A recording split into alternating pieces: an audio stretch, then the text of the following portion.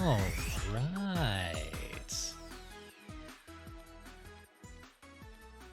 Hey, hi everyone.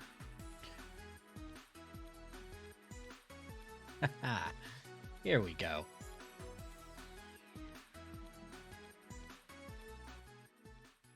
Let's turn that music down just a little bit there. There we go. It's Sunday, so you know what that means. We got some mechs to draw.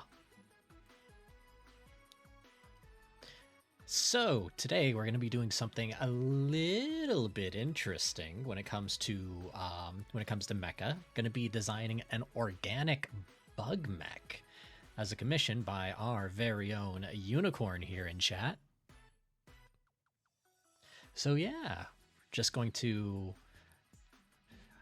go ahead and go straight over to our little art display here. There we go. There we are. So, this has... Oh God, what's going on with my... Uh-oh. That was my tablet. My tablet's cursor was on a completely different monitor. I thought I fixed this earlier. There we go. There we go. Okay. Whew, that had me worried for a second. Drivers. So yeah, so currently we have a nice little mood board here. Let me just transition this over to some other music here. There we go. Okay, so today we are going to be working on an organic bug mech, and we have a nice little, as always, we have our little mood board of references here. So a lot of these references were provided by Unicorn, and some of them I've added just as little bits of inspiration. So of course we have Devora, we have some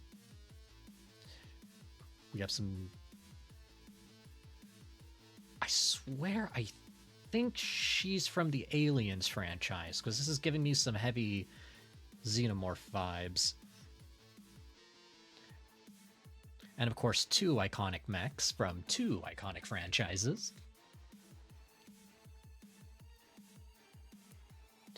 And of course, we have Eagle 1 as for the pilot here, who we are also going to do some Kerrigan-styled corruptions on. Ha! I knew it was a Xenomorph!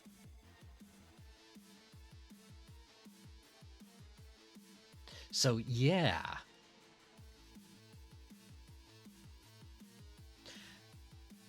So, we're going to be doing something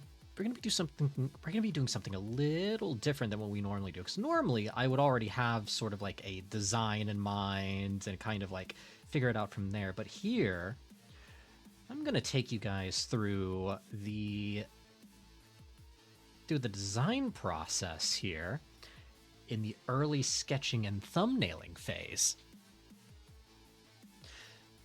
So earlier, I already figured out how I want the arms to kind of vaguely look, and then as I was looking at them, I realized, yes, they need an extra segment to sort of represent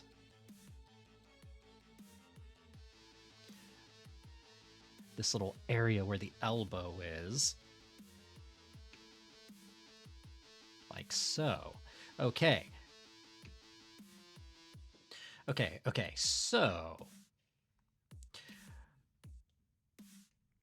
I do know I want this one to be kind of a scene. However, with this first thumbnail I've done, the horizon line's kind of right here-ish, which, while it does sort of help give the mech sort of like an imposing shape, I want to try to see if I can push that a little bit more. And what I mean by that is I want to see if I can push the perspective just a little bit by just kind of shifting where the horizon line is. because I want this to be kind of like an imposing titan that you kind of have to like look up at. So for that,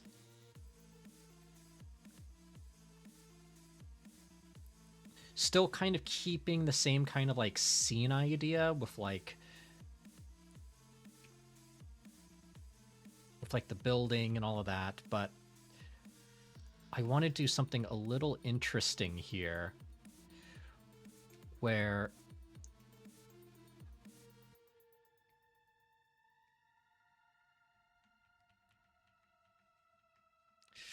ooh, hold on.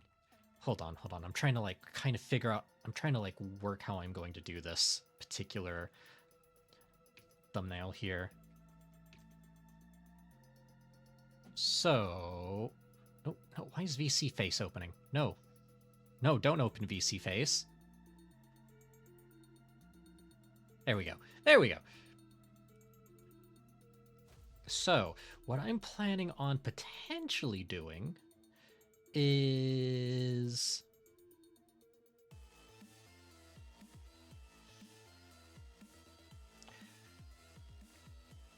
I want to shift the horizon line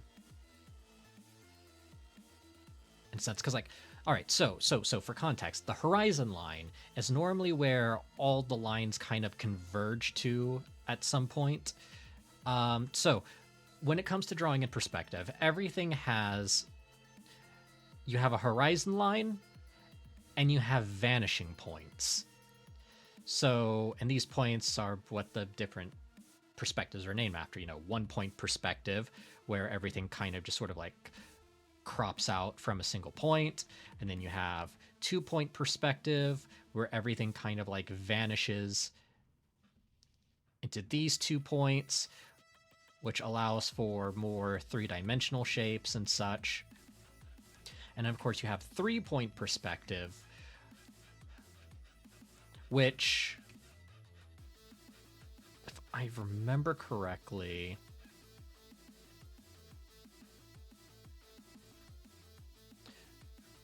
also allows for, so you kind of get like 2 point perspective, but everything kind of also vanishes towards the middle line. So basically all the different points of perspective is just like how many vanishing points are there and where are they going to be positioned on that horizon line. What I'm planning on potentially doing here is I'm not going to worry about the vanishing points quite yet. I'm mostly concerned of where the horizon line is going to be. So the horizon line is basically the eye level of the camera. So like if you were like viewing this scene and you were just sort of like looking with your eyes, just standing there, whatever is in the horizon line is going to be your eye level. So if you have a lower horizon line,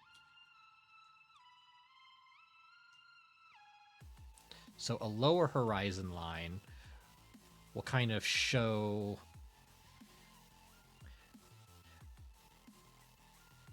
I'm trying to like remember if I'm getting this right.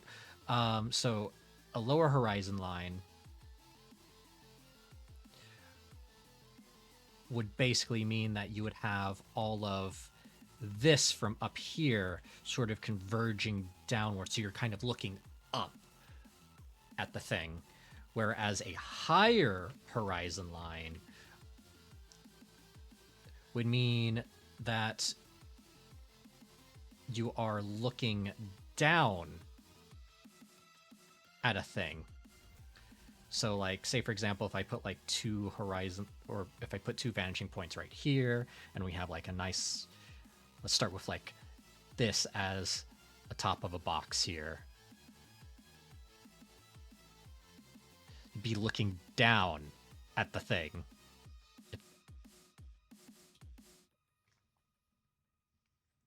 Because again, it's like you're looking off into the horizon.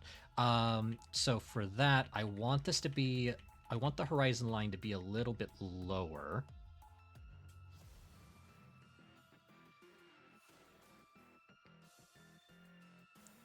because I want the thing that is at eye level to be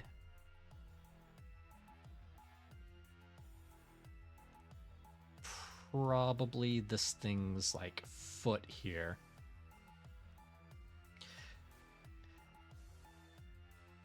And then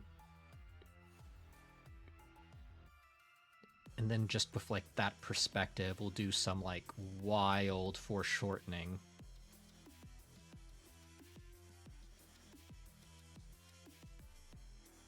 To kind of show that this thing is like way, way taller than us.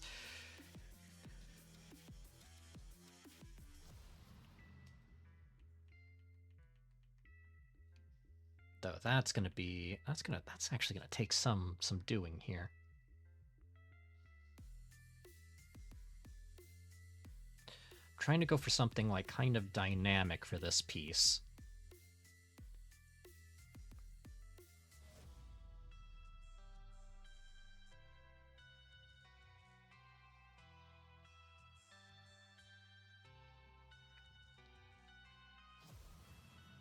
That's all what the thumbnailing phase is all about. Just kind of like figuring out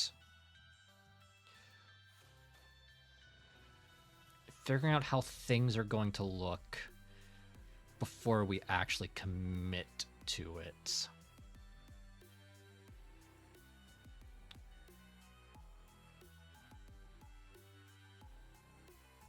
That being said, it's going to be very difficult because, again, this is supposed to be this is a full body, so I'm going to have to zoom the camera way, way back to sort of sell the scale of this bug mech here.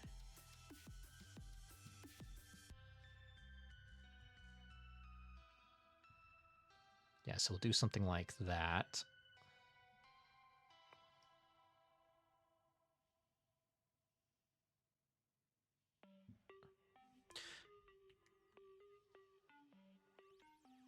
And let's see.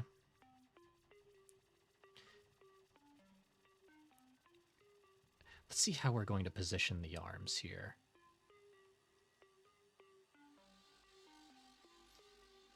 Because I like the idea of this thing just being just this tall, imposing, kind of terrifying figure that you have to look up at.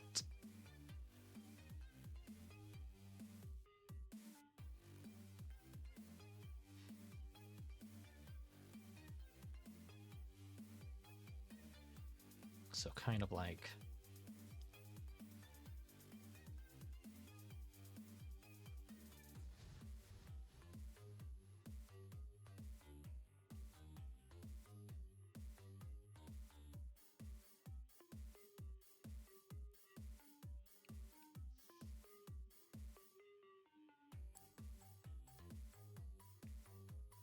have like the other limbs right there.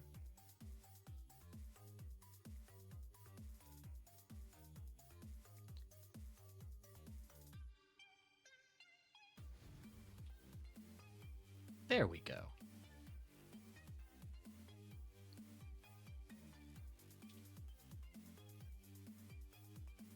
Just like that.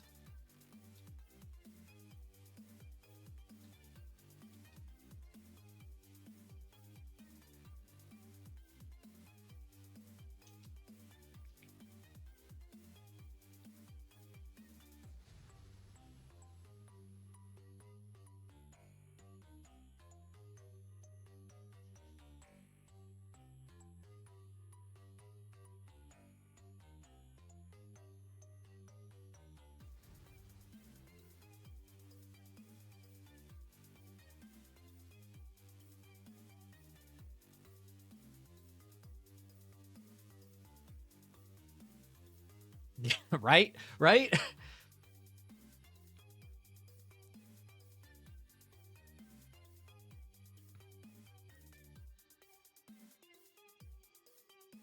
So the idea is it's this tall, imposing figure on the frame, and then we'll have the horizon line be roughly right here.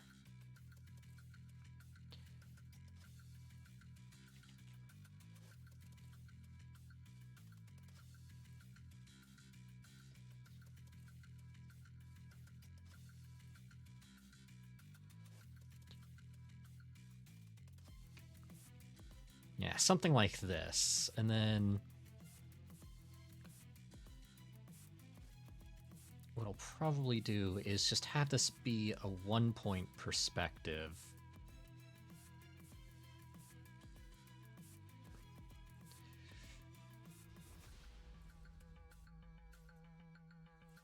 And then we'll have the pilot kind of be sort of right there. Just right in the brain matter.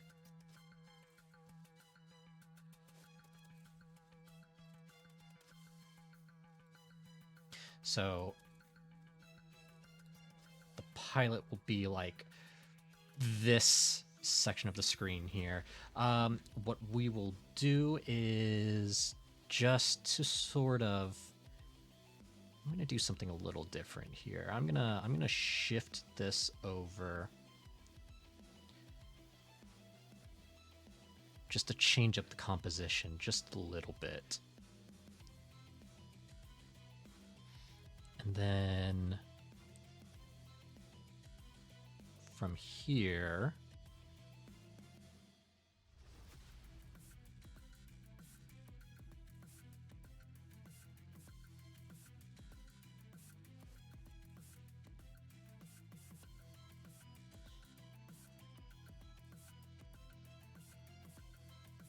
trying to sell the idea of scale.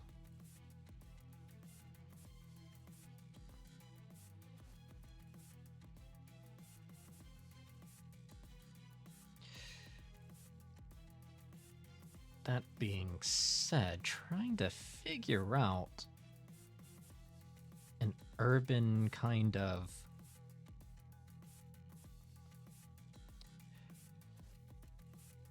trying to figure out just how to get this whole urban environment to work properly.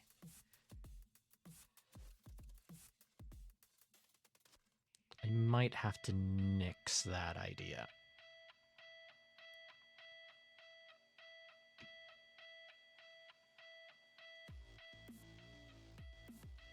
It's worth an attempt, but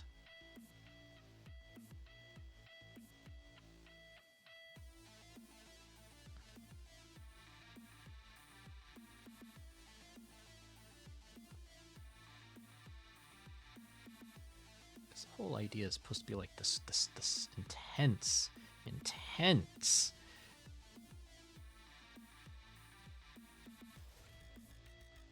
scale here.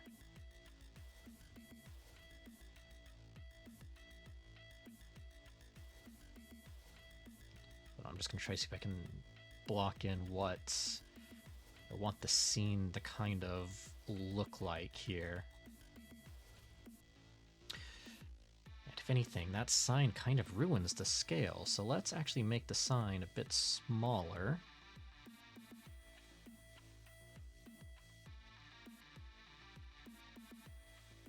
There we go.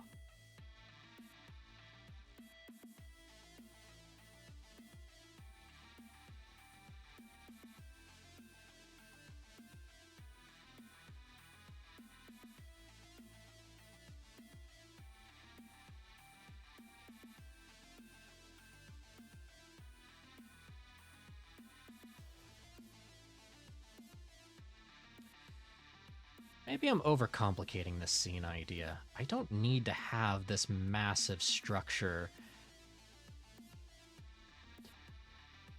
to sell the idea. You know what I'm gonna do? Let's have a look at... I'm gonna take some direct inspiration from the buildings in Helldivers.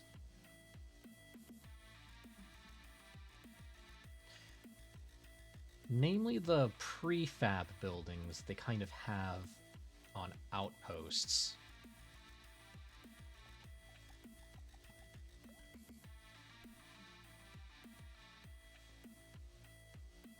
Let's see.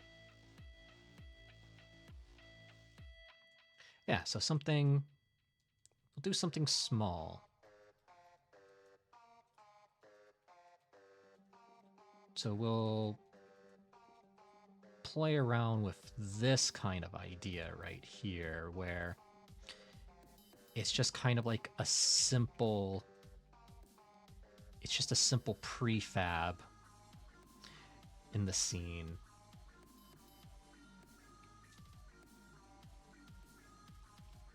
You know, one with like one of these rounded doors.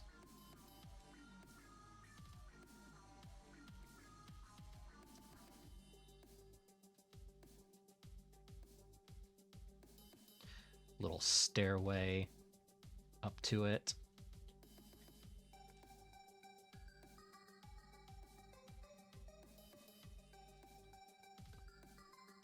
Yeah, something like that.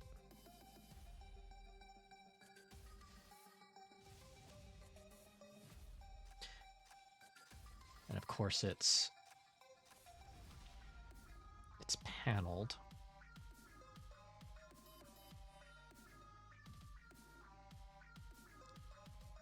Because it's a prefab, so it's kind of like broken up into these little bits here.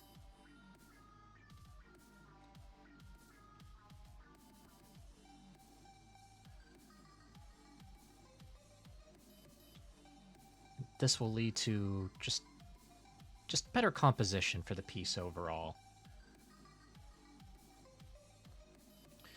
You know what? Let's do a split line right there. Just kind of show that this is like two different prefabs that have been kind of like stacked on top of each other here and have been connected to sort of make this taller structure. Probably put another door right here. Ooh, what else can we do?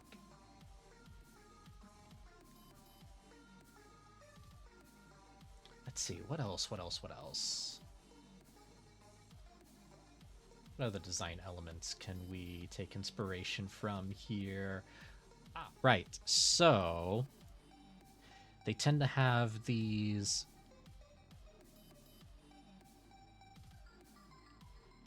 basic windows right here. And you know what? I'll overlay a I'm going to overlay a grid on top of this just to kind of get the perspective right without having to draw a grid. The idea of the thumbnail is just to get the idea down first.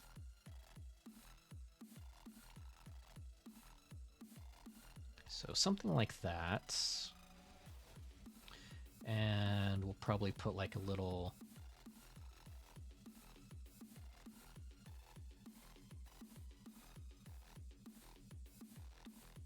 one of those on it.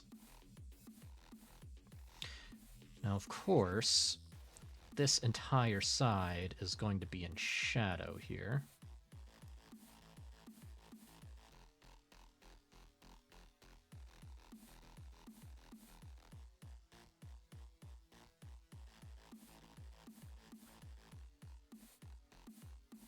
Have a little bit of a fence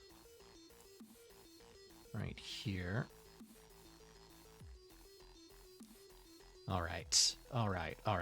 And then we're going to do something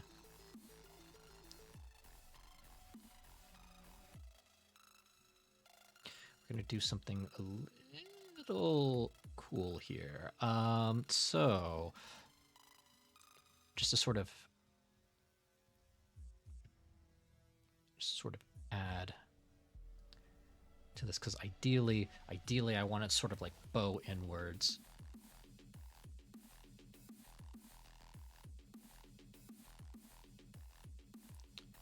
Let's see. Ooh, Automod picked up some spam. Yeah, let's deny that. There we go.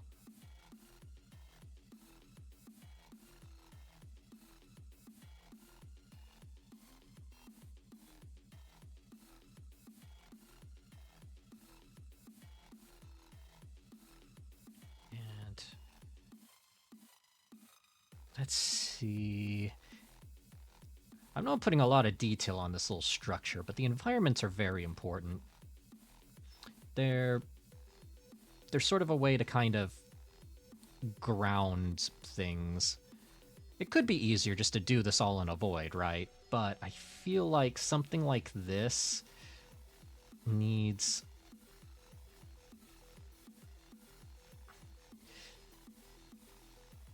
something a little extra.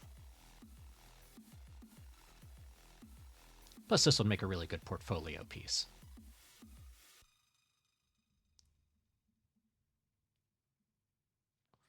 And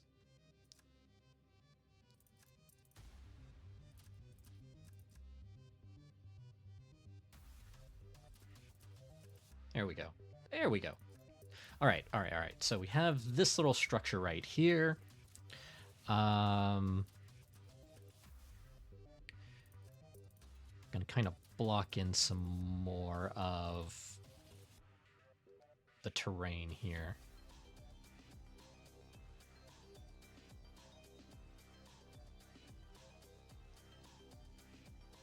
Probably have like a rock shape that we're going to put in shadow here, just to sort of show that it's like right in the foreground.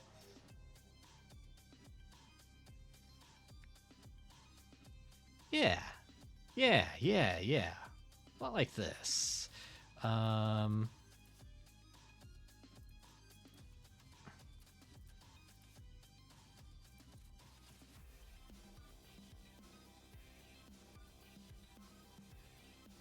just this little structure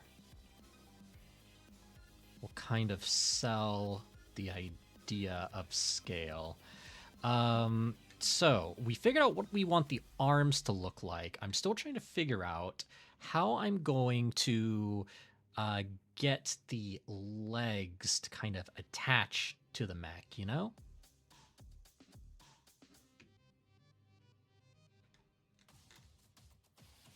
Well, we'll figure out texturing and any details like that later.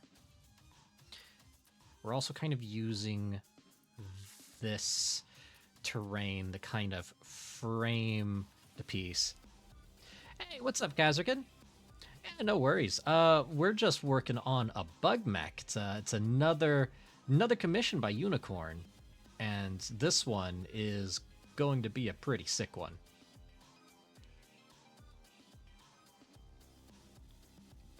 So we have like the mood board of things here to take inspiration from.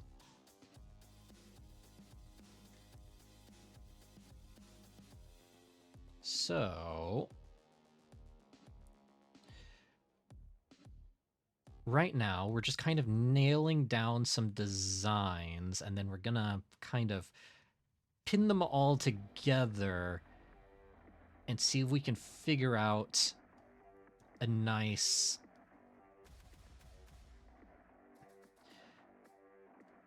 composition. So we kind of have like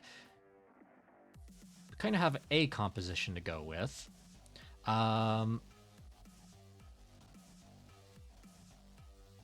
So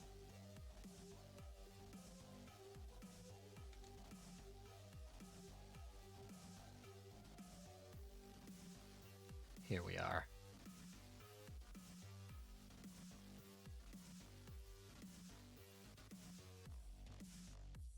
Yeah, I know I announced this in like the community Discord, but it officially happened on Friday. So now artwork is going to be my primary source of income moving forward. So gonna be pouring my all into these art pieces. So we have this arm design that we're gonna go with. For the leg, I was thinking potentially doing something similar where we use like a carapace base here.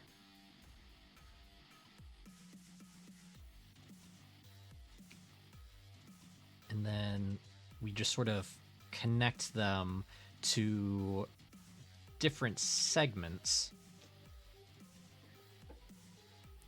So, you know, that for like the kneecap, so it would be we'd probably split it up a bit like that.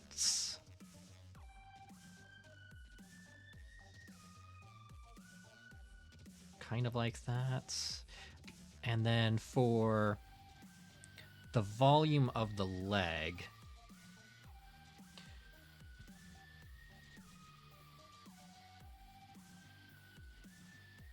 we'd probably do something like that, kind of shelled, kind of segmented. Taking a little inspiration from Cell's design, just a little bit in terms of this design element. And the whole idea is like you'll have these kind of like shiny carapaced sections with less shiny segments here.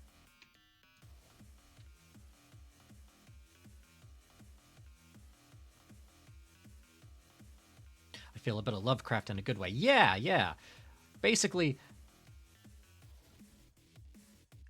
this mech, like the previous mechs from the commissions, are going to be horrific. Because there's sort of like a bit of biology to it. Like the last mech we drew had a bit of like biotech in it, and with like artificial sinew and muscle.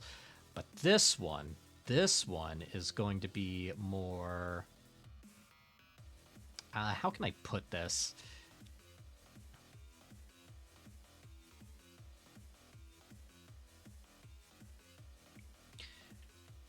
This one is definitely more on the organic side.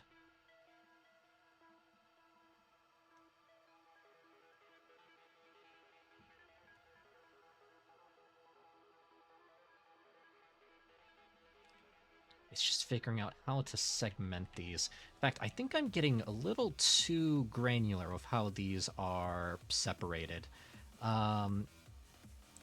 So if we do something like this, and we split it at one point here, and then we split it at another point here, to kind of just meet in the middle.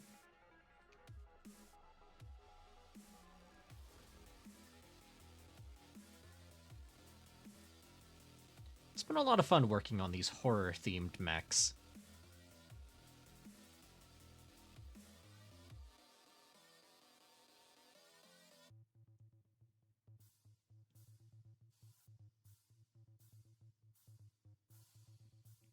So I'll break that up right there. And then right here is where it will kind of be broken up here. And then there's going to be just this main part of the bug leg there. And then this is going to be broken up into segments, because this mech is going to have very thick carapace, like bits for the shell, and then we're gonna get to like right about here where it sort of splits off, and you kind of get like the idea of a split. Like this thing was made to produce the idea of a bipedal human without actually understanding what makes a bipedal human.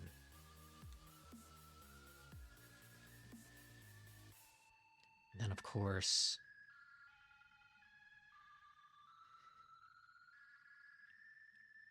when it comes down to there, we're going to add just these little spiky bits near the bottom. If I can just get it at the right angle. Again, we're just kind of in the experimental phase of this entire piece here. So yeah, the legs will probably look kind of like this. If I just sort of shade that bit right there, just to kind of show the separation a bit. Yeah. And then the way it's going to attach is it's going to attach onto a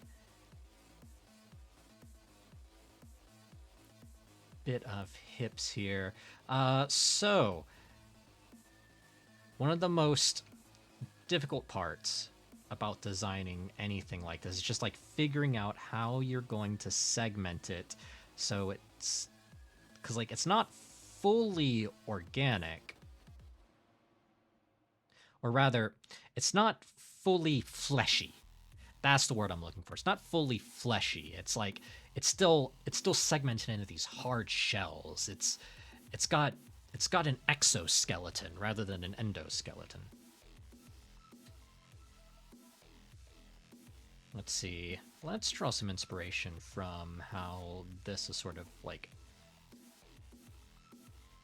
attached, because I wanna get.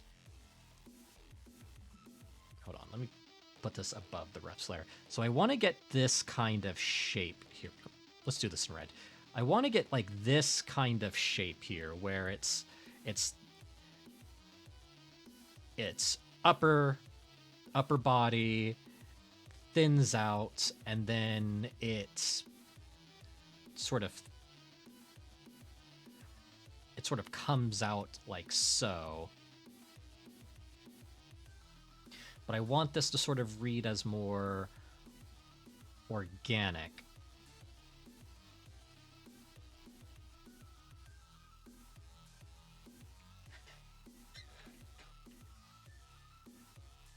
So let's see.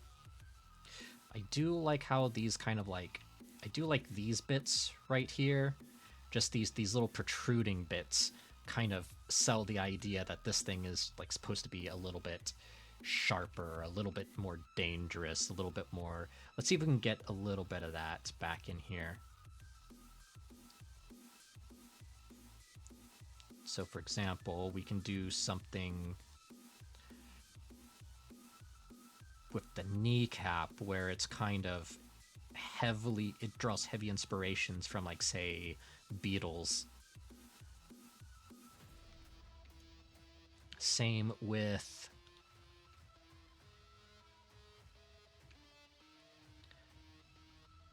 the legs. We kind of like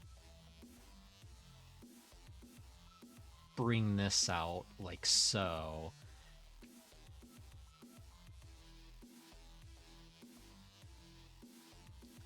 Yeah, like a crab.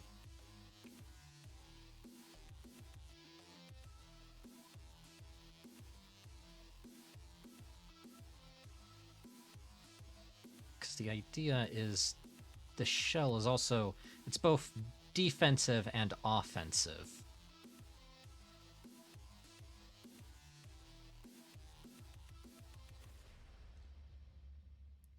Yeah. Now let's see if I can get just this other leg to kind of work. then we might have a solid design that we can work with here. So again, what I'm going to do is I'm just going to kind of get the core like carapace out, and then I'm going to add the volume on top of it like so.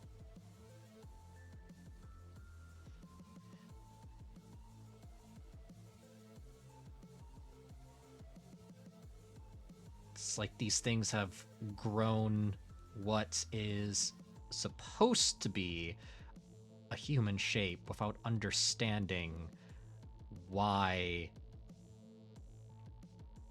a human would be shaped like this.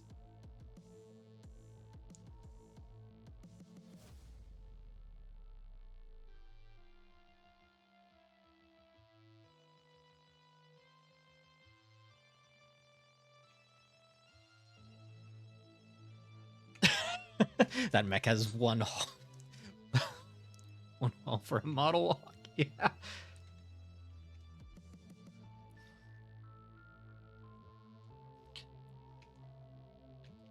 Okay. And then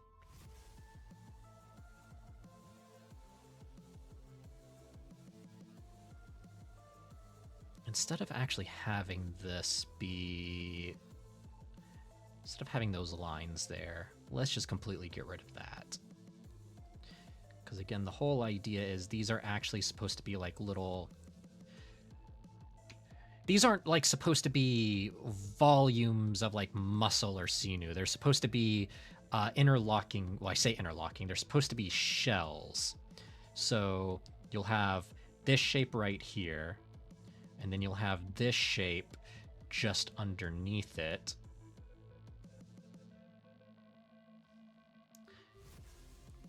And then attached to that would be this shape here. And they're all sort of ever so slightly separated by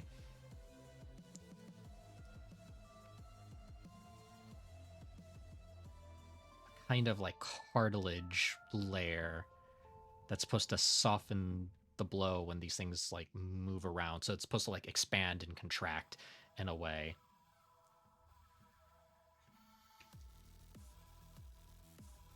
So yeah, something like that as the segment here.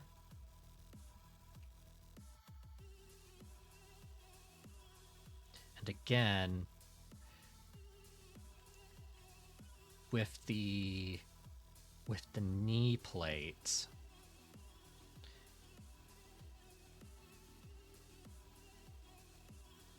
it's going to come out like a beetle's prongs. And this section is actually going to be a little bit more, it's going to have a little bit more going on towards the back, because again, it's supposed to be able to like expand and contract. Just trying to make how this thing moves make sense. So again, we're gonna be using, and I'm kind of using like human anatomy as sort of like a way to figure out how this is going to come together. So like the central like actual bit of the carapace that makes up the leg is actually supposed to be like, so like for, so if I were to just do like some, just like a basic like skeleton here. So we have like, so we'll have like the kneecap, we'll have like the actual femur right here, and then everything else is kind of just going to give the idea of like the volumes of the leg.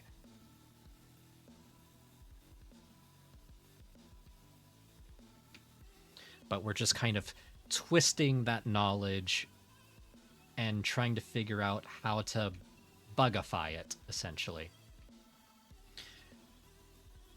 Now, one thing I want to do for the mech is kind of get this look of like of like how the Gundam Aerial has a has like thicker thigh plating here essentially, so it creates sort of this,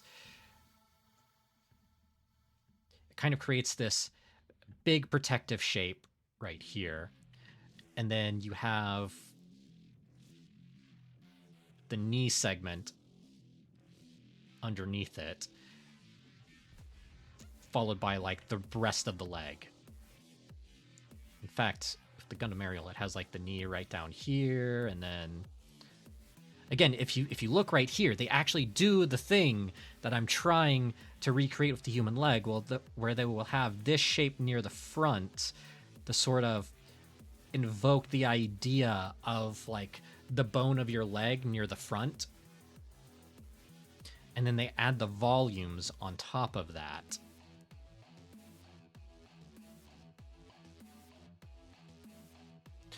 So I'm going to try to get something like that, except what I want to do is something that's a bit more like just say, for example, if I trace over with the same kind of like shapes that I'm kind of trying to invoke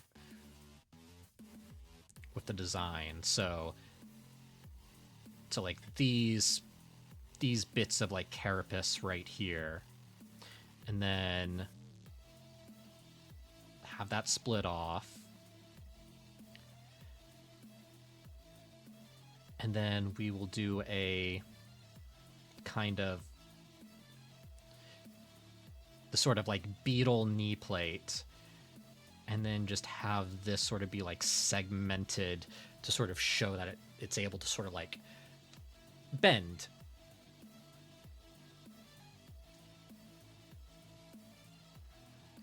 Just like that.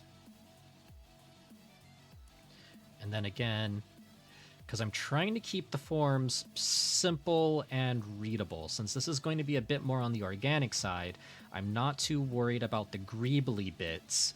I'm mostly just worried about how I'm going to segment these all together to make sense.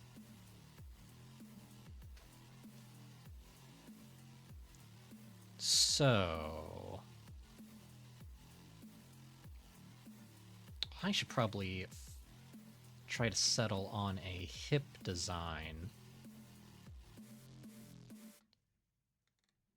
since this is going to be a bit more on the organic side. Let's see, because like just looking at like Devora here,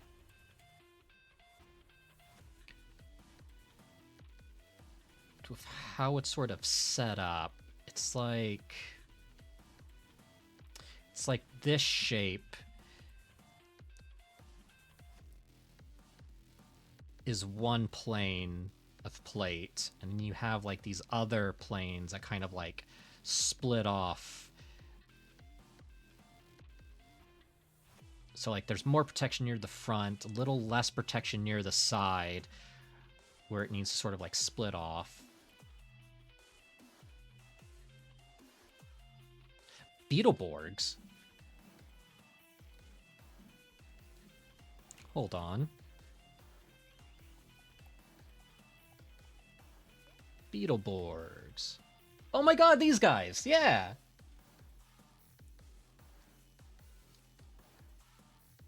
Yeah, mech thigh save lives.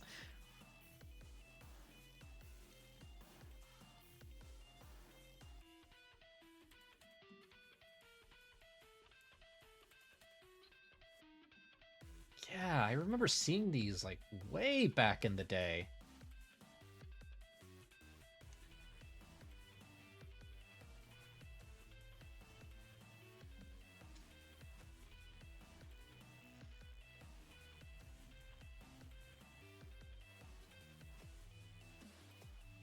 Yeah, so we're gonna do... Again, we're just gonna do like the main shape, and then we're going to put... We're gonna put like carapace on top, just sort of show that's kind of like split up a bit, just to sort of give that idea.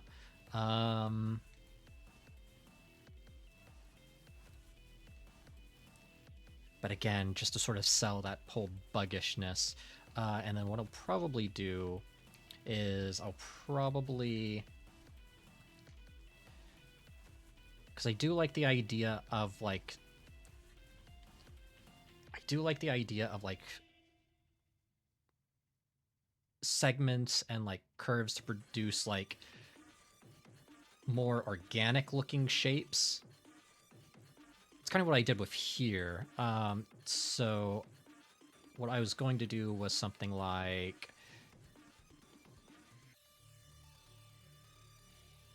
something like that. So, like, this entire front section would be, like, one bit of plate. Maybe it's, like, split near here, and then...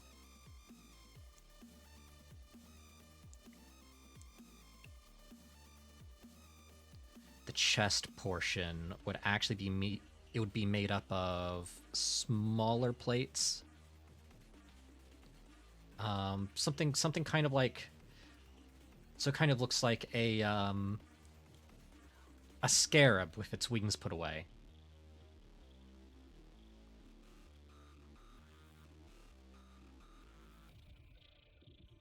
Like that.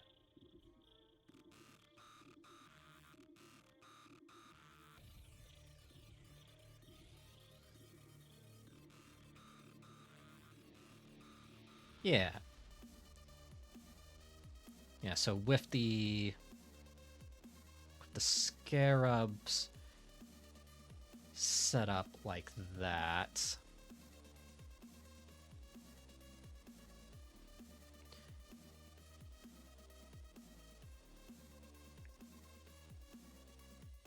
So there'd be like just this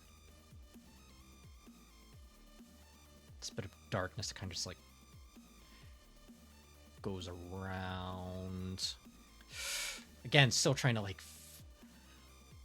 pinpoint the exact feel, you know? Just trying to figure out the shapes. And then once we get it all together, we'll be able to sort of sketch them into this composition here.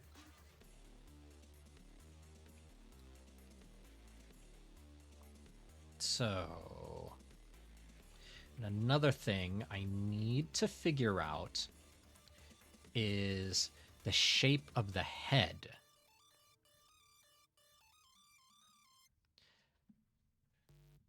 So one thing I want to do with this one is have this bug mech with a look that is supposed to... it's supposed to sort of mimic the human face in a way. But it's not quite structured like the human face. So, like, the chin would actually be made up of the mandibles, and this upper lip is actually a sort of like a facade. It's just it's like a camouflage marking.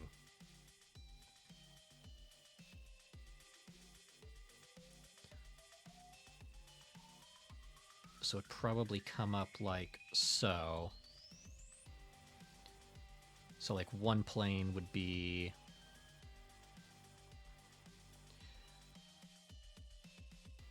like the pseudo cheekbones.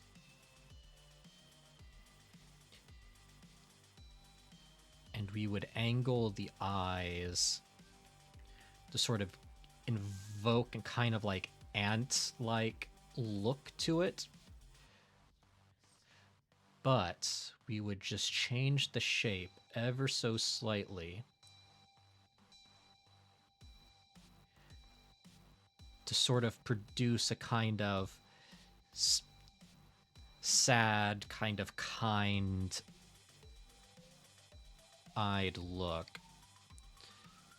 Because the idea is the mech will have kind eyes, but the pilot will have cruel eyes.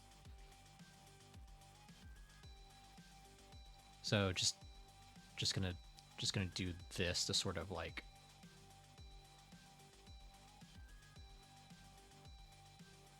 show. And I kind of want to do like the compound like bug eyes, but they're shaded in a way to sort of like give the illusion that these are supposed to be like a kind of human-like eye.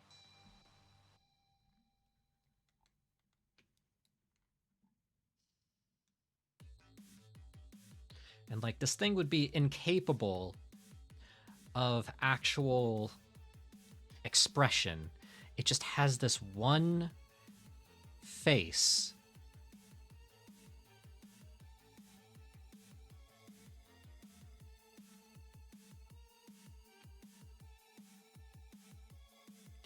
McDie saves lives is the kind of saying that would have Lovecraft rolling in his grave. Keep it up.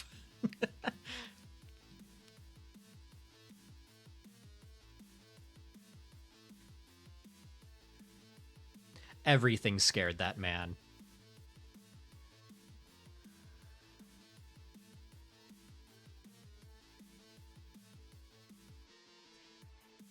So one thing I want to do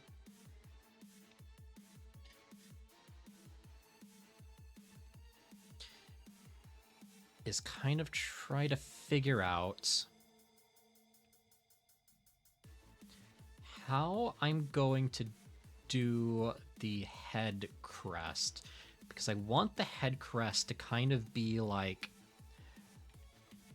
the jaws of a beetle.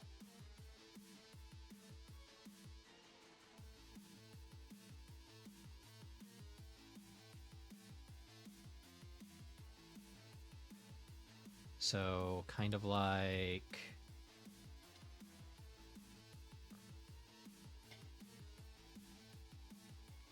that. I know there's quite a few mechs that kind of use this motif, just because like fighting beetles is such like a popular pastime in Japan for like a while. Which, that's wild.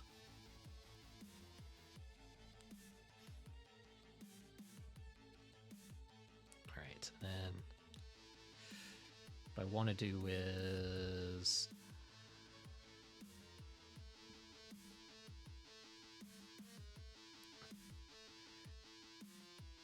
we're gonna have the head kind of crest out like this.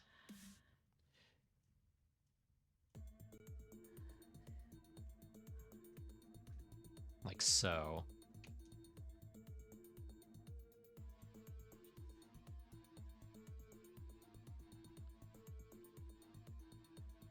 And again, we're gonna add these little joints here to sort of suggest that if it wanted to, it could clamp down with this head crest.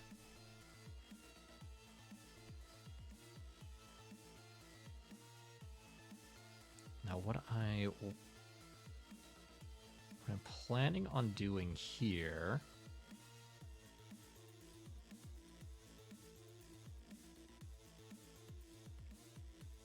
is do something a little interesting. So I'm having this kind of come out, and this is where a little bit of the body horror of having an organic mech is going to come in, because the pilot is going to be sort of trapped in this weird kind of like gray matter is the best way I can describe it.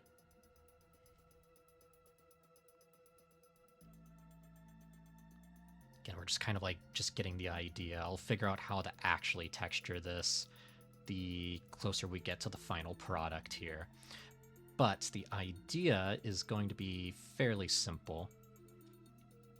So this is going to be sort of like a pocket of like organic gel, and the pilot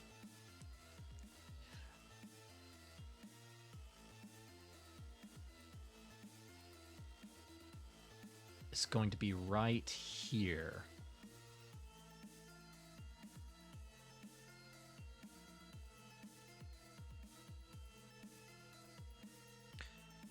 And actually, I want to throw the shoulders back just a little bit. Kind of puff out the chest. Kind of show where they're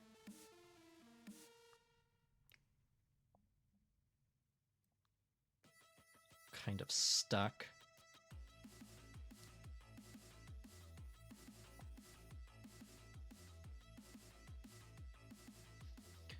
So she's going to be kind of like trapped.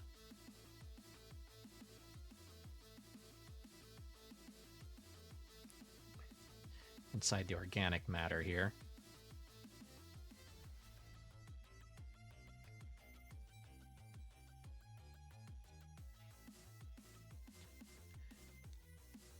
And essentially, once I figure out her actual hair design and such, she's going to just have like this look of pure hatred in her eyes. So you kind of get like this juxtaposition of like an almost sad looking bug mech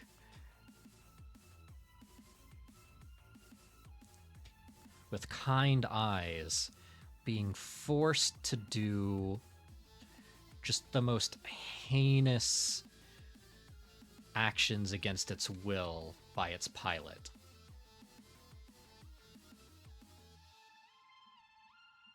And while the pilot may seem to trap, the pilot will actually have more control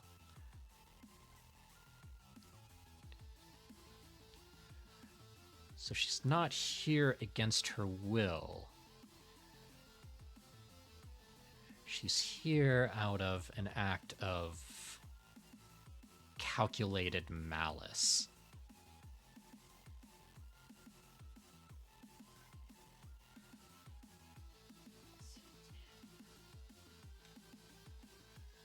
Yeah, something like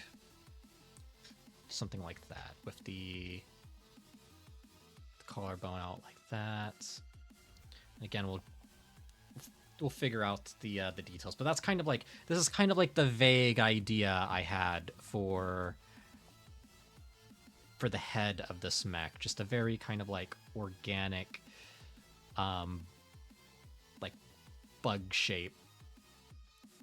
You know, something sort of like evokes the idea of like ants.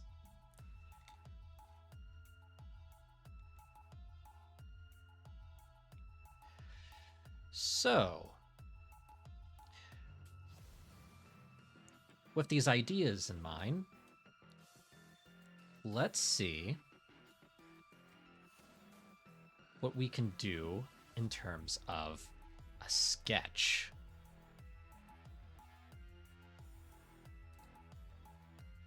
So as always, I will take this thumbnail and I will extend it out until it fills this canvas.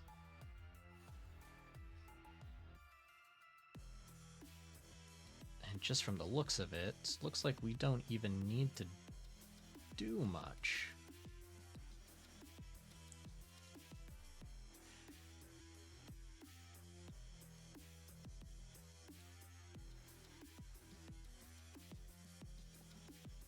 All right. Just gotta wait for this to sort of catch up here.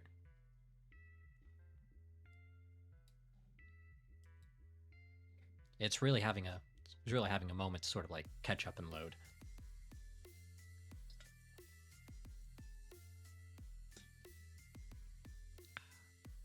There we go.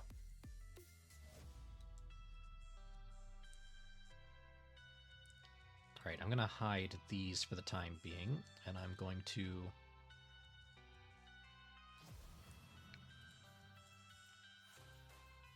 just bring the opacity on these way, way down. So, now that we kind of have a vague idea of what we want here, I'm just going to go over this, and I'm just going to put in some, like, basic shapes. And actually, let's make that a darker shade of blue, so it actually is a lot easier to see here. So I'm going to go over with some basic shapes, and we're just going to kind of, like, I like to think of it as like carving in the forms.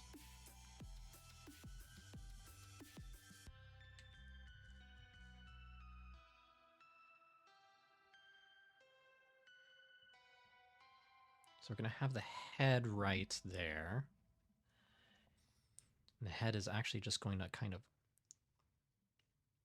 overlap just a little. And kind of show that it's kind of like hunched over just a little bit. We're going to have this shoulder pulled back like so, but this shoulder is going to be just right in the front.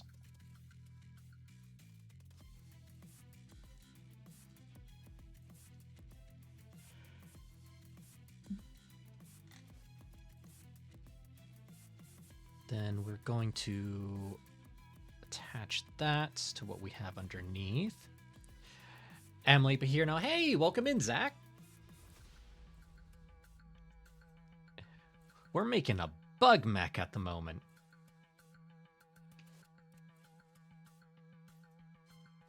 Just kind of like figuring out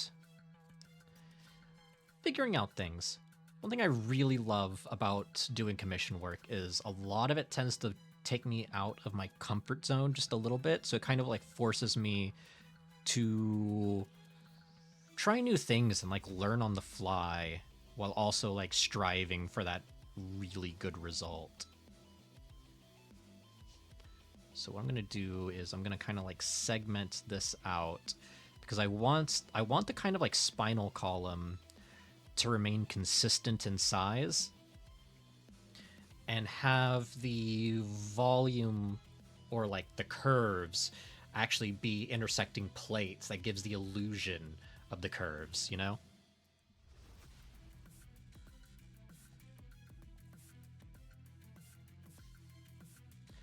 So let's get in these carapace plates here to give us that illusion of curve. The illusion of curvature.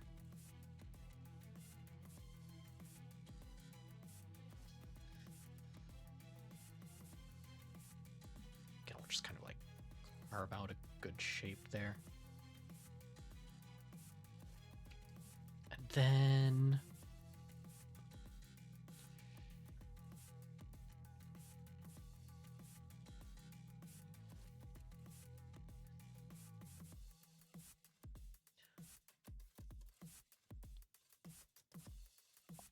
gonna see if we can get this to kind of look more like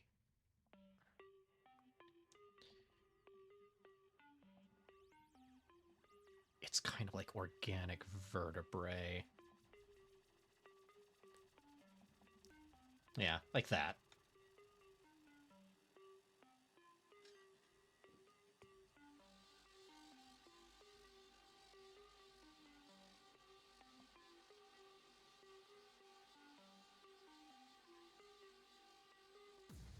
Now I'm hoping I'll be able to get the full detail of the pilot in. I might be able to. Yeah, I'll be able to get the full detail of the pilot in. I just need to get the rest of the details kind of like fixed in because I need to do some, I'm going to be doing some figuring out, as it were. So again, we're just going to do the base carapace there, the kind of almost skeletal thin frame.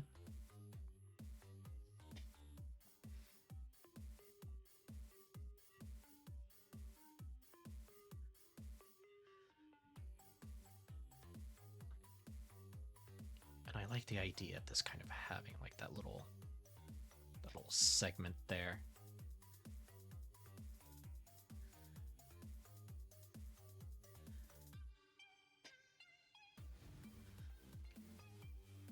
Oh, yeah.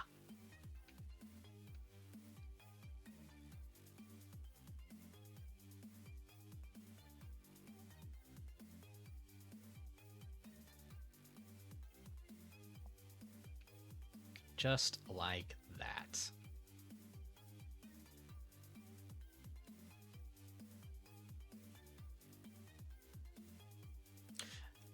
Now, normally I'd probably like find a bunch of like refs of like how bugs joints actually come together, but I mean those things give me the giblies like you wouldn't believe, so we're doing it this way instead. We're just gonna figure it out.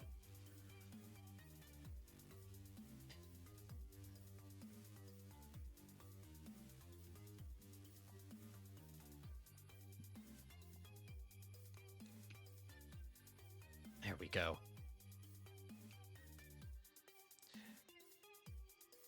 Big nightmare fuel bug whip scorpion. Yeah. Ah, yeah, arachnophobia. I'll be honest. Out of all the things I will draw, arachnids ain't one of them. I am not going to be staring at pictures of spiders for hours on end. Fuck that. There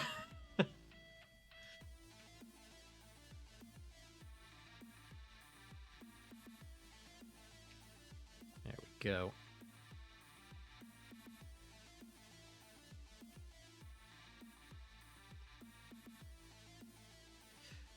Listen, don't get me wrong. Spider mechs are pretty cool.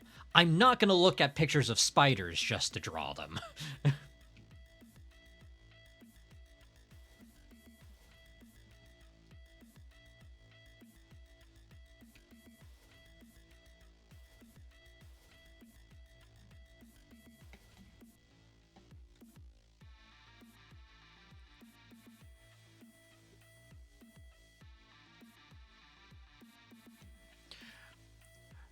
Also, fuck the bobbit worm. Them fuckers are ugly and long as hell.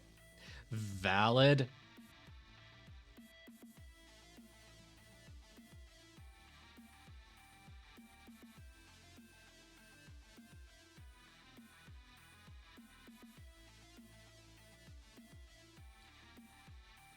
So, I just need to figure out a way to keep these shapes looking organic. So I'll probably have this middle section flare out just a little bit.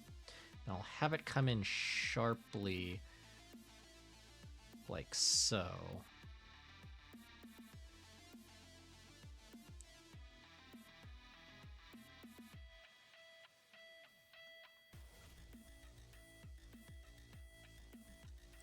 Because this is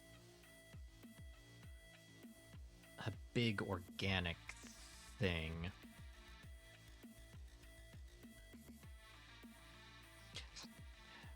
how you feeling about spiders is how I feel about swans. I mean, swans can be pretty terrifying. I'm pretty sure those things will want to fight anything, just like geese. I feel like if you wanted spider art from Sunny, you would have to pay double the rates at the minimum. If you manage to talk them into it. Yes. Yes. Yes. Double my rate. If you want spiders, double my rate. The only exception is Spider-Man.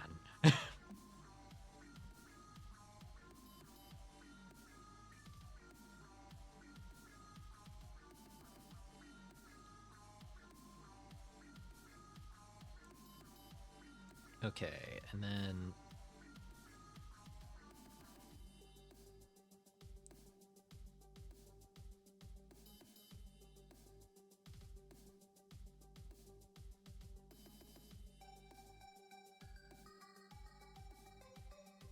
Okay, so this is going to be tricky. As a rule, I tend to avoid giving my mechs, like, overtly organic features.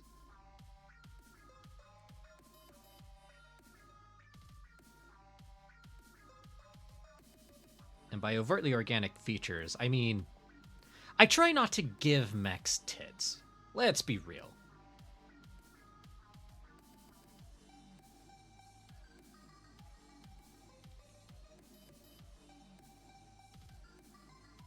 But because this is a bit more organic, I can kind of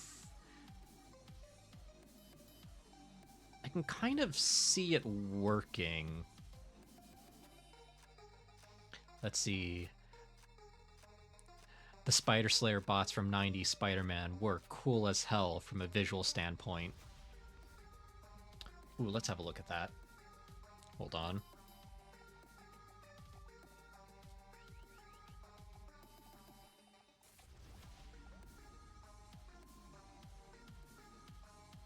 Yep. Yep, those things are cool as hell. Like, honestly, if we're being 100% realistic here, right? I feel like the very first mechs that we will probably ever see will probably have more in common with spiders than actual humans. Because it'd be a lot easier to make a spider mech than it would be to make, say, a human mech.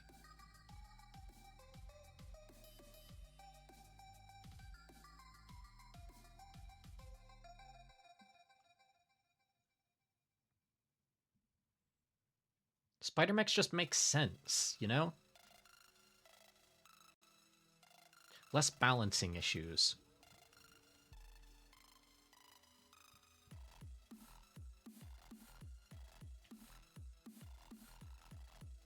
Like, I would not be shocked if the first practical mechs we see look more like the Tachikomas from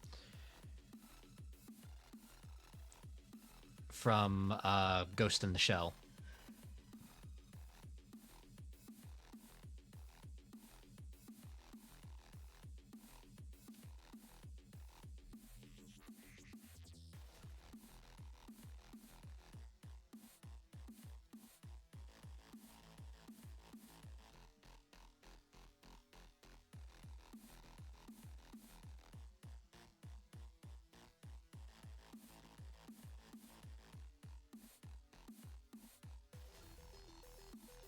Okay, then let's get...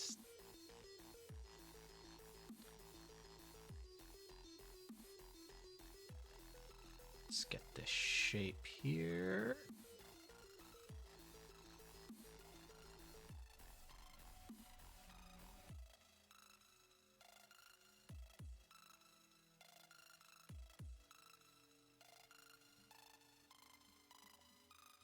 There we go.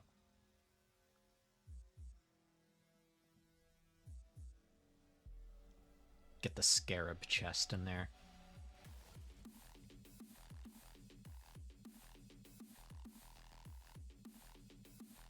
And then while we're at it, let's get top little bit of carapace plate right there. We'll add another bit of carapace plate right there.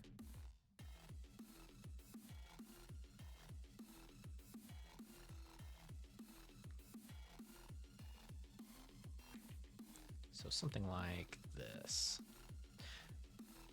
Let's see. Well, to be fair, a regular mech is just an exosuit scaled up dramatically. I mean, yeah. Like, we will probably see more... We'll probably see spider mechs a bit more regularly. Like, we already have exosuits. Like, exosuits are a thing. Or rather, exoskeletons are a thing. we just don't really have a practical use for them, and like there's a power issue with them as well.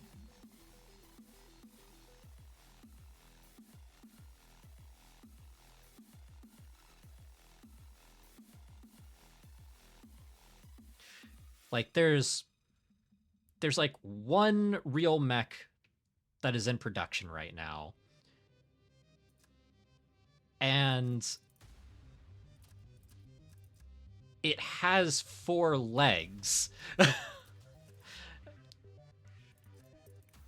See, I can also see the Lancaster being an early mech.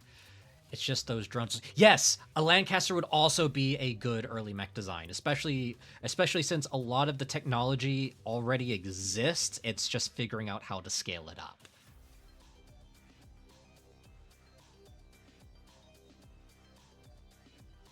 Yeah, so it's either going to be a spider mech or kind of like Lancaster-esque mech.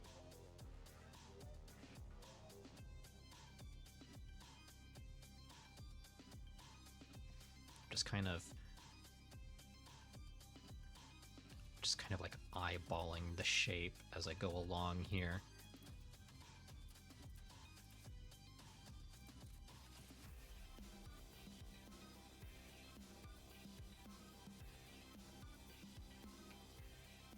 There we go.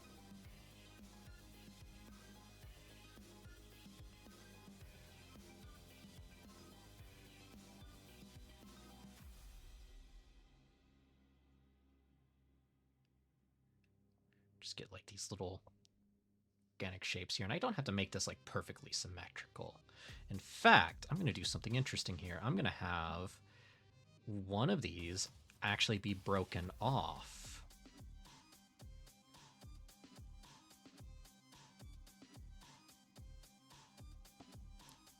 Like that.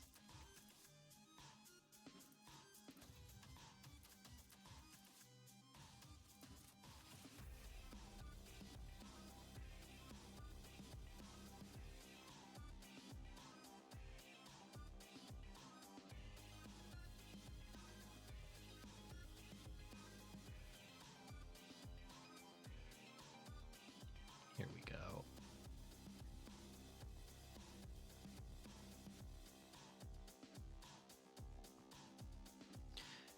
And because this is more of a bug mech, I'm gonna do just 3 fingers here.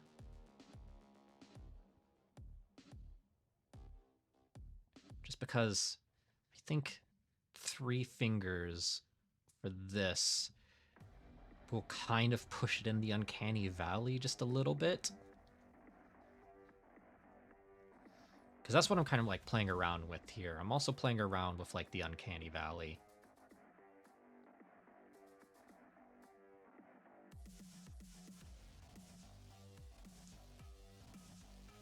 There we go.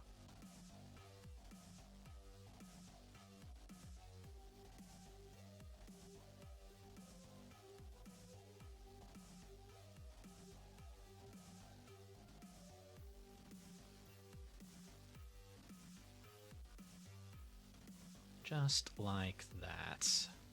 We'll add this little segment right here.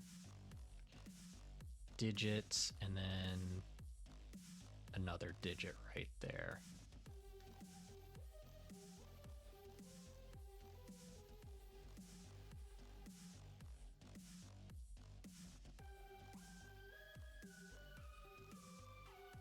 And I'll fix that in the inking phase. There we go.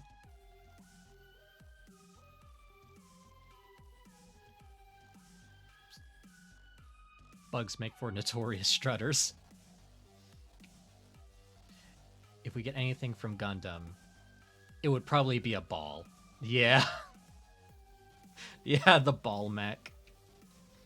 Which I actually have that on my bookshelf with the rest of my Gundams here. It was one of those like blind box things, the kind of like slightly chipified one, but the ball mech is still like pretty proportional. It's because it's the ball. Like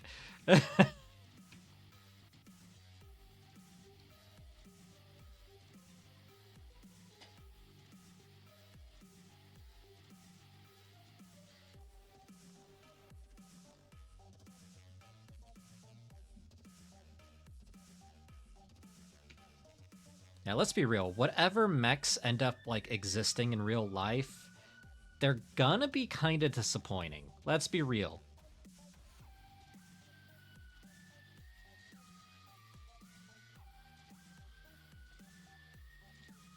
They're gonna be like a big joke for a while. People are gonna go, "Why make a mech? You can just have a tank."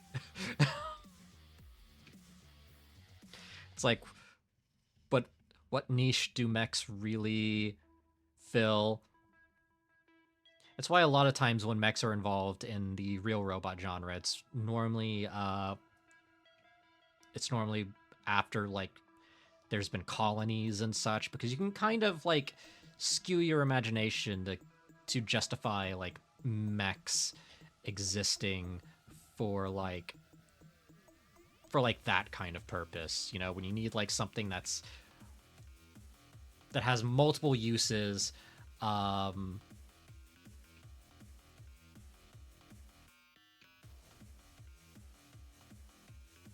trying to think of like a good example that wouldn't just be used up with a completely separate vehicle that already exists. I could see mechs being used in construction a lot, actually.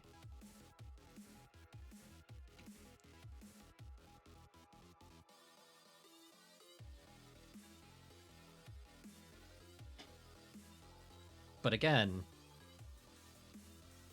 if you need an expensive bipedal robot for construction, just get a crane. Like,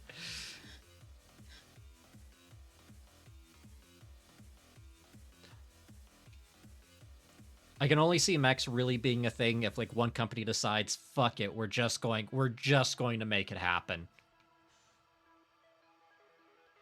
We don't care if it's effective or not.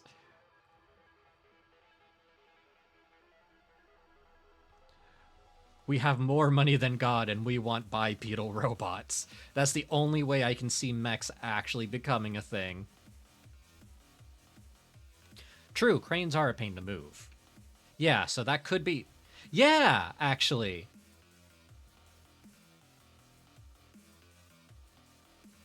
It'd probably be a lot easier just to have, like, 2 mechs lift a thing than constantly move a crane.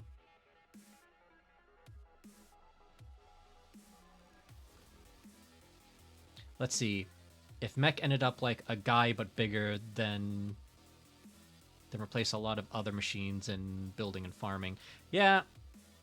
Oh yeah, that's another thing. They could be pretty decent farming mechs.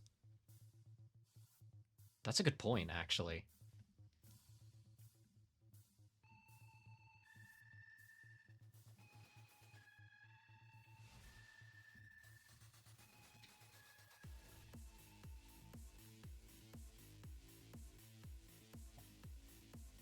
There we go.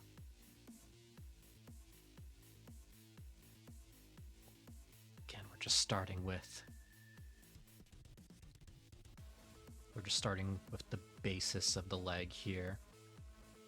I'm just kind of like figuring out how this is all going to be put together.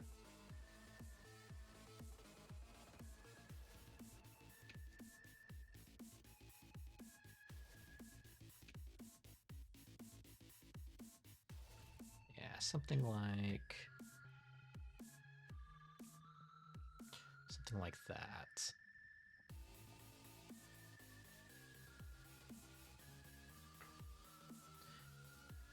Again, we're just using the main shape of the primary carapace. I'm calling these like...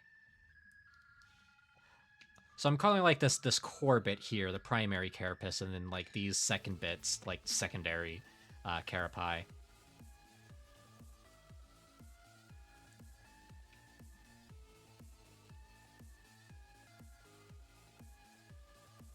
Let's see, I can see four-legged mechs being useful as a stable platform for construction in really deep water.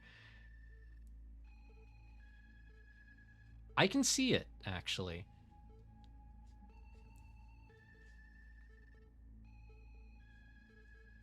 Now that's an idea though, submersible mechs. Mechs that don't really like have legs, they more just have like landing prongs. But they kind of like fill the same niche with like, because I mean there are some submarines that already have like arms on them.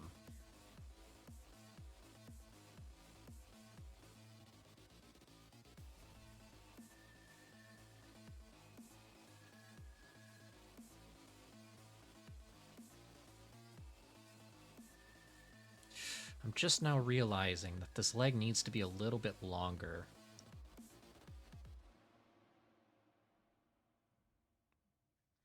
And it's not quite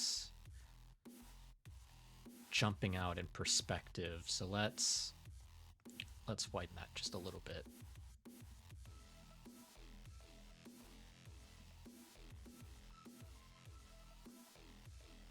Yeah, this foot's probably just going to be a little bit out of frame, but that's fine.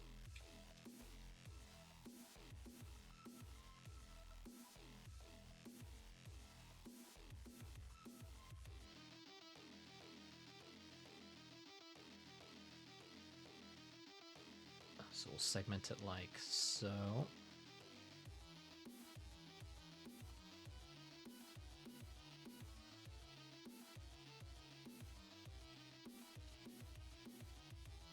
I'm just kind of like trying to figure out where it all sort of fits together here.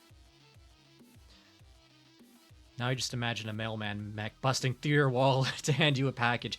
That would be a fun game, actually.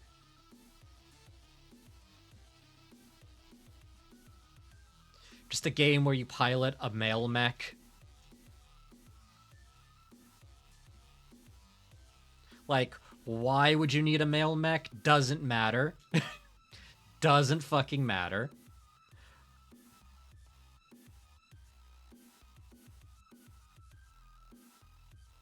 What matters is it would be a lot of fun.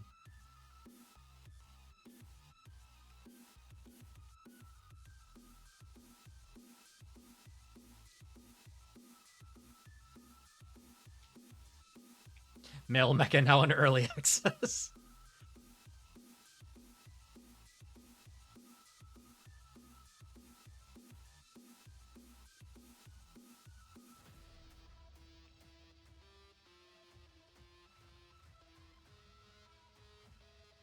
There we go.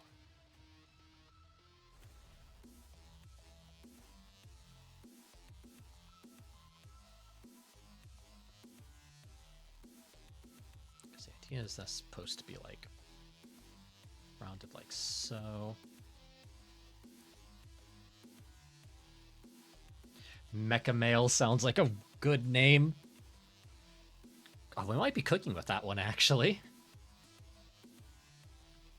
Because like I'm gonna start a new layer. I'm going off on a tangent here. I'm going off on a tangent. I gotta draw this mail mech now. So I like to imagine like the mail mech would be would probably have like this big kind of like friendly shape to it. Like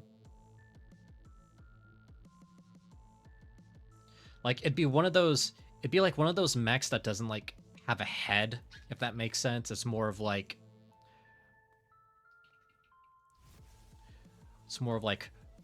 torso, maybe the back bit is just like where all the mail is like actually kept.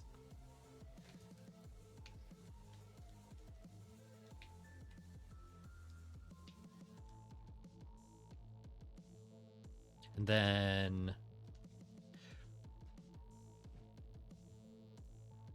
make it look like Postman Pat. Hold on.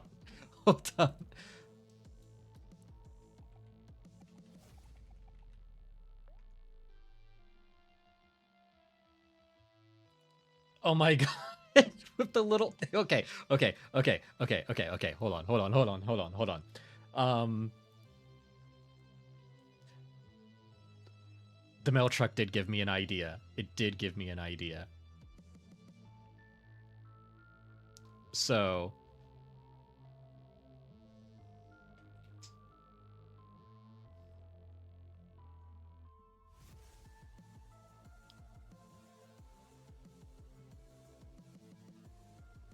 So have it like kind of curl up like this.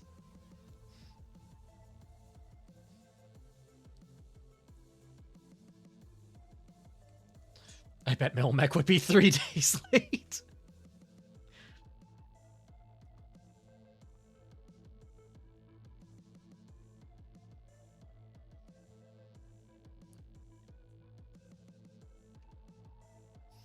And then we will give it like... Oh, actually, it would have a head.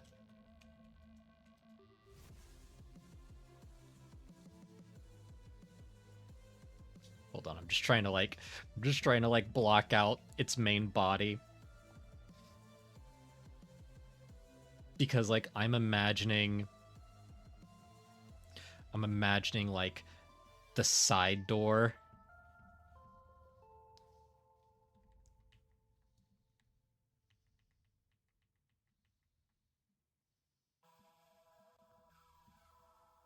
So something like...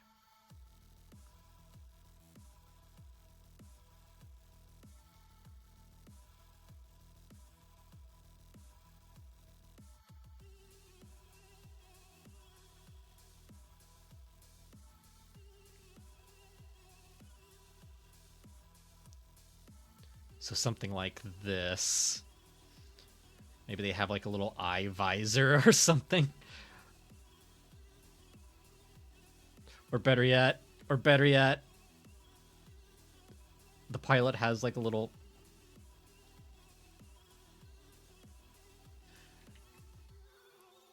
postman helmet.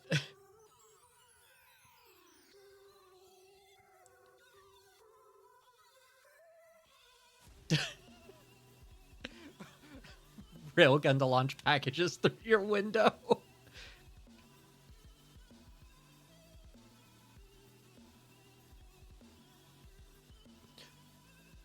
Okay. So the head would just be like kind of...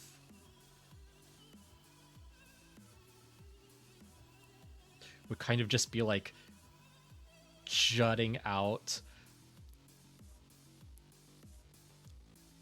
like this. So the head would be like the old postal worker cap.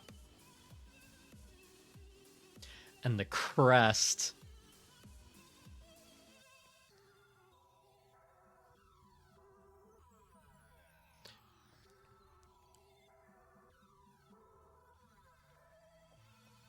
oh, this is gonna be... Hold on.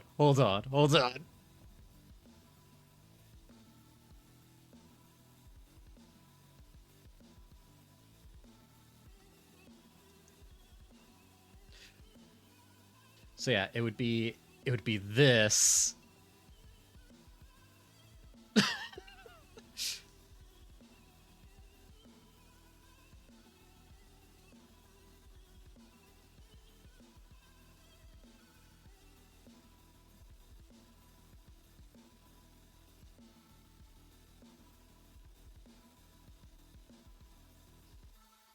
The packages would be a missile launcher.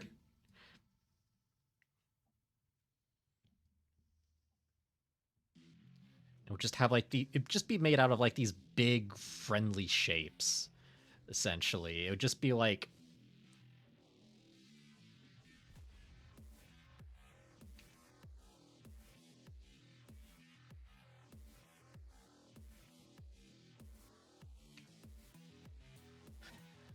And then its hips would be attached like so.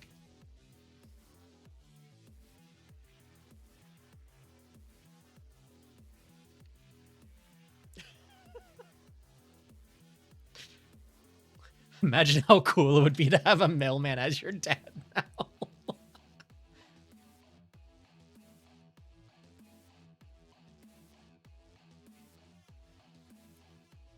Or hold on, because like I want.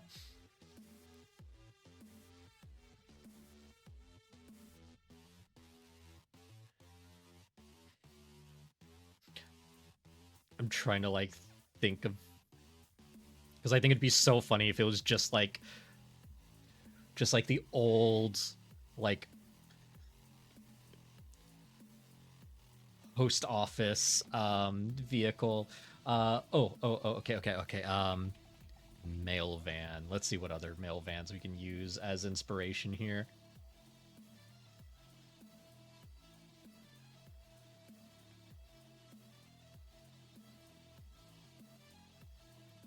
So like the front panel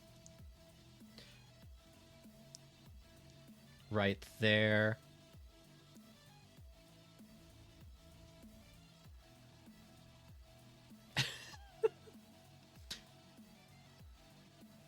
Mail mech must defend its route from delivery drones. Delivery tank drones.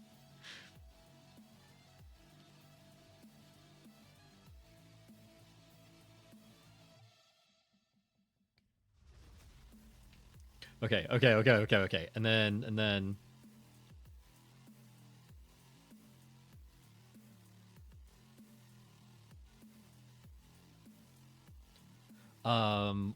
so the arm, so the shoulders would just be like this big friendly shape. And then I think the hips should also be like just these big boxy things. Like so, just like it's just so obviously like oh my god. Okay. And then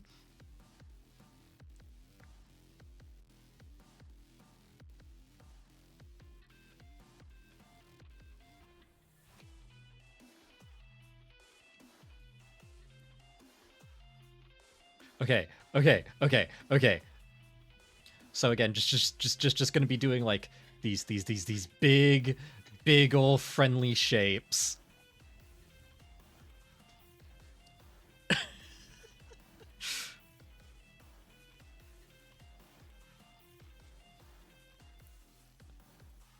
um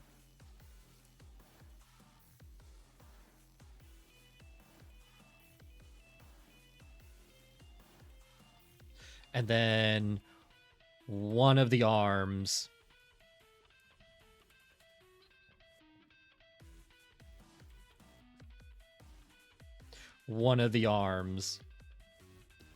is just a mail cannon.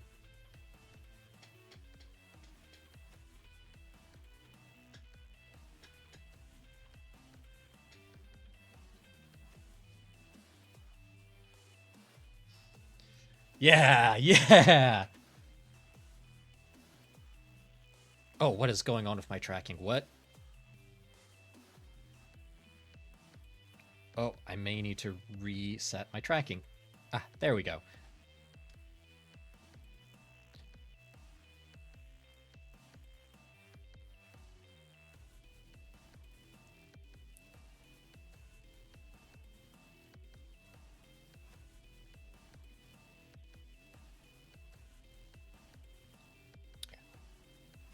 What if the mail delivery cannon was belt fed?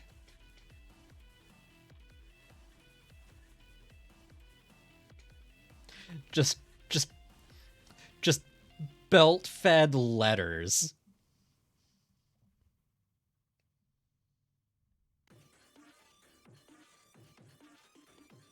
So you just see like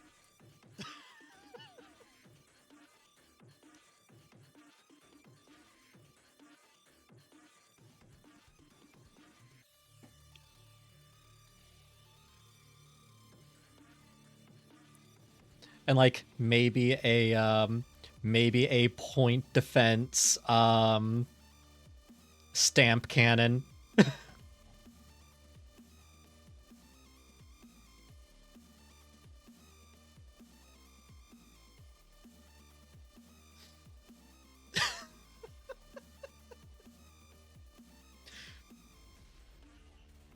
All right, all right, all right. And then like the legs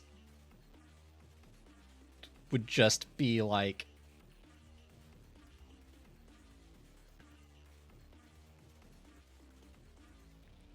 big, bulky.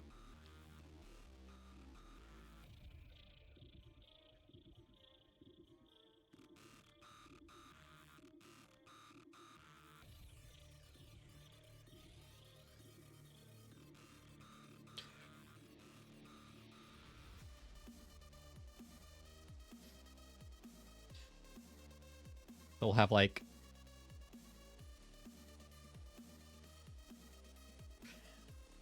they'll have like little male icons on the shin guards.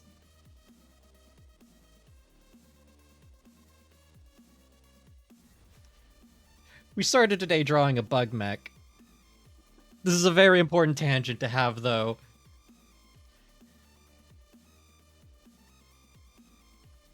And you know what? You know what? I'm going to take a design straight from Dexter's lab.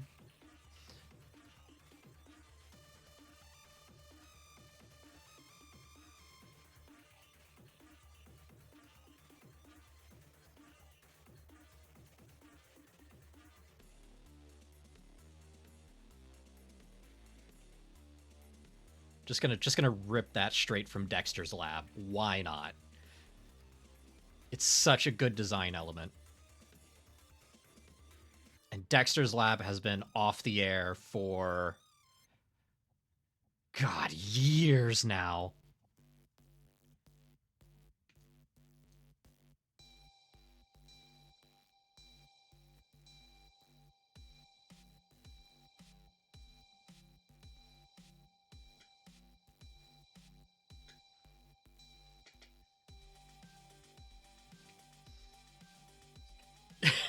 Yeah, so belt fed, and then it will have.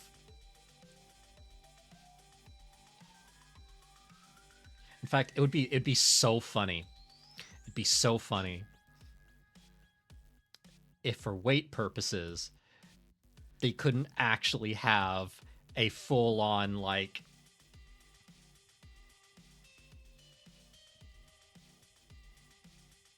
So like on the back, there's just like this big sack of mail just sort of like sticking out of it with like little letters and packages just kind of like bursting from the seams.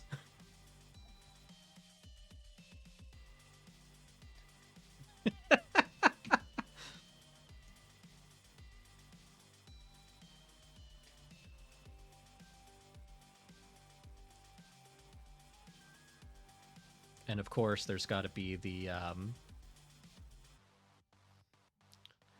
there's got to be the little open frame there. Yeah.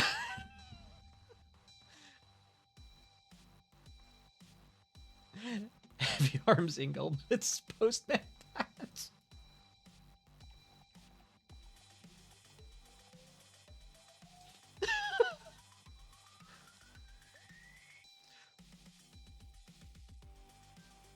I could make a 3D print of this and put it on my desk. Oh, I could sculpt this with Nomad Sculpt. I could print it out on like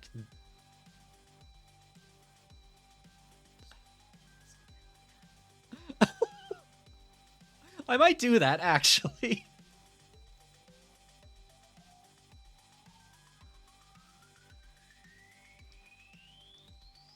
Yeah, so there's the post mech and the old, and the pilot and the pilot. Hold on. Hold on. I have an idea for the pilot.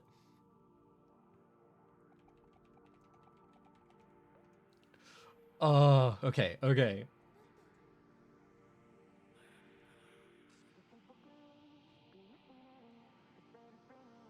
Let's do... Oh my god. Oh my god, this might actually be the this might be the friend slot mech idea.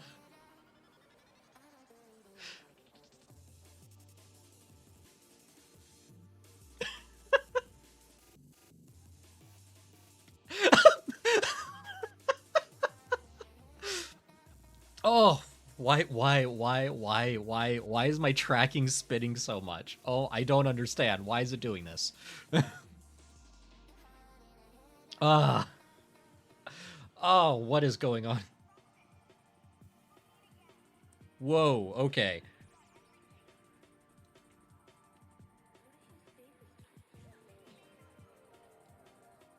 Let's, oh, okay. Oh, something's gone horribly wrong with my tracking there for a second. Oh. So. Um.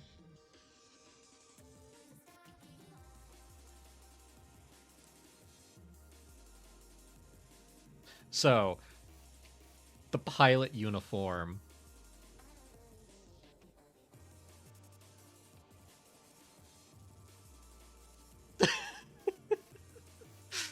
So, the pilot uniform.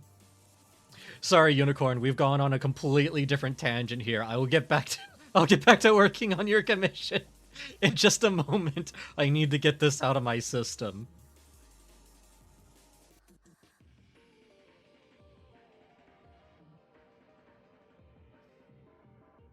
Okay.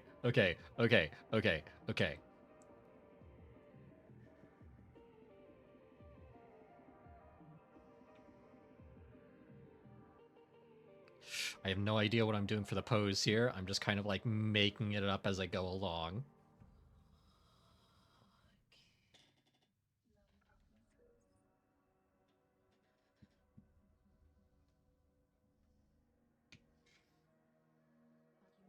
I'm really tempted to do a big order from Gunpla UK.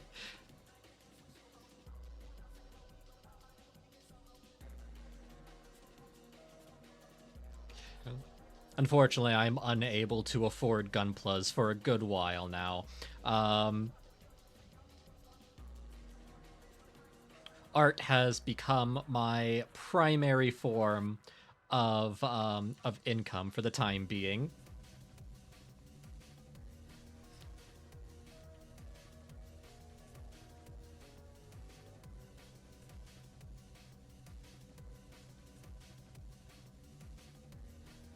Actually, I might be overthinking this. Hold on. I was gonna do like the big old uniform, but let's get a little bit more cartoony with this.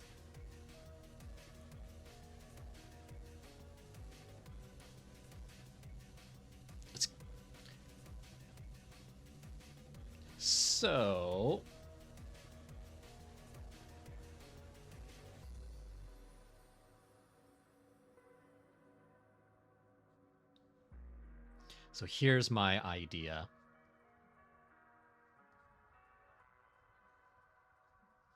Just so we can get like just a little bit more on the cartoony side.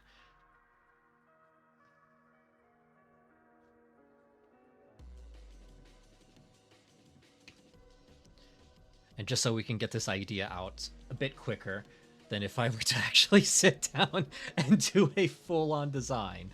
But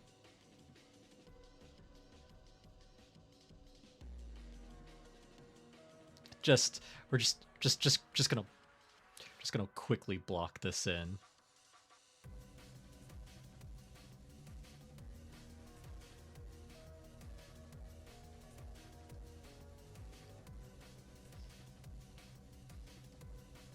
Ah, no, I'm not liking that one either. You know what? I'm gonna stick with what I know.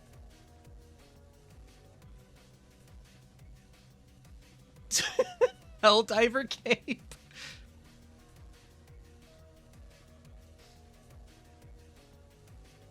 Okay, I'm gonna go back to what I was doing before. So just gonna just gonna quickly block in a figure here.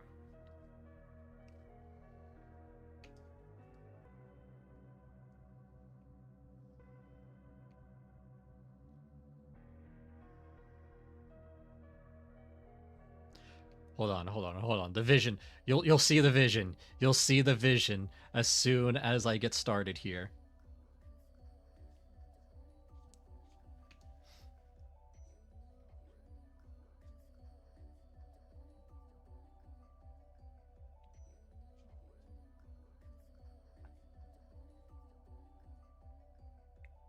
Oh my god. Oh my god.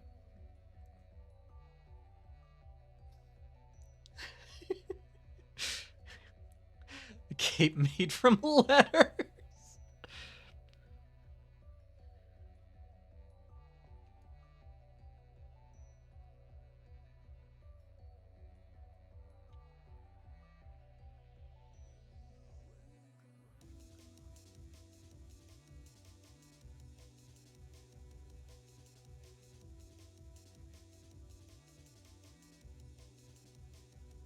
I'm just kind of just...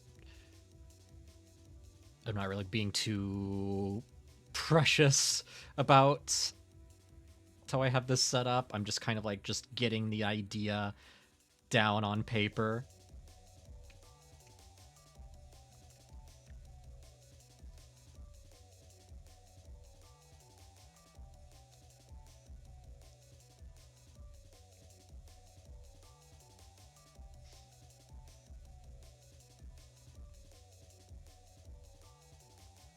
All right. Once I get this, once I get the main like figure blocked in, and I start putting on the actual uniform itself, you guys will see the vision here.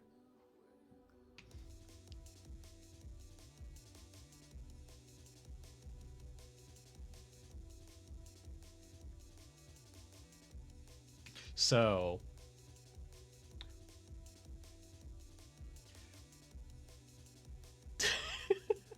this is so dumb. I love it.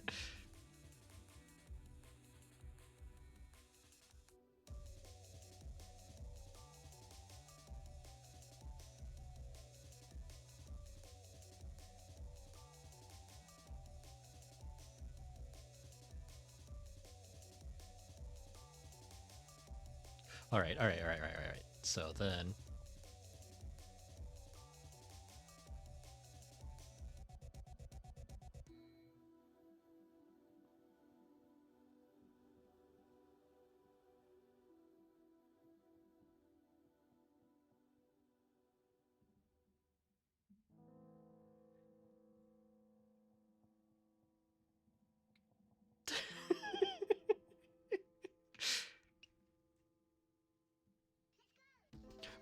okay. So it's gonna be like one of these kinds of like sci-fi uniforms where like it flares down like this, but got the postal worker shorts.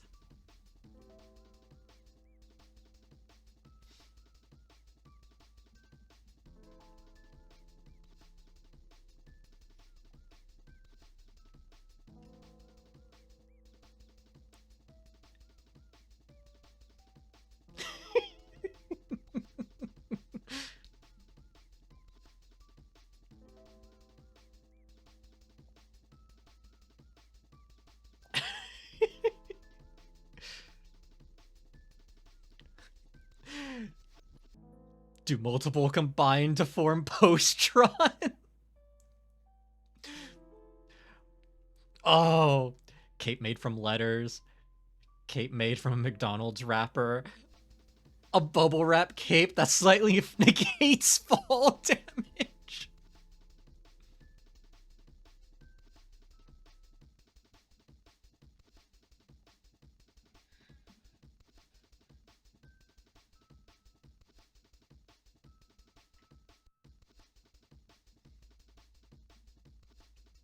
All right. So the idea that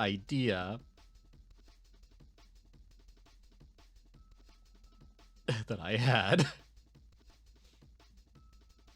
for the uniform is that it's just a full-on like Gundam uniform, but designed like it's someone who works for the post office. So instead of like the uniform pants, it's just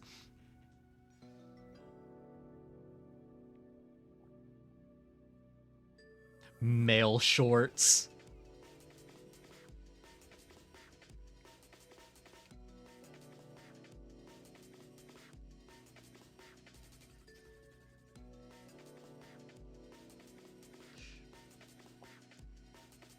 The messenger bag.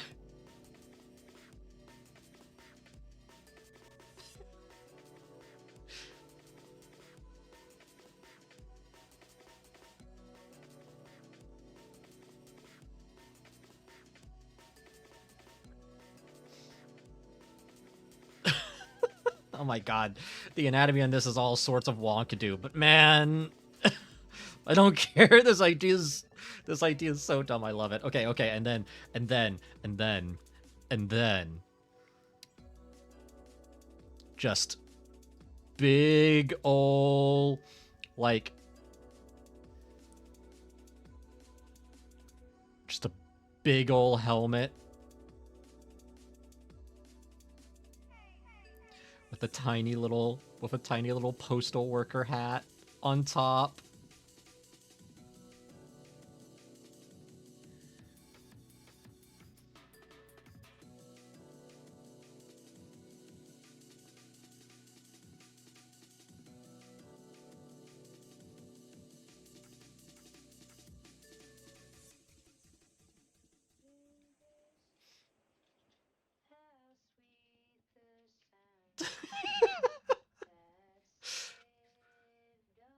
Oh, I want to make this game now. I really want to make this game now.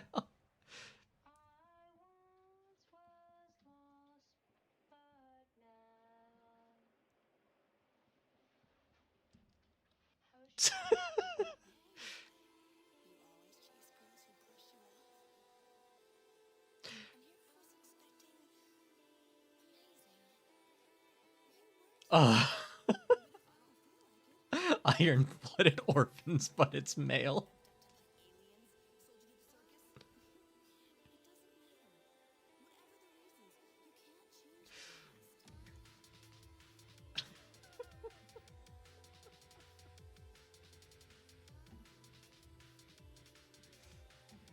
And of course, because this is a sci-fi setting, it's gotta have like the riding boots.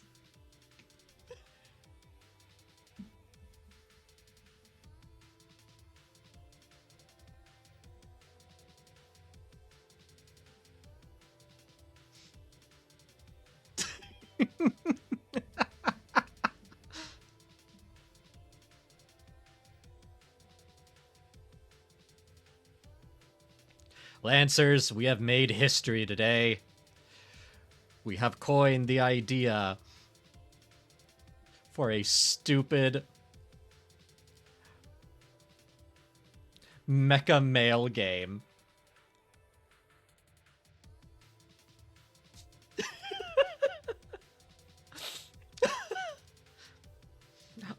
Iron-blooded delivery service.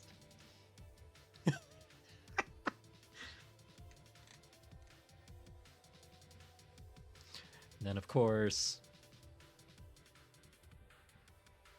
Oh, ads. We have ads. We're just gonna wait.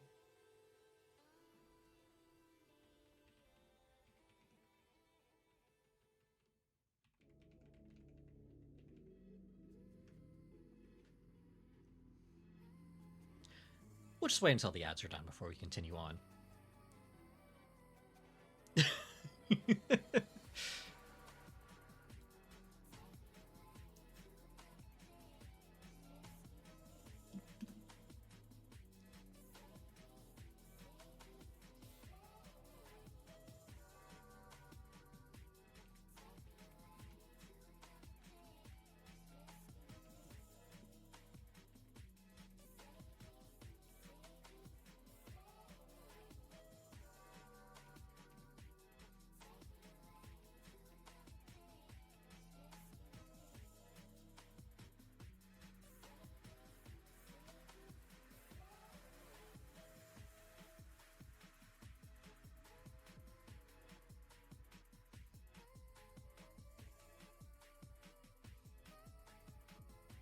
Okay, what is going on with my track? Why is my tracking so sensitive all of a sudden? What is going on here?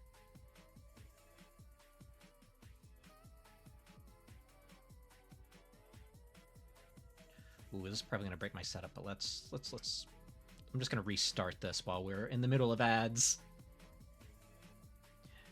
Let's restart my tracking here. Just completely restart it. And there we go.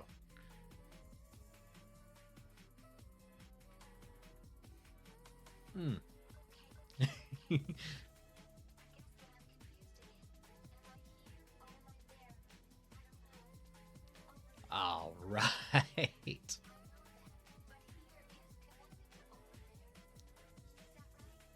We're just gonna wait until those ads are done.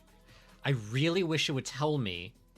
I think I need to set up my bot to let me know when ads are done. I thought it would just do it automatically, but I guess not.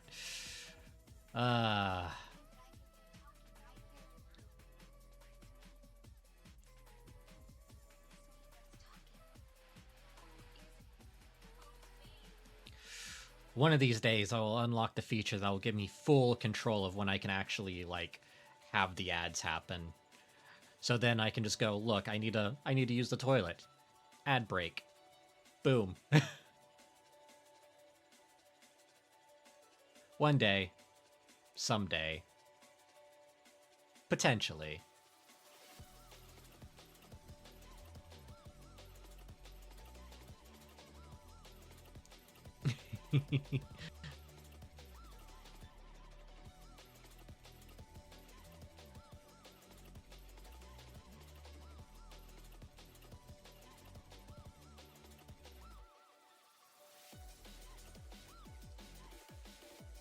Let's see. If I were a regular pilot, not sure anyone, what grunt mobile suit would you pilot? Ooh.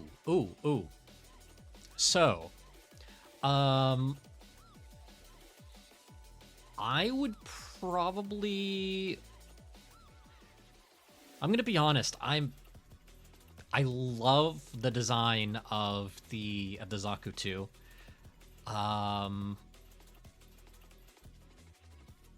Like, unfortunately, being in a Zaku 2 makes you 10 times more likely to get killed by a Gundam. So I'm not sure, actually. I know there's the aquatic variant of the Zaku. The oh, where are they? Are they like the Zegox or something? Yeah, the Zegok. Those things are proper terrifying. Like,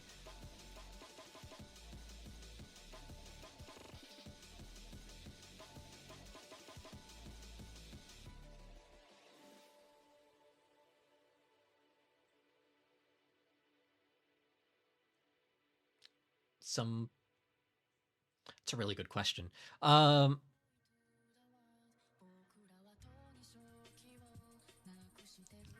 Let's see.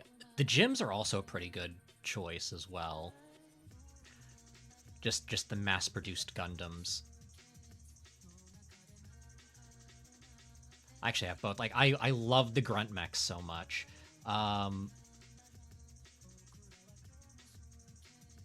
You're 3 times more likely to survive in a side story if you're a Xeon pilot.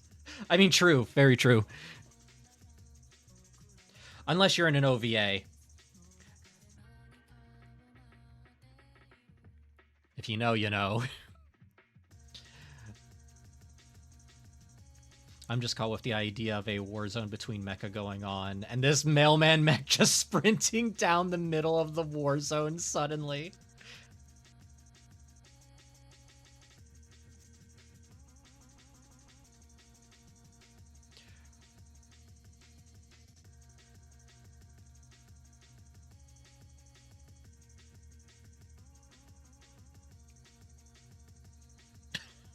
I do love this idea.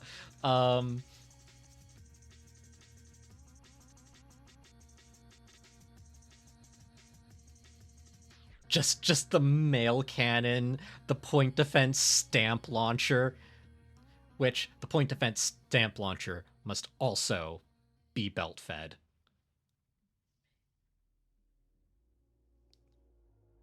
Because it would be hilarious for people to realize that the ammunition is just stamps.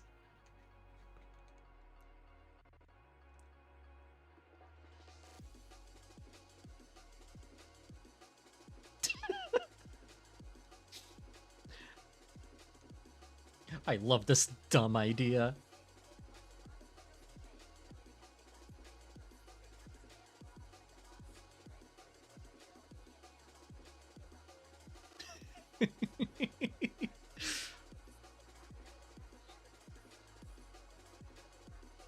Let's shrink down this pilot a little bit so it's a little bit so like to scale, the pilot would be like yay big. That's the scale.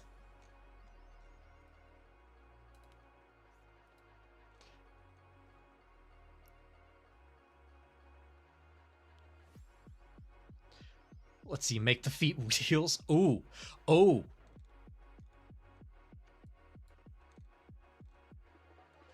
Oh, that's actually a really great idea. Hold on. So, so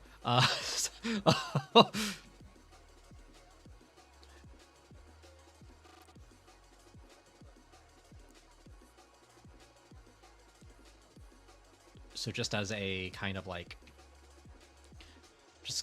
as a secondary design. Oh, the wheels could be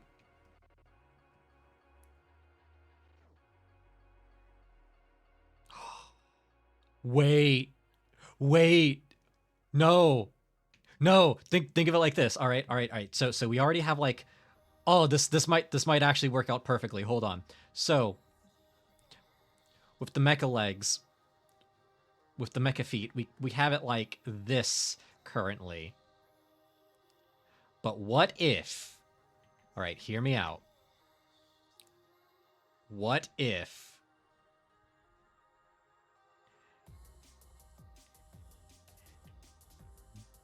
both sides locked down in this kind of like so?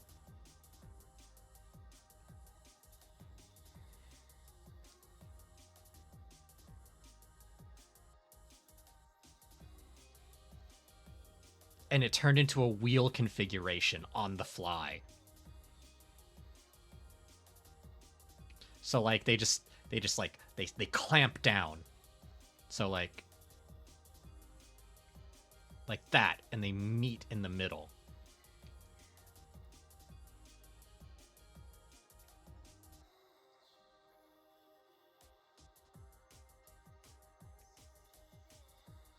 What's the death rate of mailmen?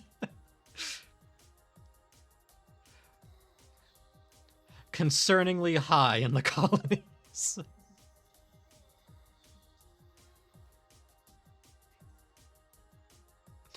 And then we'll give them the boots of Hermes exhaust.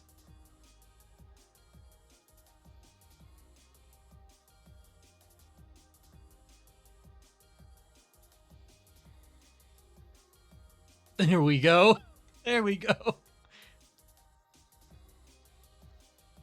So it's got Heelys, but more literally. Yes.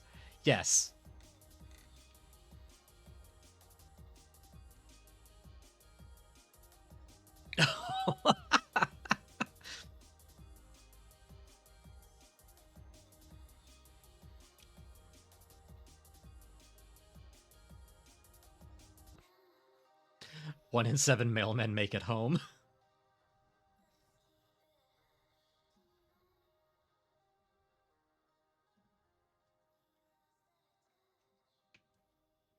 Oh, you should also have to deal with mechs from like rival couriers.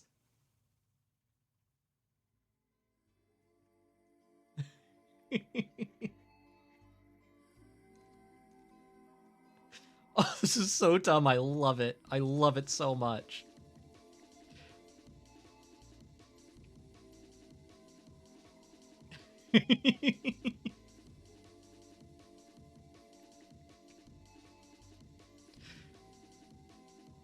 Oh, and you know what?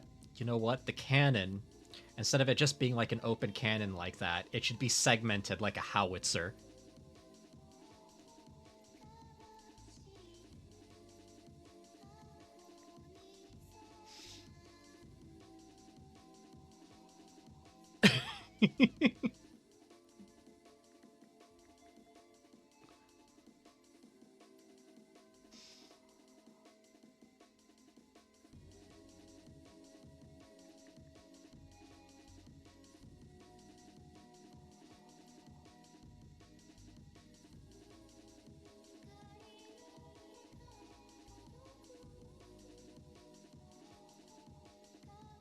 Snipe mail mode.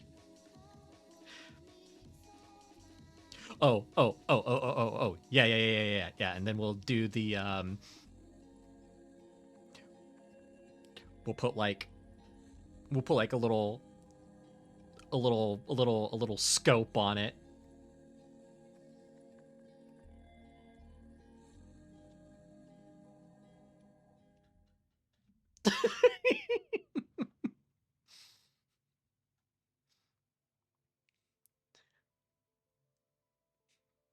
Complete 10 routes and earn the opportunity to command a post office cruiser.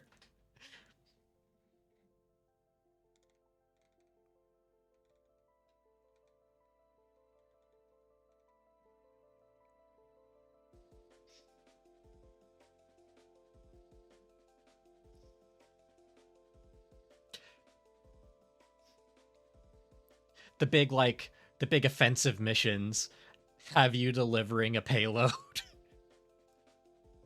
to an enemy sorting facility.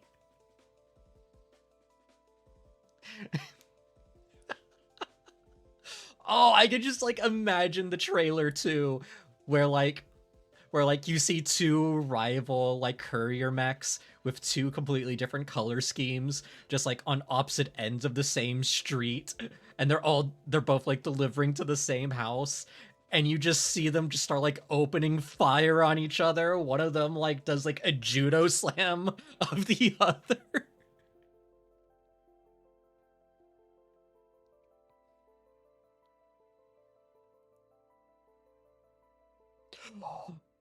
the title the title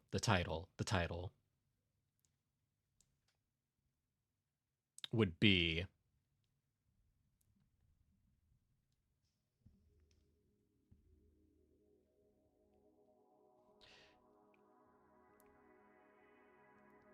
Mecha Mail.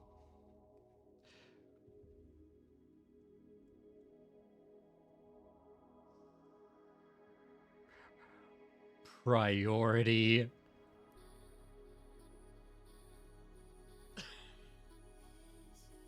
Priority. Oh, what would be funnier? Priority deployment or priority delivery? No, priority deployment. Priority delivery would be too mundane. Priority deployment suggests I got a package with your name on it.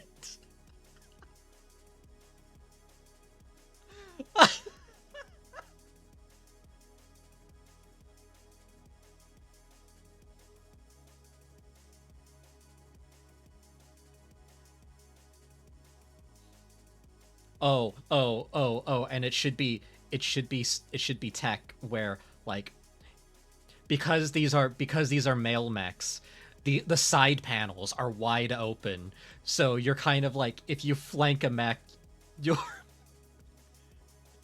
you shoot a package through the door to knock them out of the cockpit.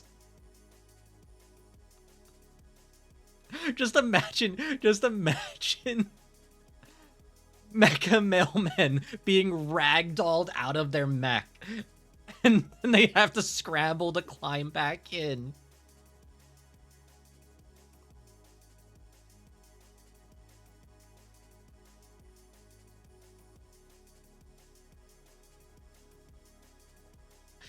Oh my god.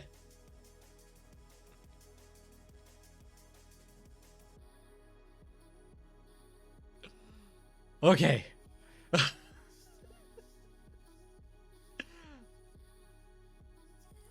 Mecha Male Postal Patrol.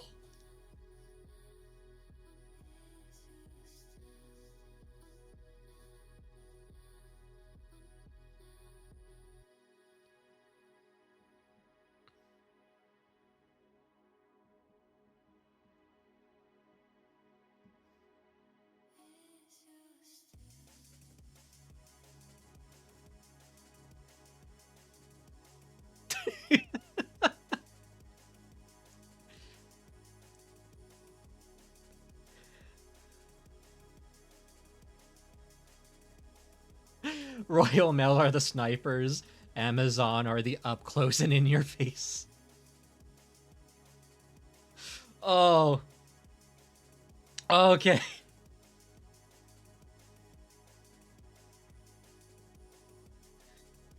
Imagine if I had...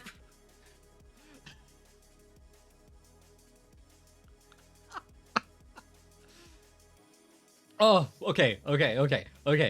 So like, all right. It would have...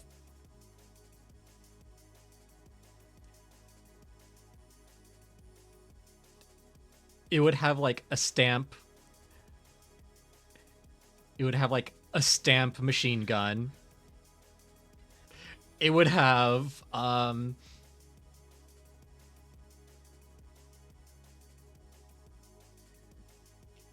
it would have a package cannon.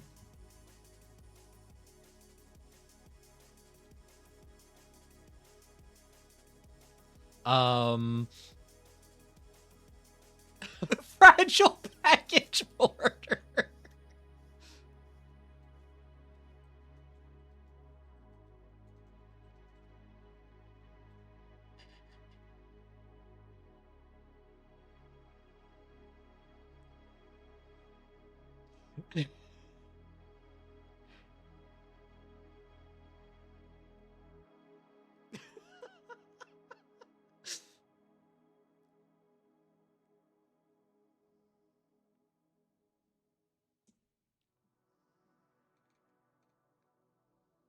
Oh, what else? What else? Oh, there's gotta be some other cool weapons for this.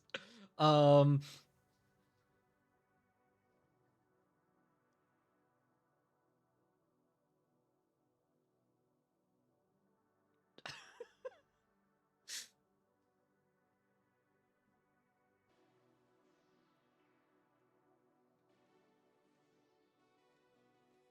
I'm just imagining heavy package flail.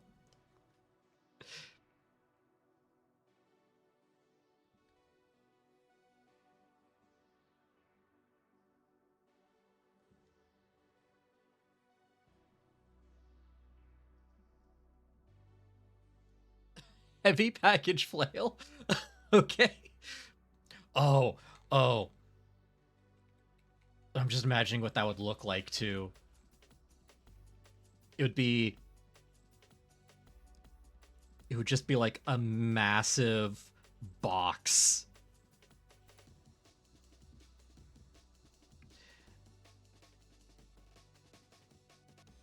And it would be like... It'd be like wrapped up.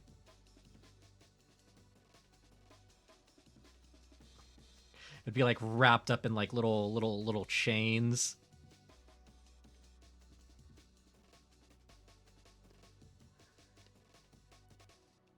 And then like hanging from the end of just like...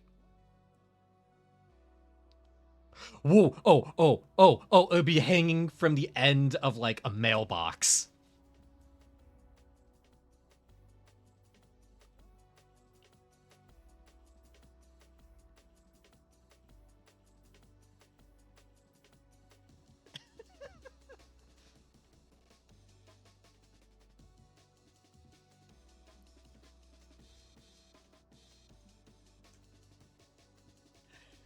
Exacto knife arm blade.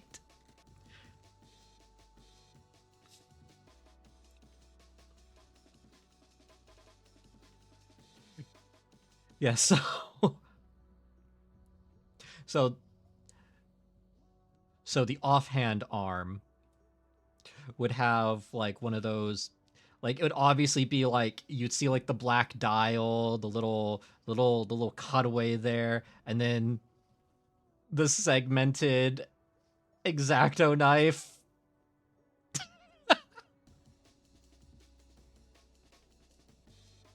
The best part of the flail is the packages and even what hits you. Oh.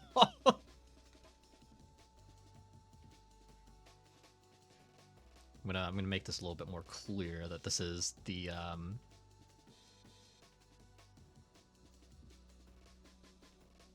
that this is the leg here.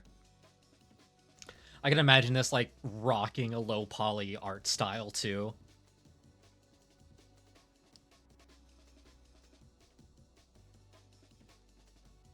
Oh, I want to make this game. I want to make this game now.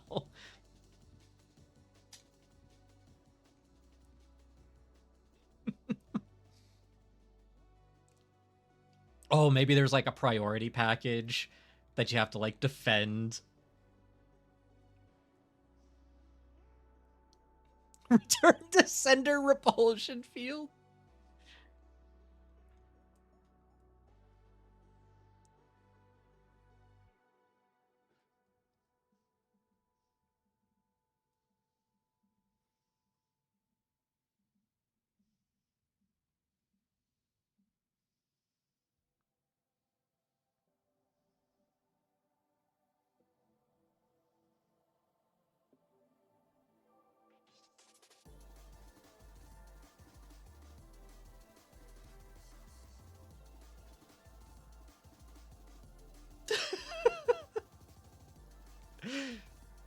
Yeah. Junk mail ammo. Same day shipping missiles.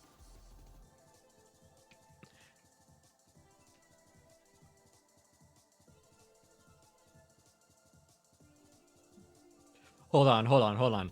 Junk mail shotgun.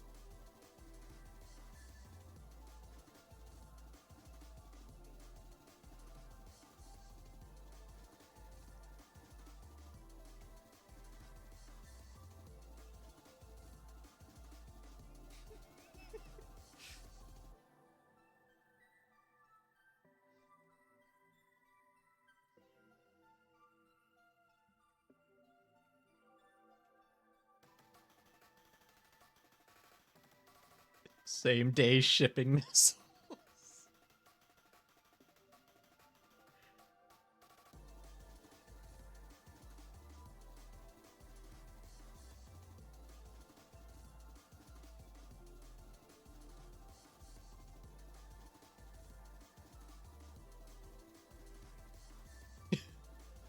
Unpaid shipping fee shackle.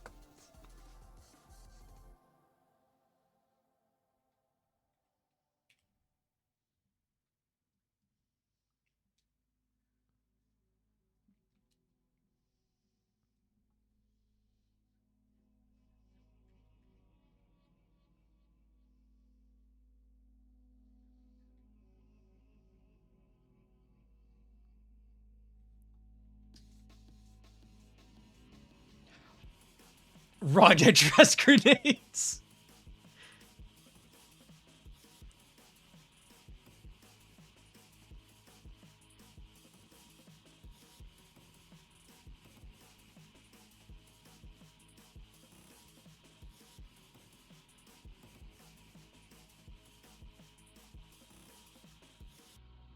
Oh, I got one.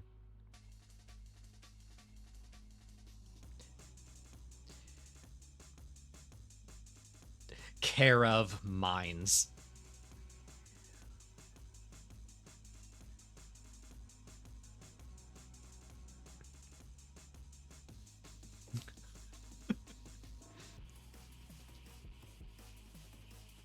Oh. Oh.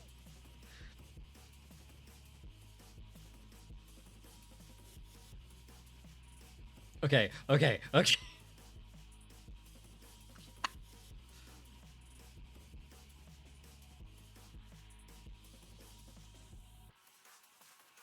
Oh, I need one for a sniper. I need one for a sniper. Um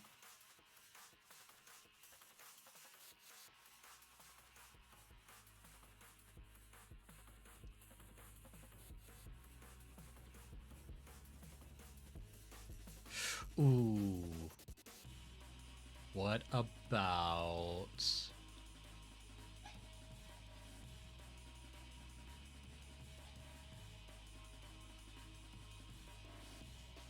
Ooh, what about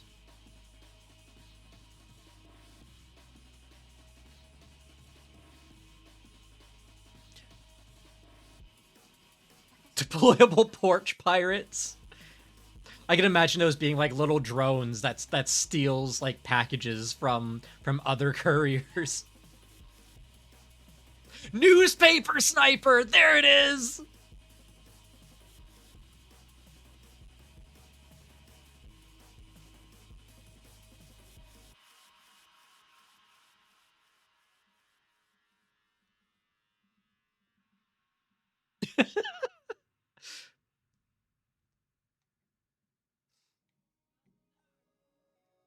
It could be it could be called it could be nicknamed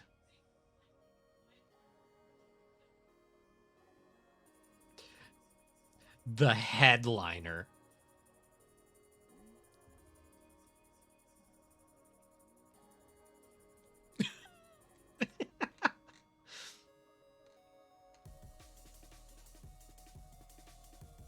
Oh, yes. TV license jammer, yes.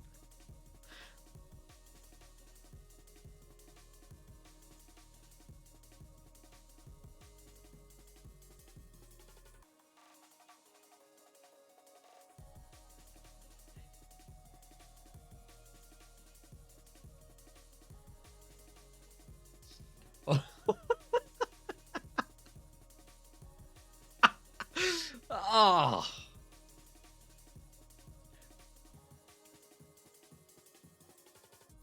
this is incredible.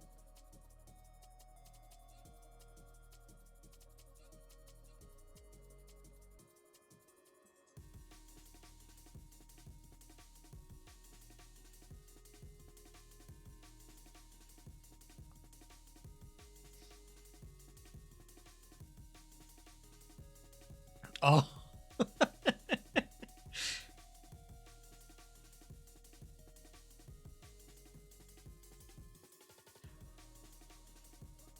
nobody home level skipper.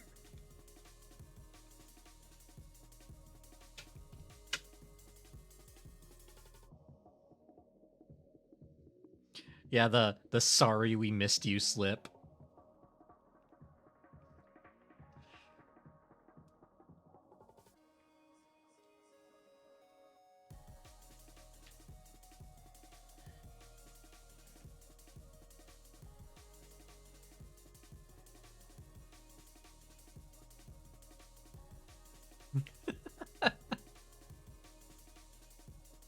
Yeah, I probably would be better moving this to a different canvas. Hold on. Let me create a new canvas real quick. We'll just do standard A4, 600 DPI here, and then we will just copy all of this, and then we will just paste it right there.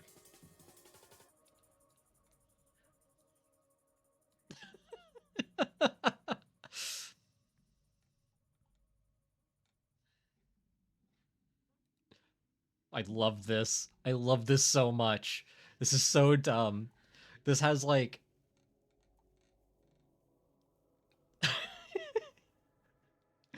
this has like Helldivers energy right here and just the absurdity.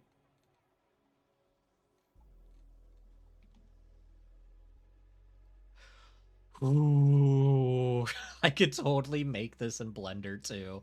Like this would be such an easy model to make.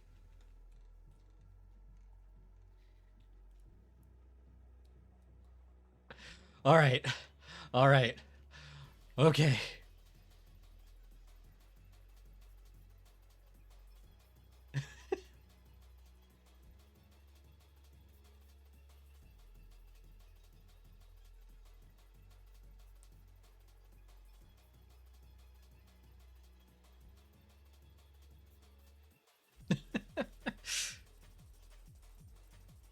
Okay, I think, I think we'll, I think we'll leave the, I think we'll leave the post mech here for now. I'm gonna save this so I don't lose this.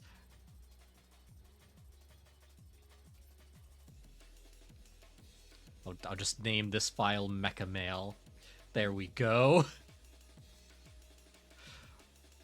Legitimately a good idea.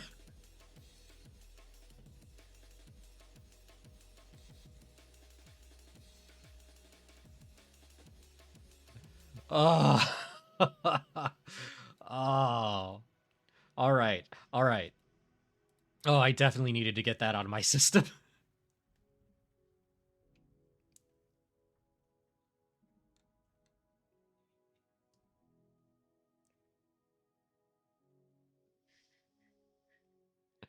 Okay. So I'm just gonna bring this leg in just a little bit here.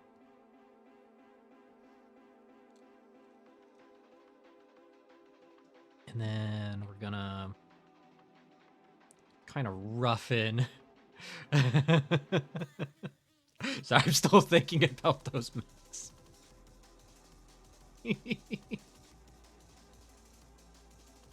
Oh, I'm gonna have so much fun making that model later.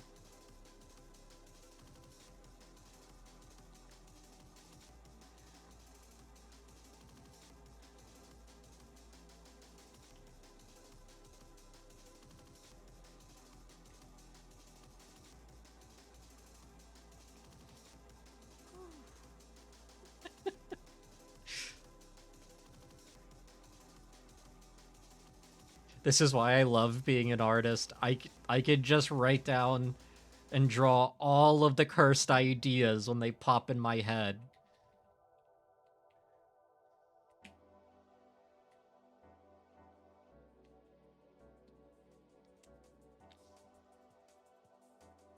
Okay.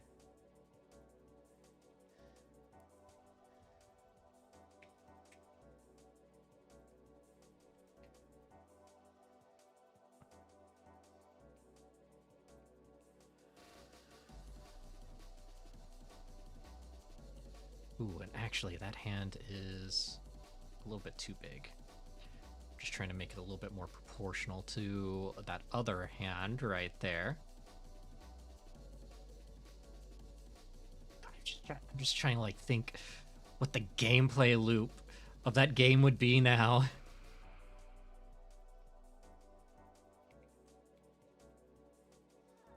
Like obviously you would have a route.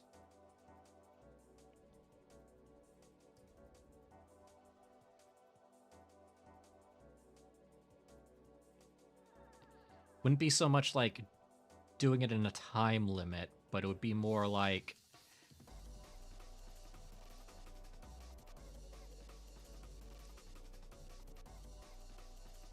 3v 3v3v3. That could be one of the modes. I have found that PvE games tend to have a little bit more staying power than PvP games.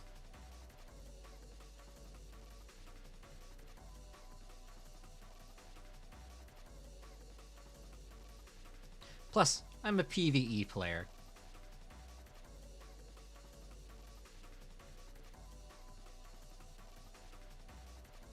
I like PvE.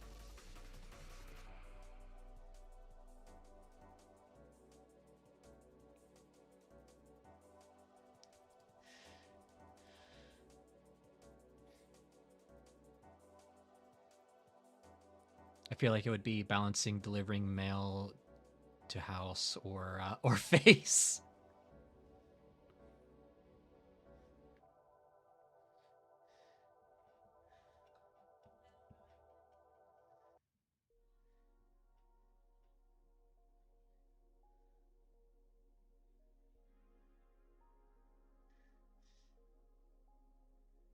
There we go.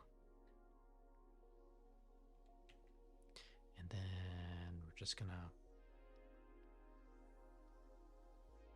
I want this bug mech to have kind of like a like I want it to be graceful in a kind of creepy sort of way.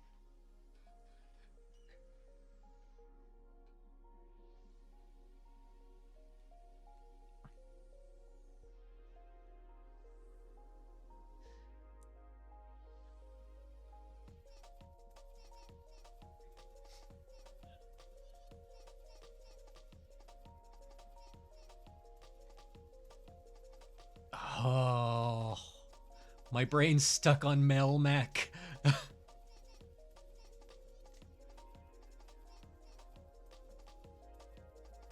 I know what art style I want to give it to. I want to give it a kind of like Mega Man Legends style, like low poly art style.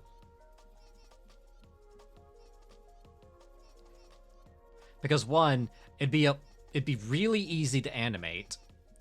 The assets would be very easy to just quickly make and prototype. You need to complete objectives whilst defeating opponents in Godzilla destroying all monster style combat.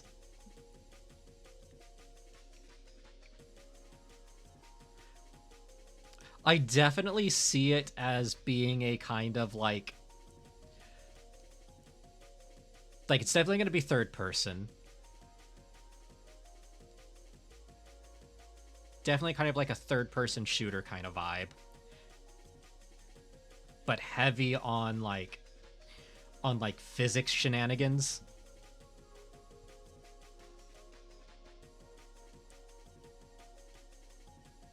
Like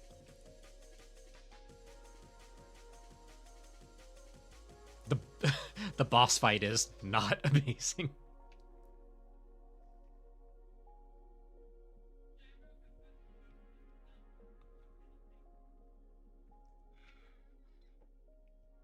Yeah, that would be pretty funny though. Like you're trying to deliver mail while also dealing with the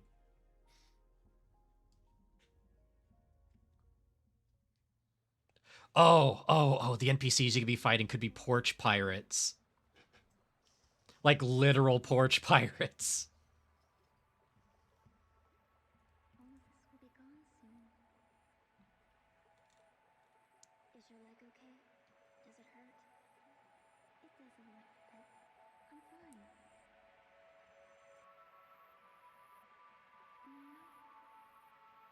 No? Yes? Never mind.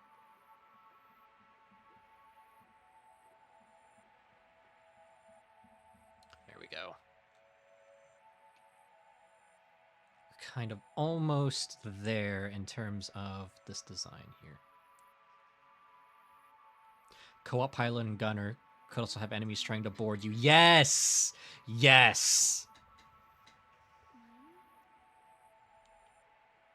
Oh, there could be like different configurations of mech depending on how many people are playing. So there could be like a solo mech. There could be a two-person mech.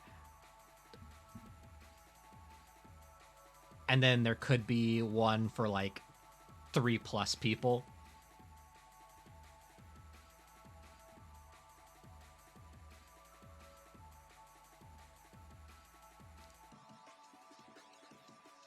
So like the two-person mech would be like pilot and gunner, while the 3-person mech could be like pilot, gunner, and shields.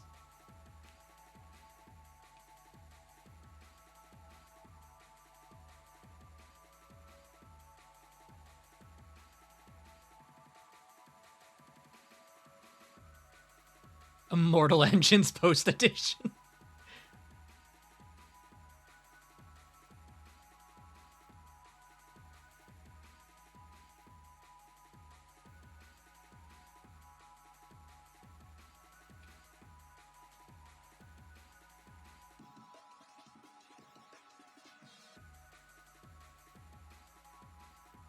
All right, fair warning. I think in about 10 minutes, we're probably going to be getting another ad break coming up because I have it running like every hour.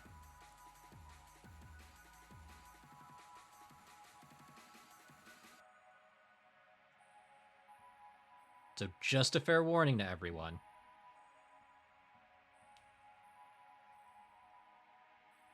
I need to set up my bot to actually warn me when ads are playing.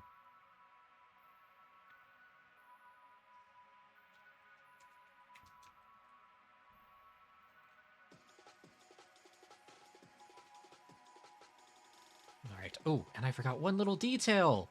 I forgot a big detail, actually. Secondary arms. Because it's a bug mech. You need extra limbs.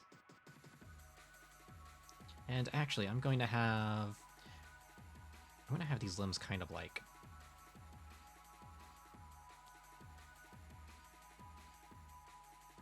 up like so.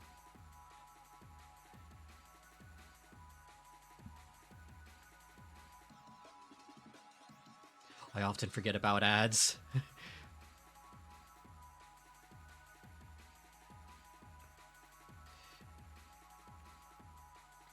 Yeah, it's good just like knowing when the ads are taking place, just so I can kind of like put a pause on things, wait for those to sort of like finish up.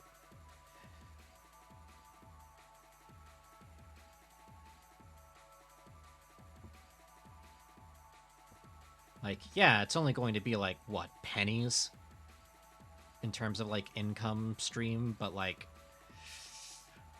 I kind of need all the income I can get at this point. So hey, if anybody wants to commission me, I'm on VGen now. If you just type !commission in chat, it should pull up the VGen link. It's also in the about description below.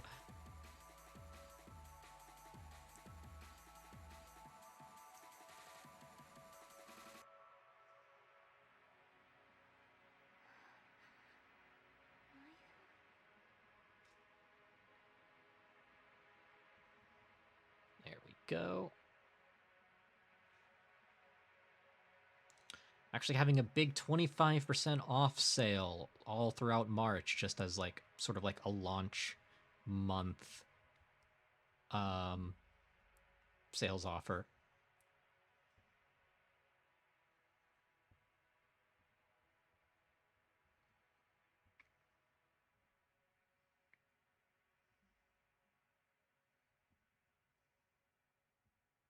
It helps me get established on a decent platform, helps me get some reviews in, and will help me keep the lights on.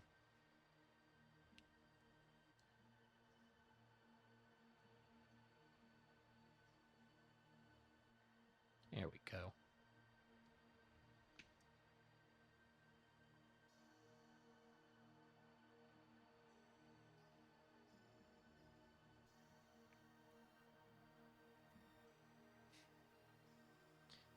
Now, I know my sketch is like really like scratchy and like all over the place.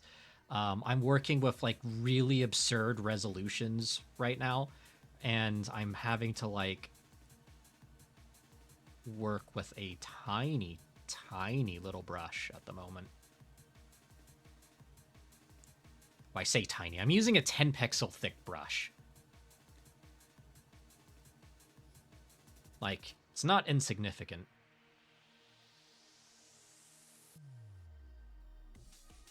Let's see.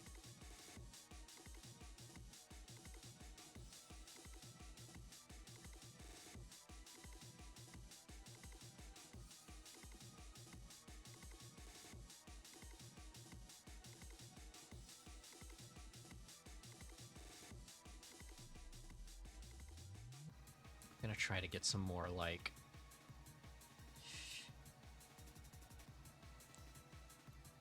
carapace-like spikes going on the hips here.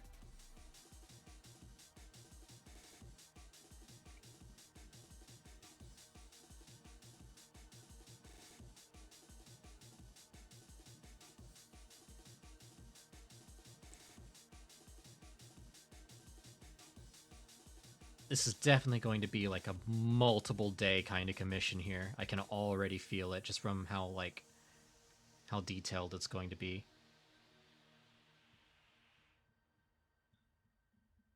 All right, let's see if I can get this sort of like segmented.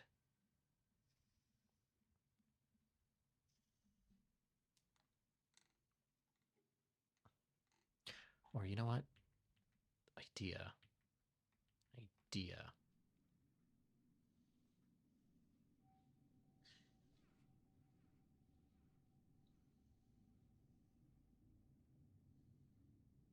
Hmm. No. That idea is not going to work. Not for this composition.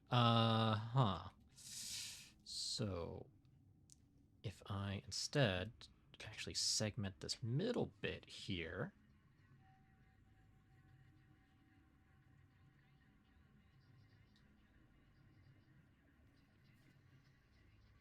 Because this is organic, I don't really need to have it be like super symmetrical.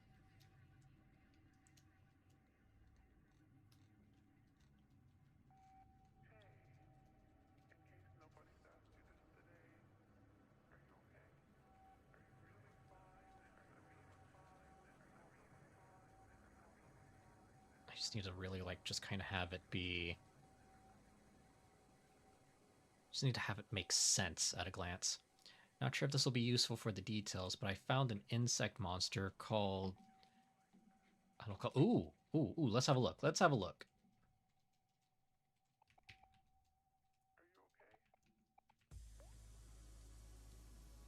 Ooh.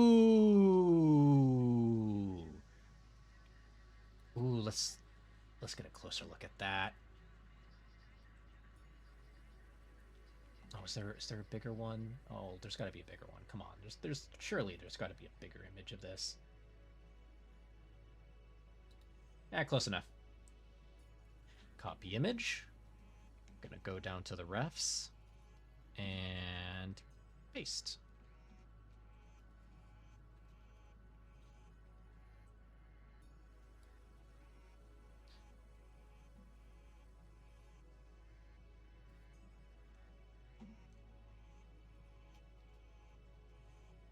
That does look pretty cool.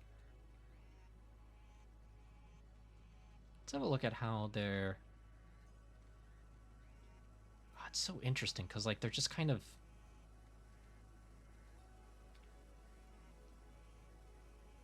The mech pilot bug.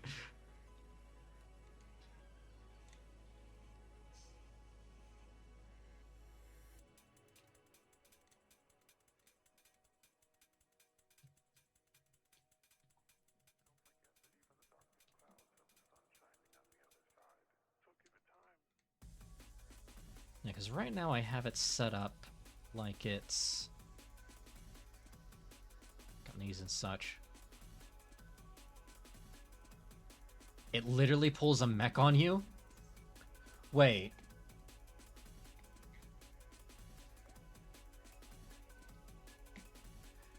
No fucking way.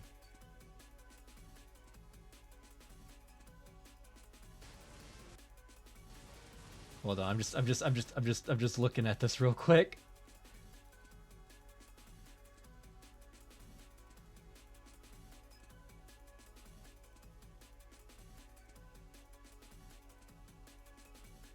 No fucking way. That's sick.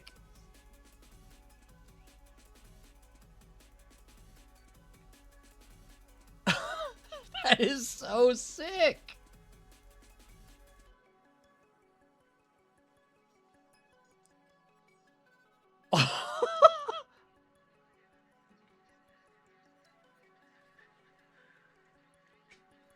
Damn, all right.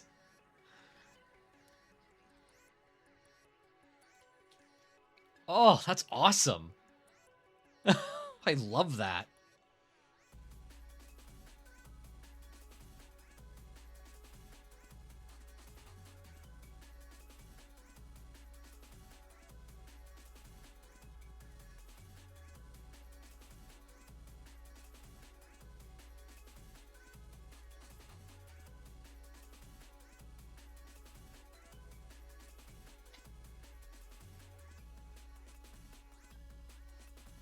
see.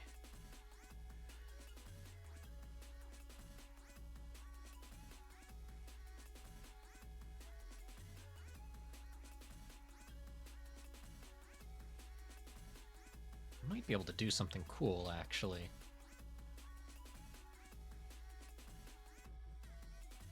Because I do like how the legs kind of look. So you know what?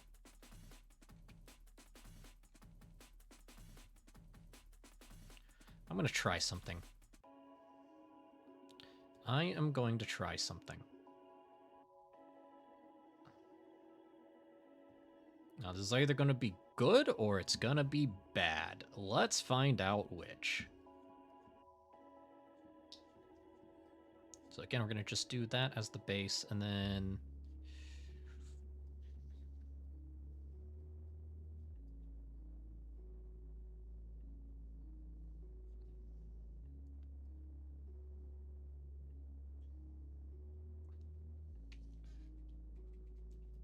we'll have this carapace kind of like curve up.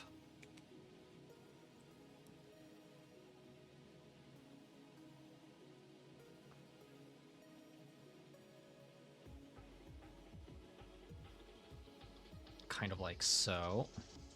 And then we can still have the...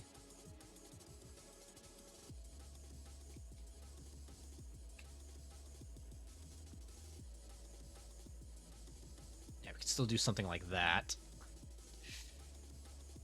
I'm going to be honest. I kind of liked... nah, we're going to stick with this. But I will flare out these sections just a little bit. Just flare them out. Not by much. Just enough.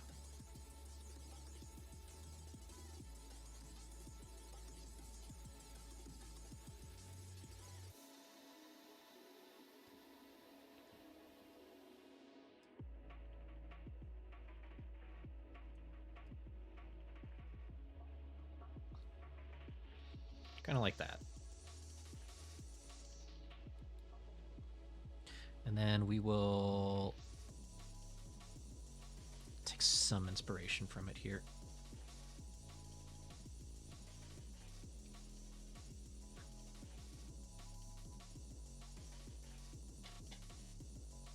Okay. And then over on this side, we will flare this up and out. And then we'll flare this up and out.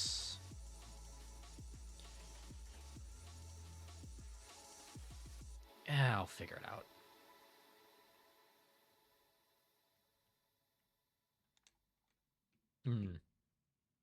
Yeah, tried the experiments, didn't quite work.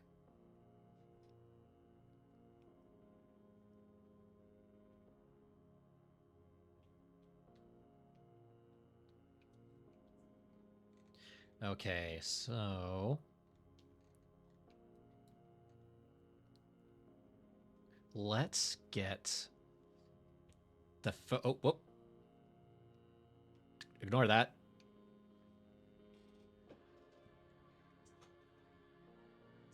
Oh.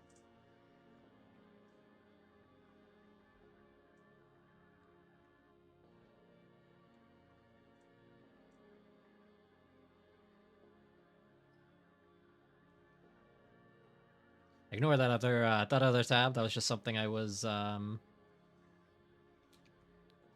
that's just something I'm experimenting with.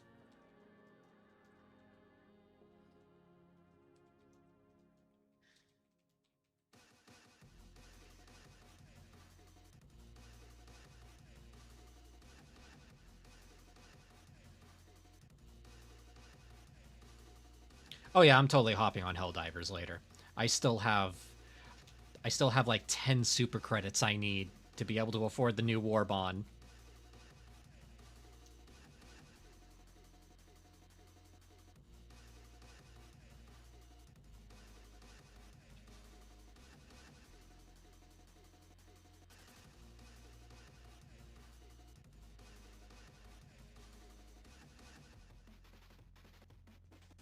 Yeah, I always like hopping onto Helldivers after an art stream, just to sort of like wind down.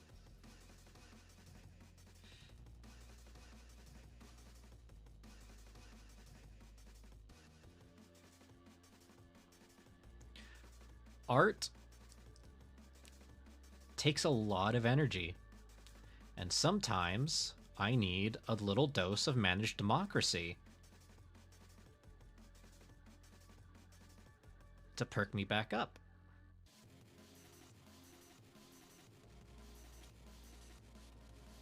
Oh no! What happened?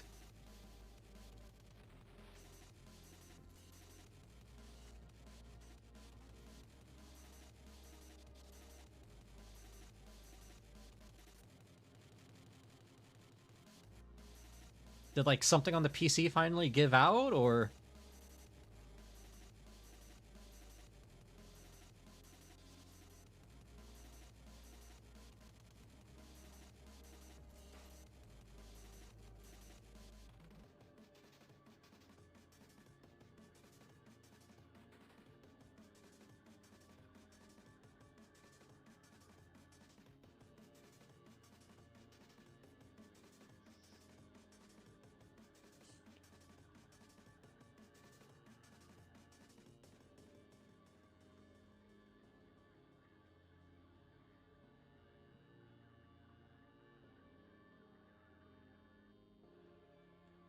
And just when we got a major order to get rid of the bots, too.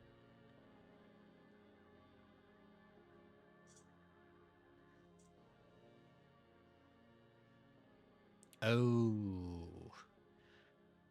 Fair enough. Fair enough. Oh, ads. All right, folks. We're in the middle of an ad break.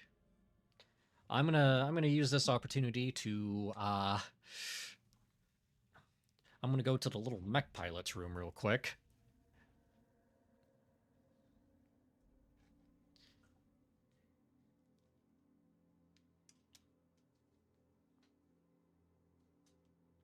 Oh.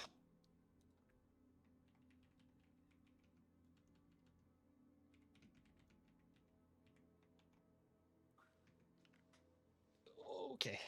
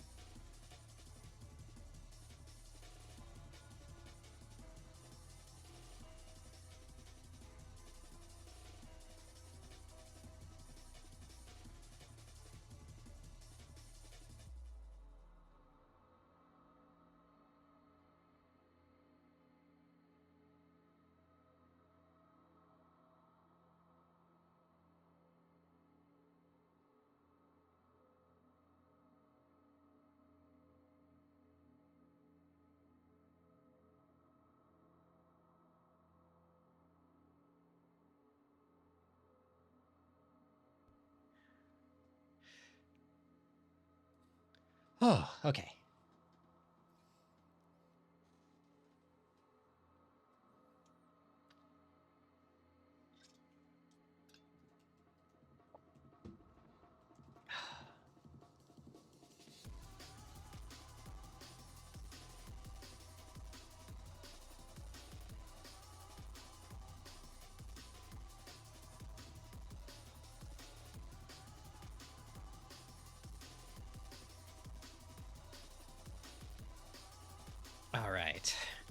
Now we're just waiting for the ad break to finish up.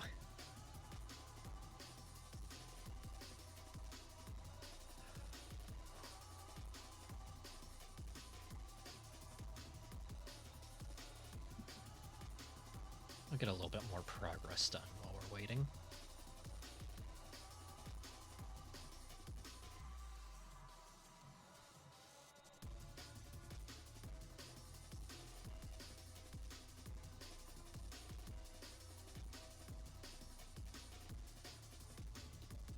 Oh, random song recommendation. Do tell.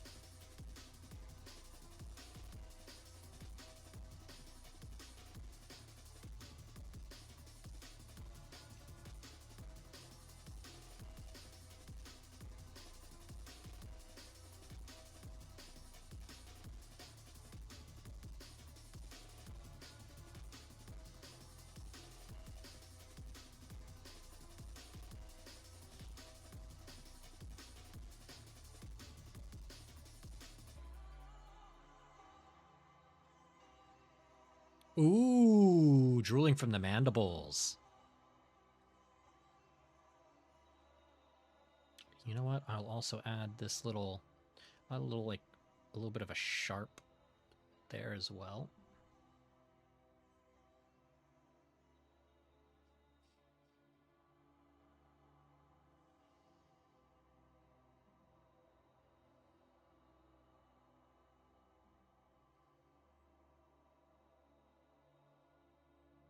I'll just sort of I'll block it in with solid colors.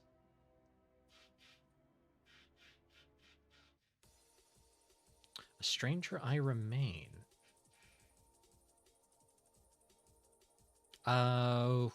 Who sings it?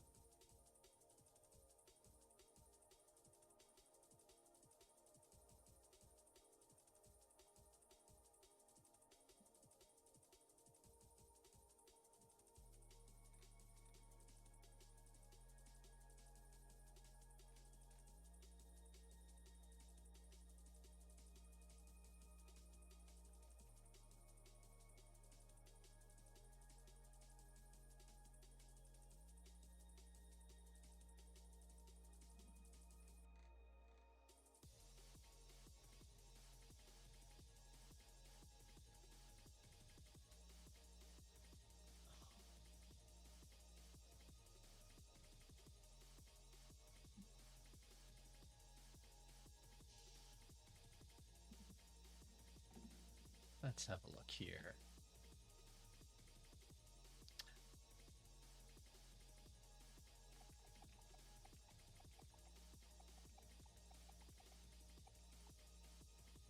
Stranger I remain, go light up.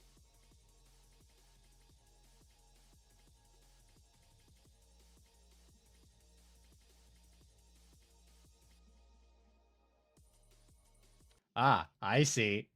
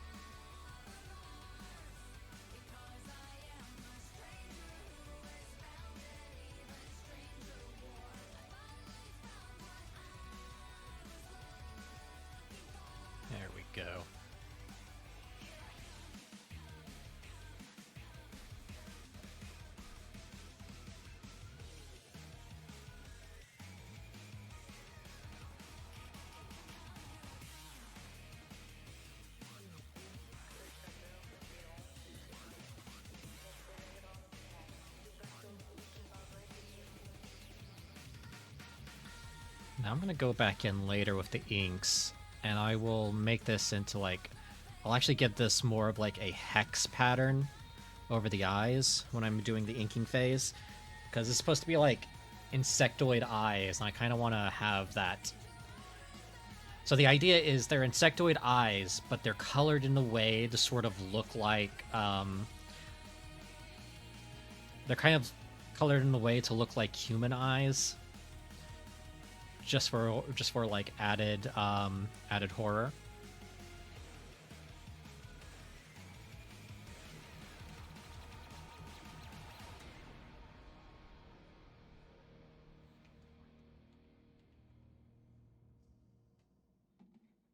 Hell yeah, that was a good track. That's Metal Gear Rising Revengeance.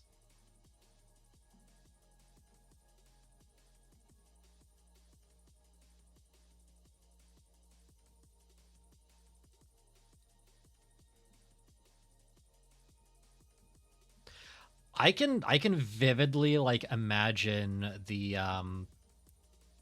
fight in my head just from that track. Like Metal Gear Rising Revengeance has like such a good soundtrack. I do desperately need to like actually go back and like try to play it again. Um I might play it on stream actually.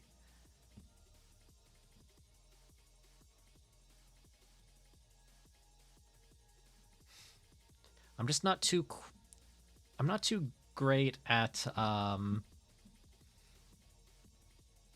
like fast reflexes and all of that. At least when it comes to like action games. Um I tend to like more tactical stuff than reactive stuff.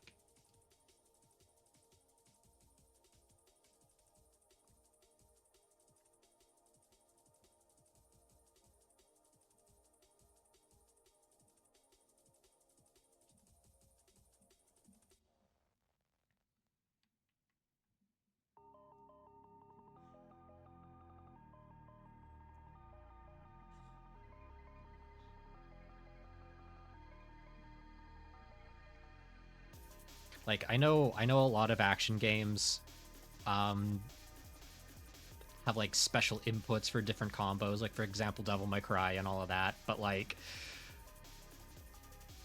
man, I can't ever remember those inputs on the fly. Like I want to be like I love Sifu. I love playing Sifu. It also makes me unreasonably angry.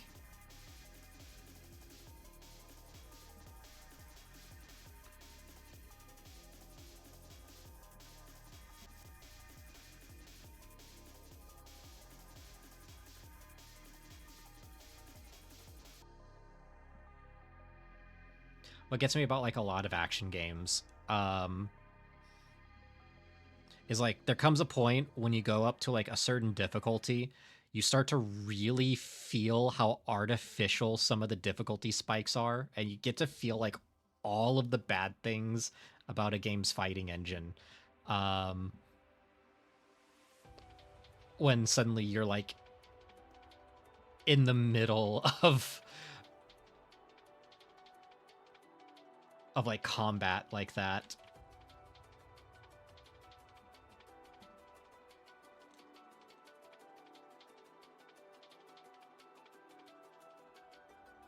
Stranger Remains a really good track though.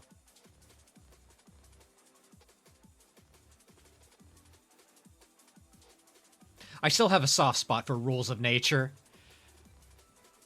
because, you know, you're introduced to that track and like the lyrics kick in right as you fucking suplex a goddamn Metal Gear. Ah, it's such a good intro. It's hype as hell.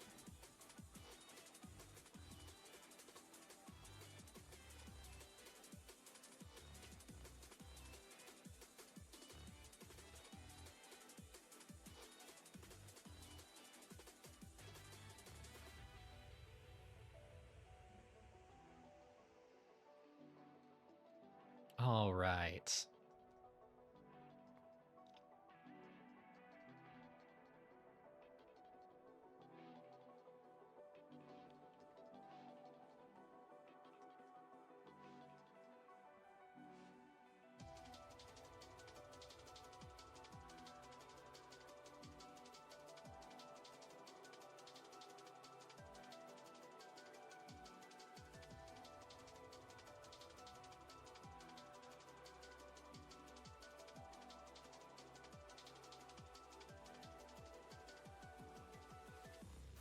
Ooh, Cosmic Castaway from Titan AE.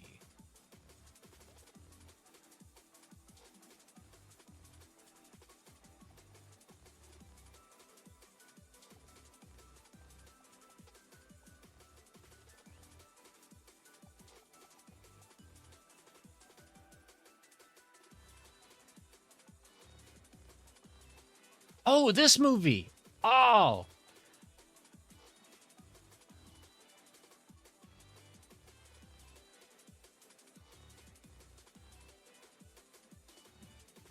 Hold on, let's pause the break court real quick.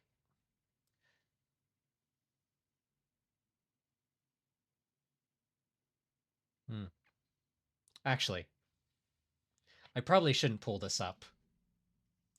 Just because it's from a movie. Could set off,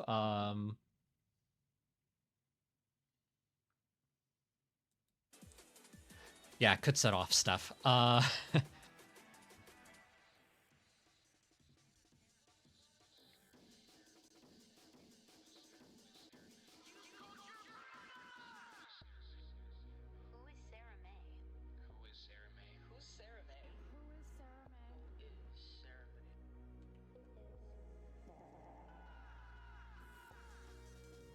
And let's...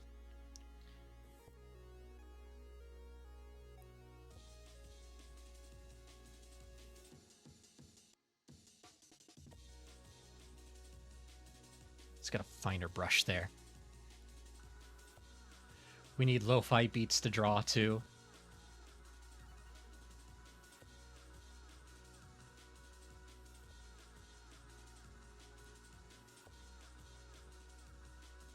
Yeah, lo-fi, breakcore. Those are my two go-tos whenever I'm doing art.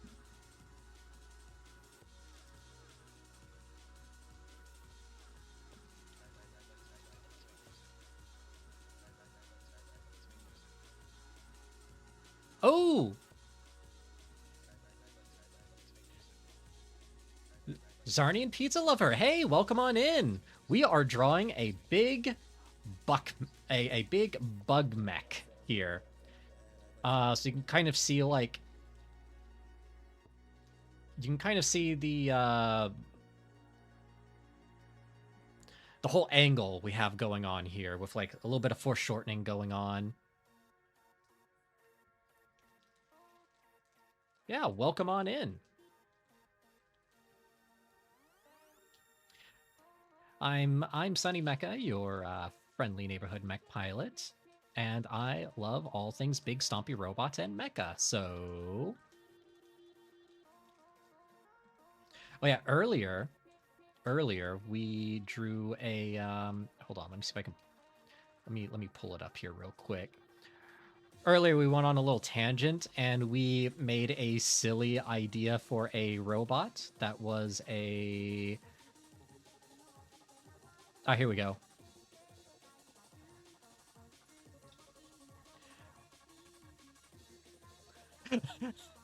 We made a postal mech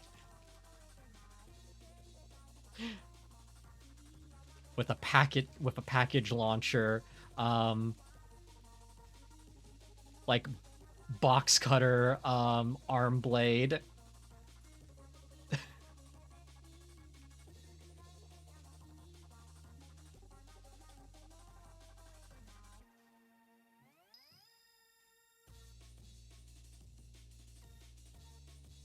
I love how Lobo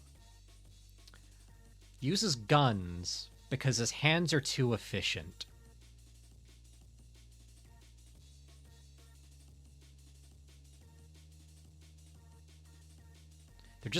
It's just not as fun for him. Which, yeah, I get it.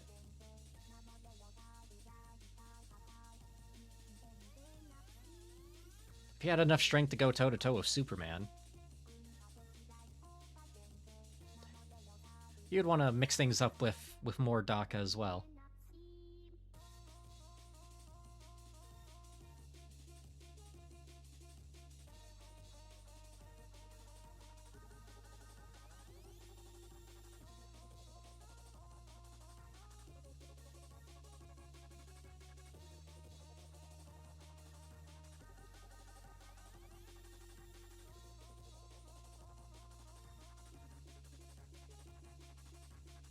He's literally the reason my DC Comics Sona is Zarnian. I mean, fair enough. I used to read a lot of DC like way back. I was big into Vertigo in terms of like that publishing company because I really loved their graphic novels and such.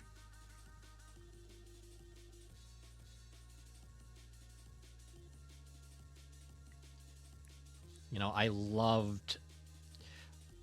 used to really love Sandman, and then we found out that Neil Gaiman was a creepy sex pervert, so you know, it's kind of ruined it for me.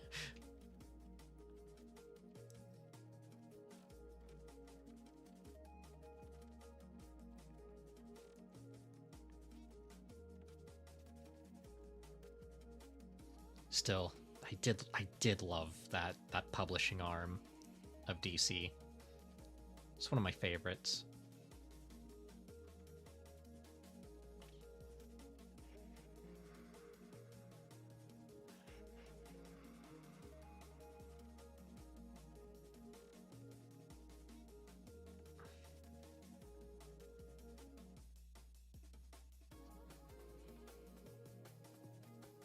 Yeah, if you got artwork, by all means, feel free to like link it or like share. We also have a community Discord if you want to share it there as well. It's all like down below.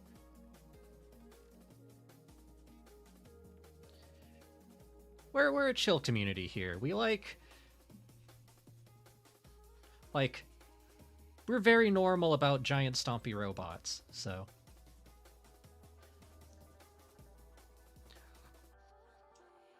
He was so fun to watch in the Superman animated series and Justice League. Lobo is literally what happens if you take Reboot Dante and remove all the ethical morals from him.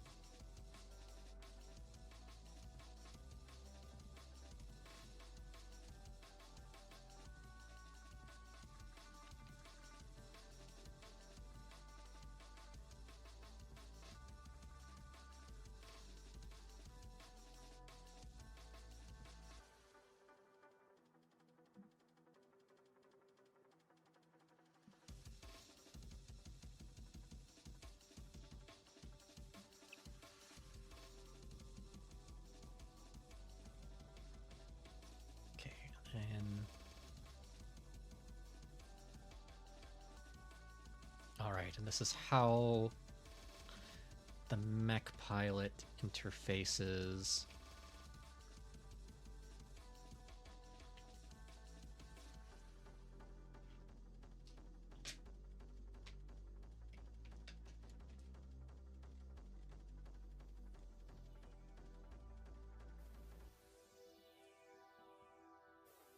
There we go.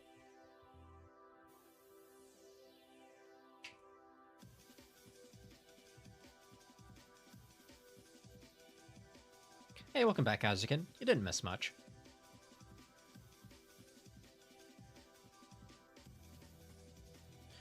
Just kind of blocking in the pilot on this now.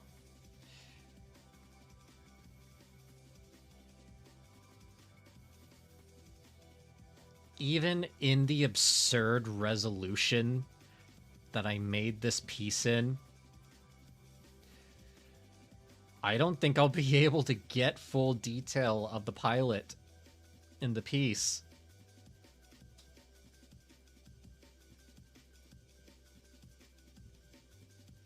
Because, like, this is looking pretty pixelated.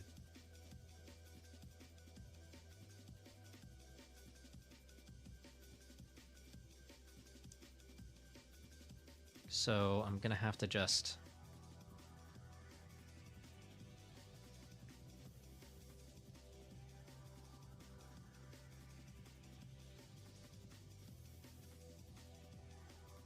Alright, and then let's See how that hair is set up. Yeah, let's do a little bit of that.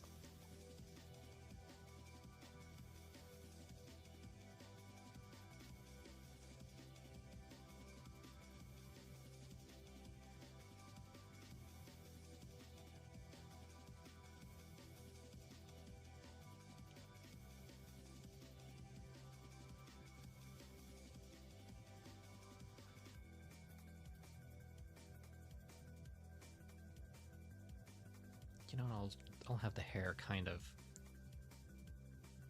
wisping about, kind of floating.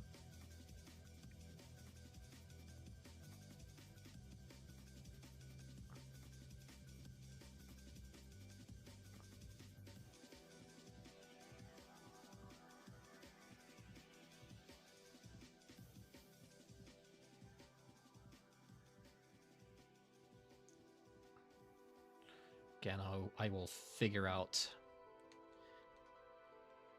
the details momentarily. But I am going to have this be kind of a more layered, like horned crest.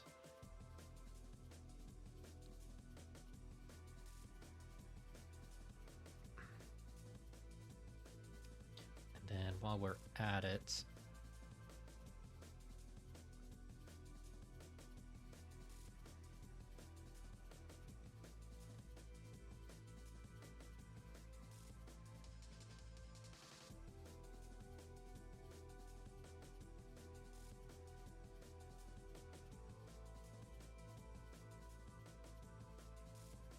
we're gonna have some extra appendages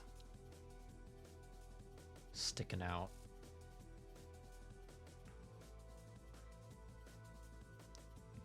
There we go.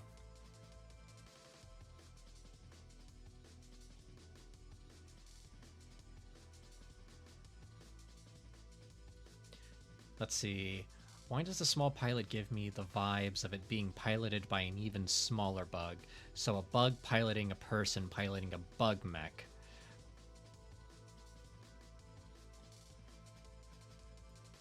Huh. That would be pretty interesting, actually.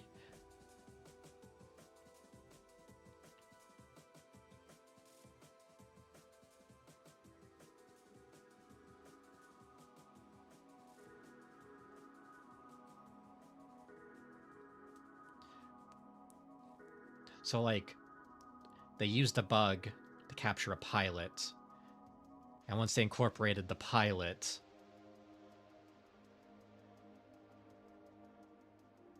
yeah, mecha nesting dolls.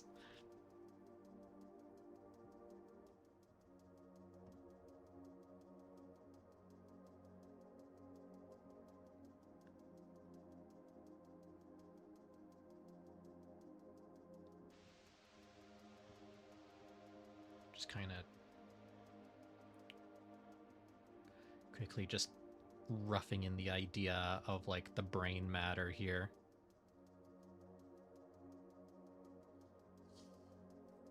Trying to get some of that harsh shading blocked in ahead of time, so I know roughly what I want to do when I get to the shading portion.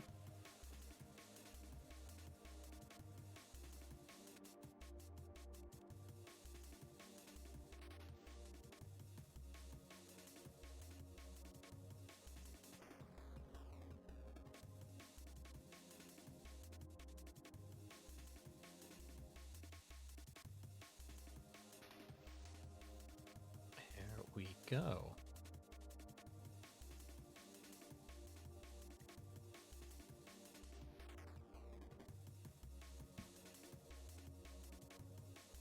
So normally when I do like sketches and such, I only put down like the broad strokes of the details I kind of want.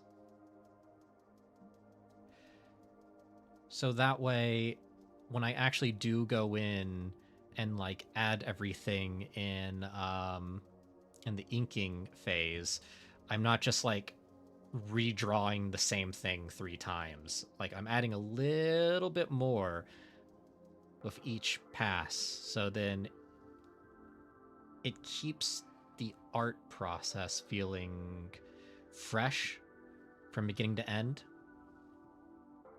Feels like I'm adding to it rather than cleaning it up.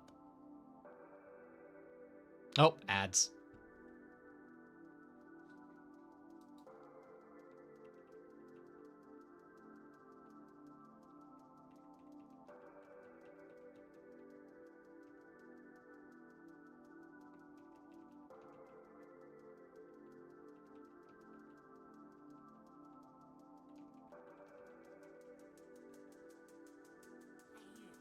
You want to try Mega?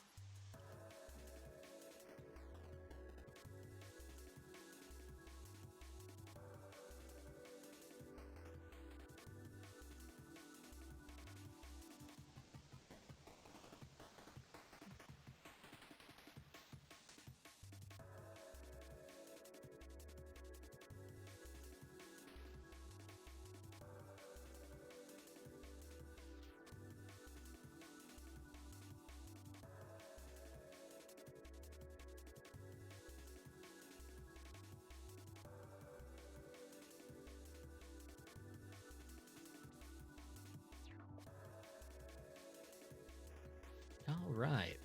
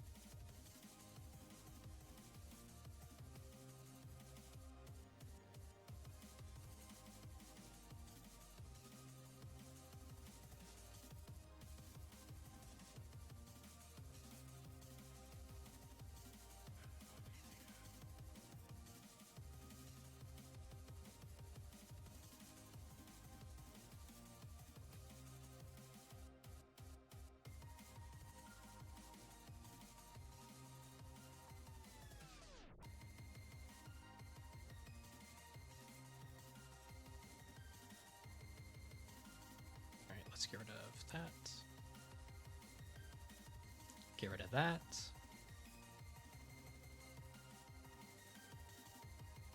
Get rid of that.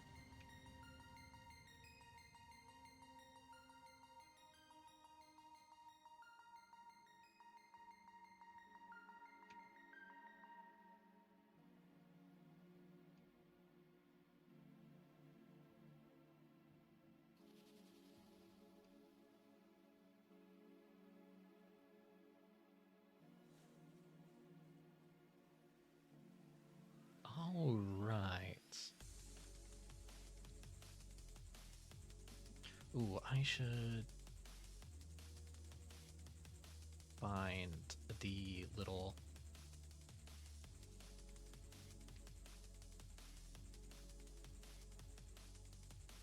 Okay. We did quite a lot, actually.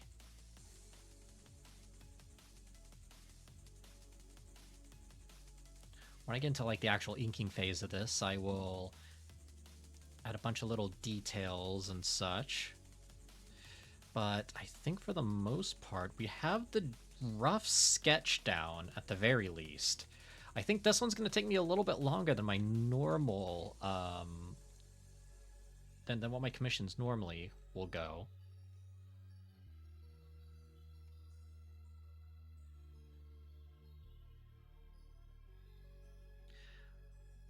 Let's see, do I have any...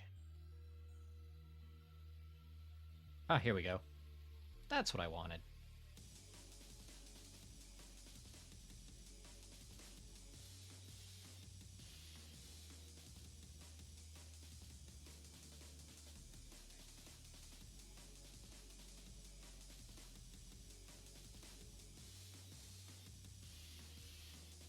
So we have the horizon line be right about there-ish.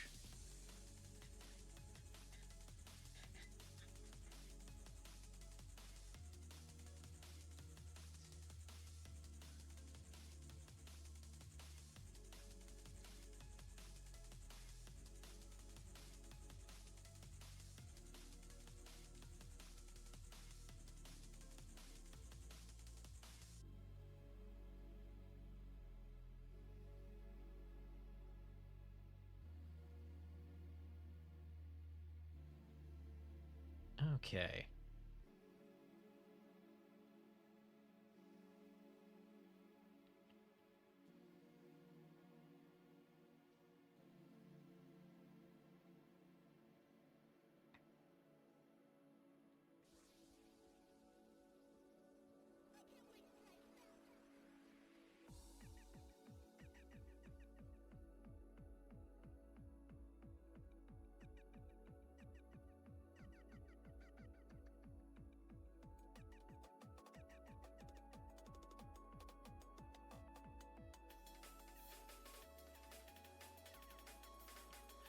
Okay, so normally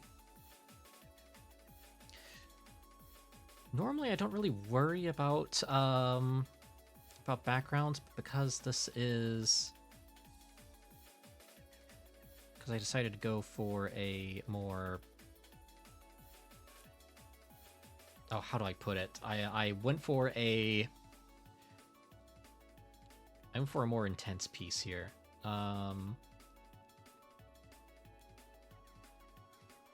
In terms of like detail and such. So I'm not going to be worried too much about like getting it all on the grid or anything like that. I'm mostly just concerned with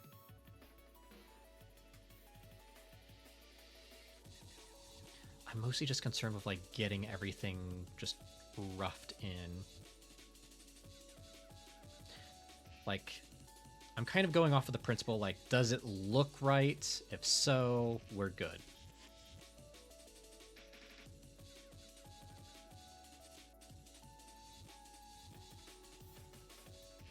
Like,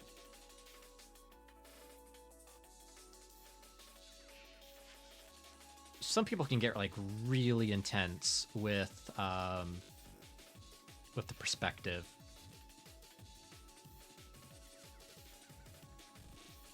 And myself personally, perspective's not really the part I like drawing. Backgrounds have always been kind of like boring for me.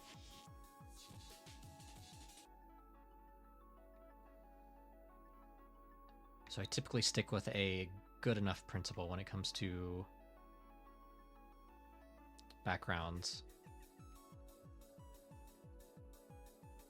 But I'm gonna challenge myself.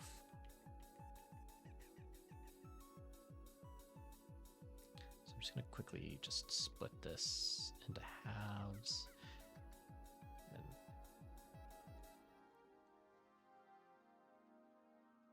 Hey, welcome in, Dragon. It is all good.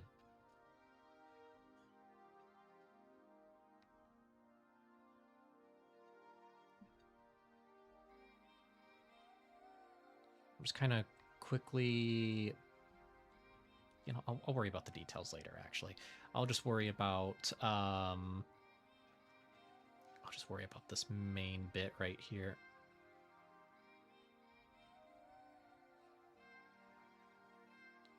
And actually,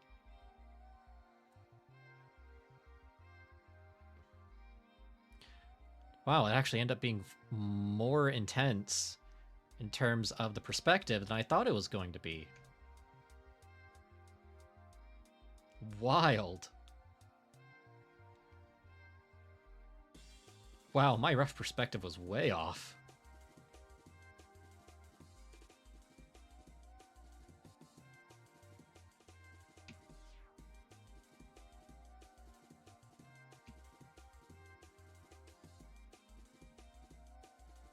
There we go.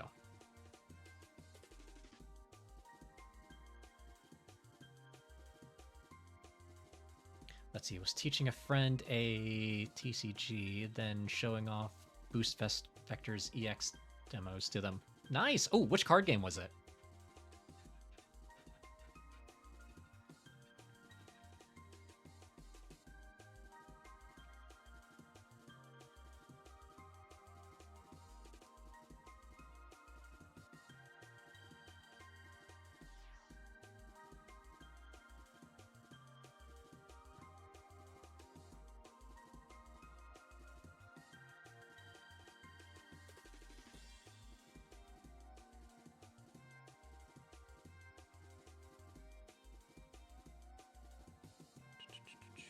Let's see.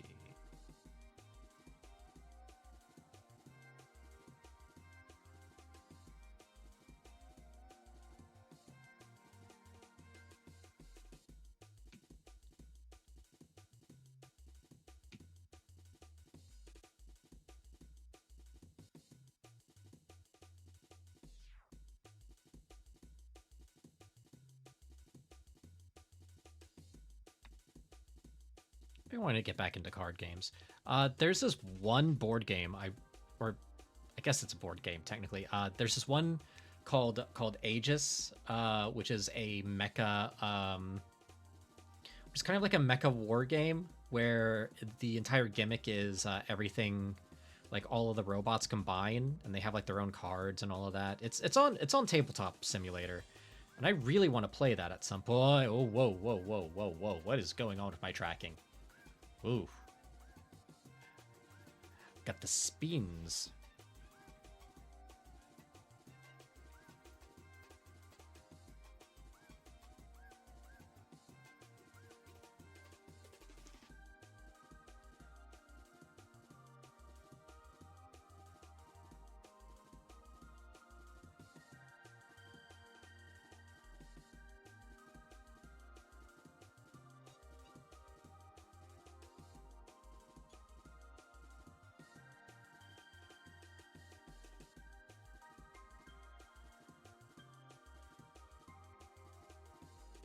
Go. Yeah, we're just working on a bug mech at the moment.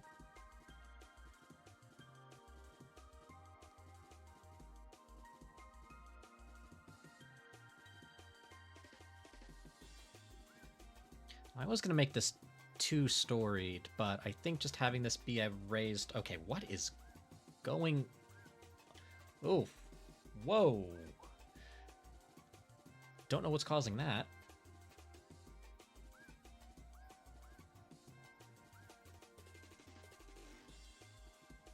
See, am I in frame? Yeah, I'm in frame. So what's going on there? What's going on with my... Whoa.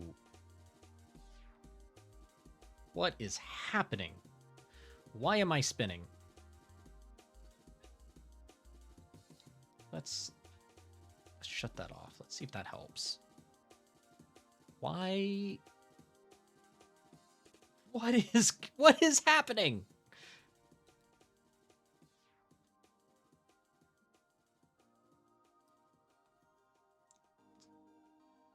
Whoa. Oh, oh.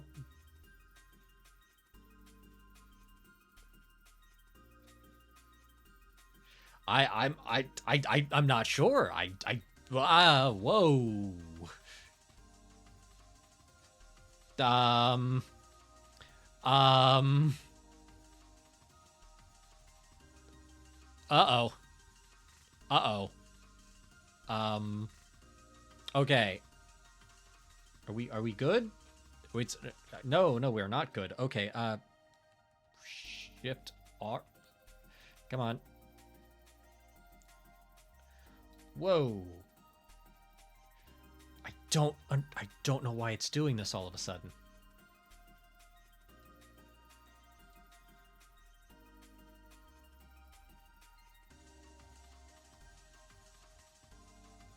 What is happening right now? Hold on.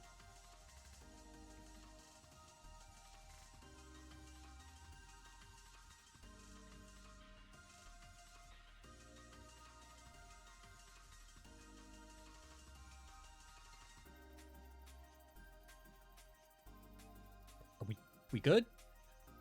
We got oh no, we're not good. Oh no. What? Why? Why? Why?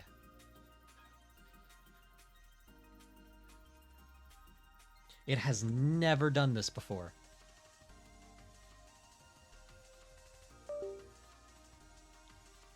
Okay. Huh.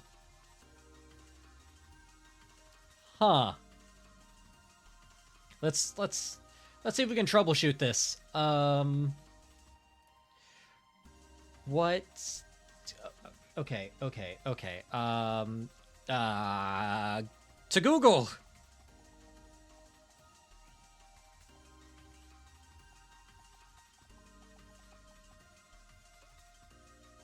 Or maybe...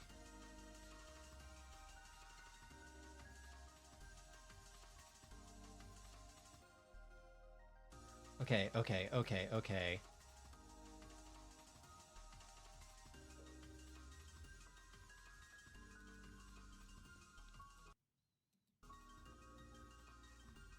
Okay, let's see.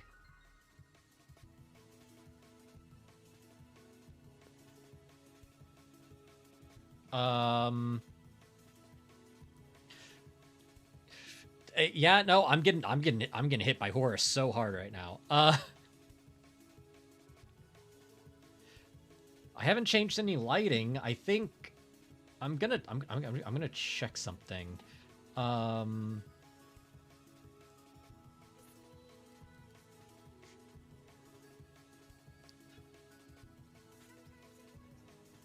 Oh, okay.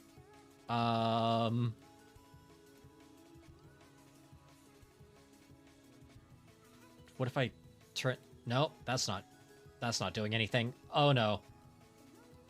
I don't have anything else open. What if I shut that? No, that's not helping either. Okay. I tried shutting off Leap Motion Plus. When I look to the... What is happening right now? Okay. I'm going to try something.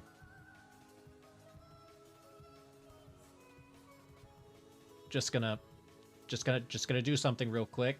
Just gonna restart my tracking. Maybe it's something with that. Okay.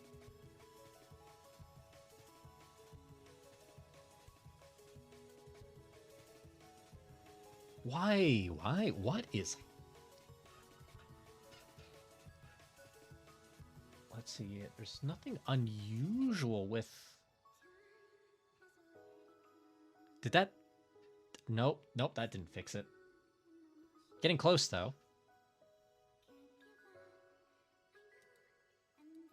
What about...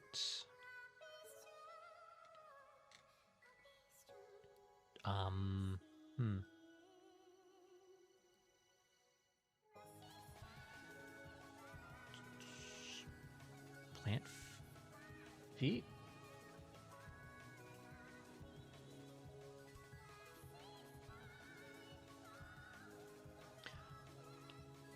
I mean, let's be honest, you don't really have to do much to piss off Horus folks. They kind of just do their own thing. They're like the 4chan of mech manufacturers. Okay, is that... Are we good? We good? Does it... No. Okay, what if I look this way? Reset it there. Did that do it?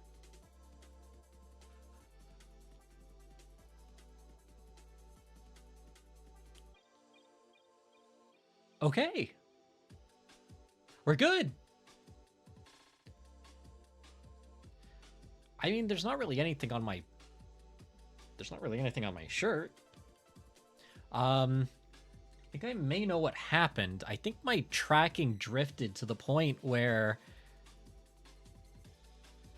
because I notice it always like freaks out when I'm a bit too far to one side or the other. So I think my tracking just drifted to the point where it was by default way over here. So whenever I just barely turned my head like this way, it, for whatever reason, wanted my body to like wrap around to the opposite end, and it just caused that weird spin effect. Ooh. Okay. Wow. Okay. Fixed. Last time I saw scuff like that, I was watching a Monarch stream.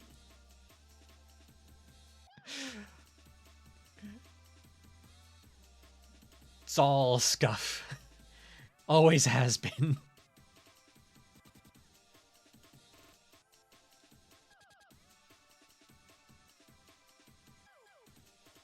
It's funny to have like that kind of scuff while Breakcore is playing. Okay.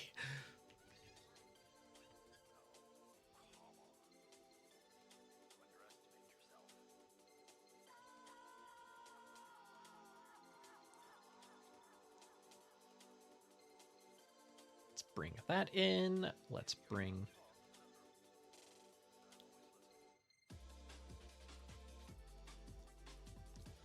Okay, well, we got that sorted. We solved that.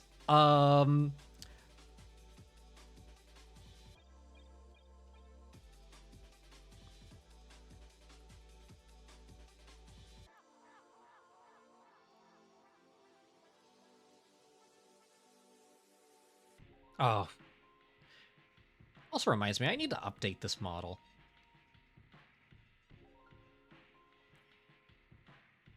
Like, I have something in the works, I just haven't been working on it as of late. I've kind of just been prioritizing literally everything else.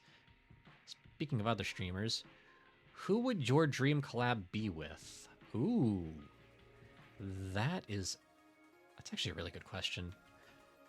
I'm gonna be honest.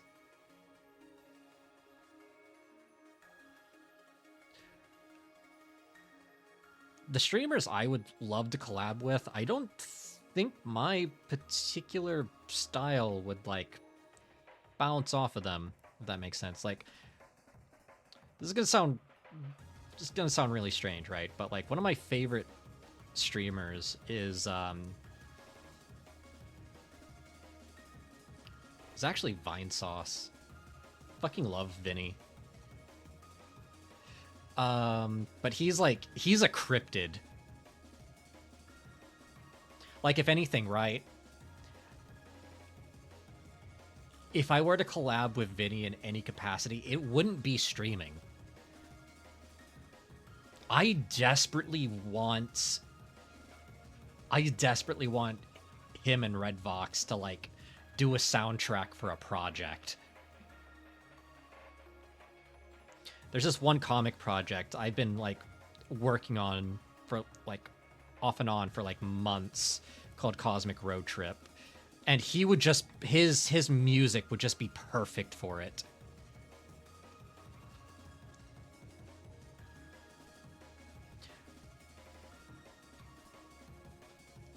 I mean, you joke, but like Layla and I have actually like considered doing a collab at some point. In fact, we actually have one planned. We're just waiting for the right time for it. Collabs are kind of difficult when surprisingly you're in like the same room. There's like a lot of overlapping audio and such. We do still have like that Gunpla collab that we need to do.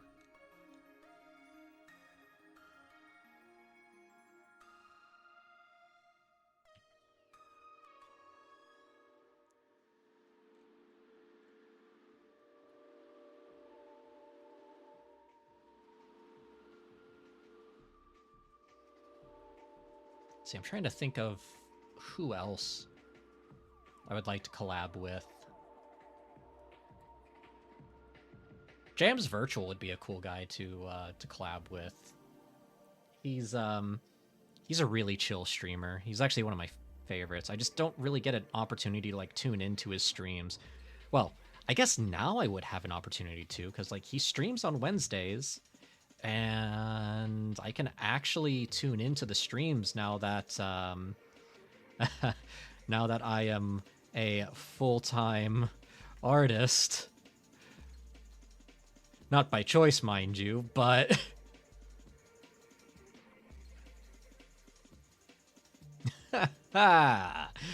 unemployed.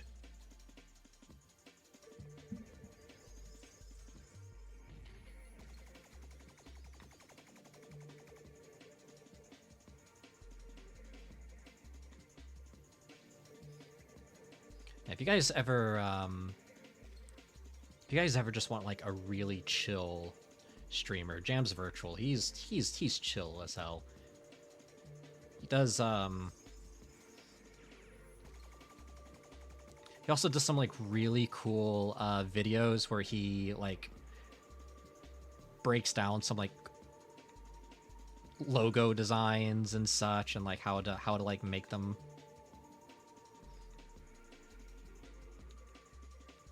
I think his primary job is he works at a merch company, like a really indie merch company, as like I guess their mascot and also designer. Yeah, nothing wrong with unemployment. Staying unemployed often is, though.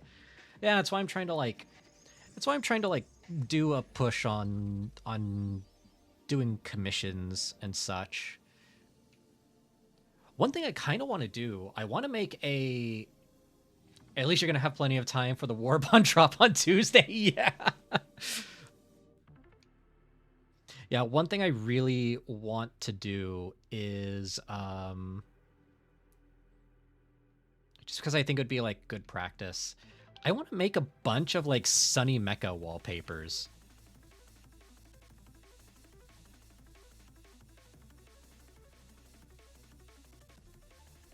Just like make like a wallpaper kit. Maybe an Opera GX mod. I just don't know what I do for the sound effects.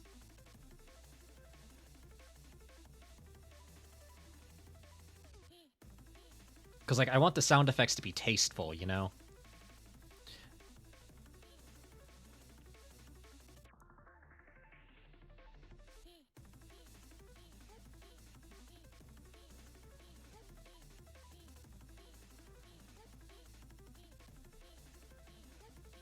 And if I were to do an Opera GX mod, I would probably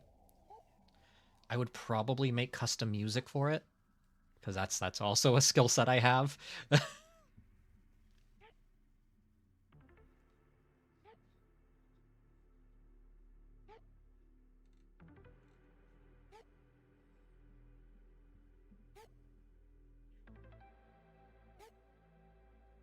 Oh, we got ads.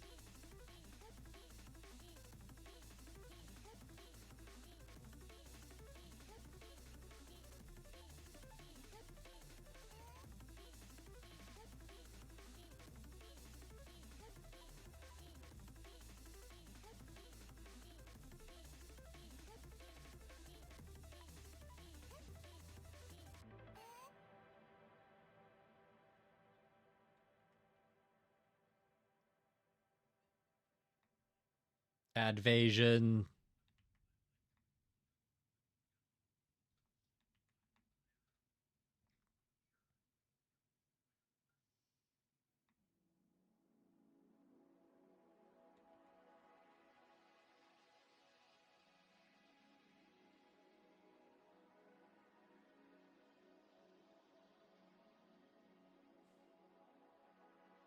What can't Sunny do?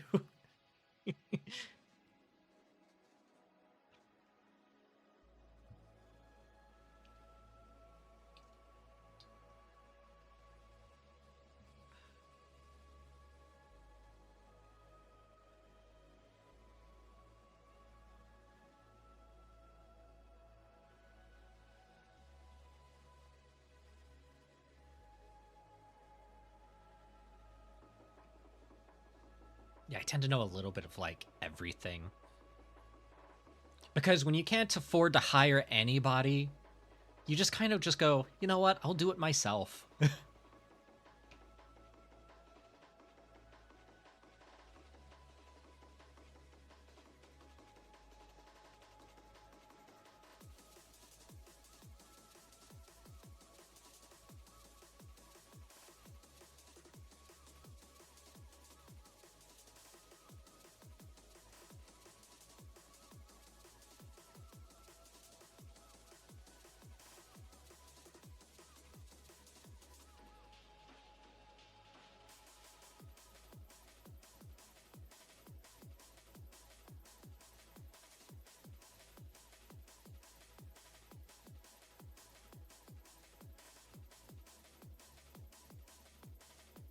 we go.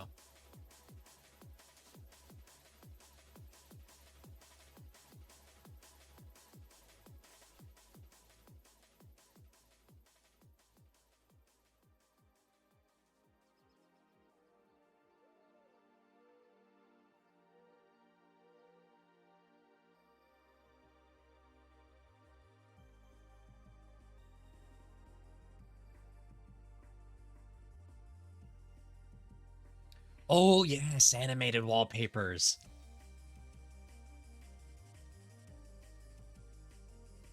Oh, I had this like what I really want to do, right? I want to like completely revamp all of my branding. So like I kind of want to like capture the feel of like a lost mecha game from the PS1 era, you know? You know, some liquid drum and bass. Like I want my stream starting screen to be like a loading screen. Like I want to find like audio of like a PlayStation 1 just like really like you know that sound PlayStation 1s used to make where it just got like really loud and you can like hear the disc like clicking as it's like spinning and being read.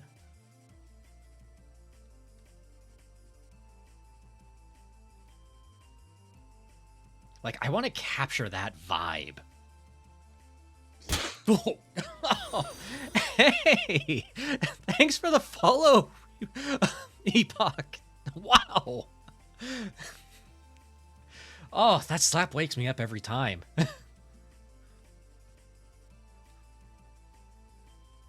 Every time. Ooh. Oh, that's another thing I want to overhaul. I want to overhaul the notifications. Because, like, that slap wakes me up. But I can add some other sound effects.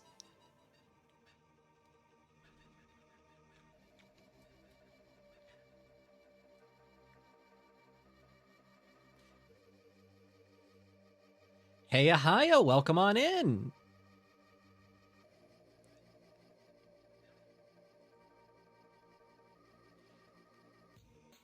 Yeah, so right now we are working on... It's quite loud. Love your vibe. Oh, thank you. Yeah, no, I'm all about like chill art vibes and like the whole Y2K Fruitigo Arrow aesthetic. Like I also love the 90s anime look. with like the harsh cell shading and all of that. So yeah, since you just came in, I am working on a big bug mech here as a commission. And I'm working with some absurd resolutions here. This is A4 size at 1200 DPI. So it's 900. It's like 9,921 by 14,031 pixels. Yeah, thank you. And earlier we went on a bit of a tangent where we designed this silly little like mailman. Oh, whoa. That brake just like hit me hard. Okay, whoa. But yeah, we did this silly little like mecha mailman here, complete with like dumb like weapon ideas. So this I might actually turn into a 3D model later. Same with the pilot.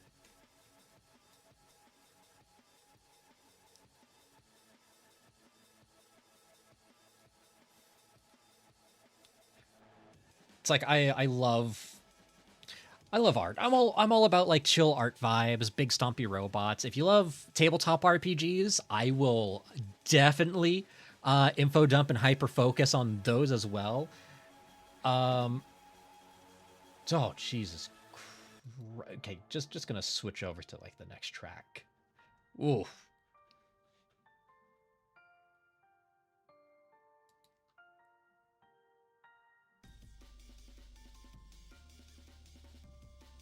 Yeah.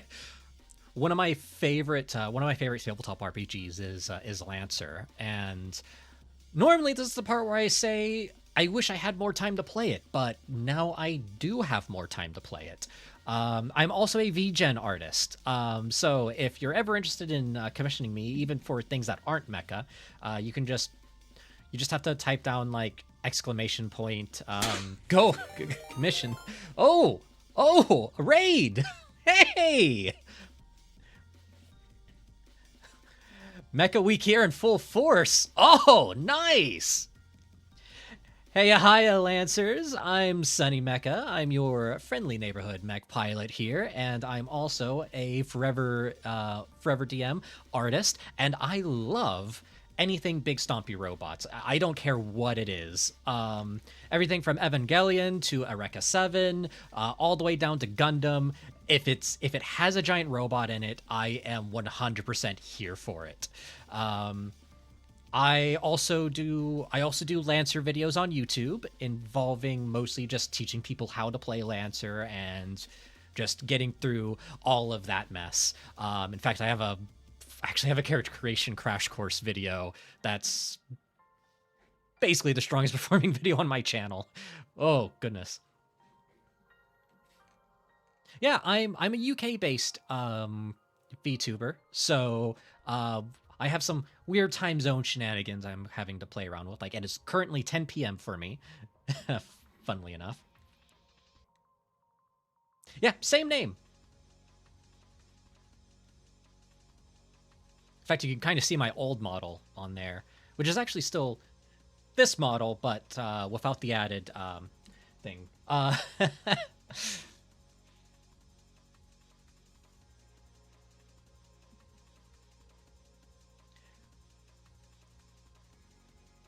Oh, and what were you streaming earlier?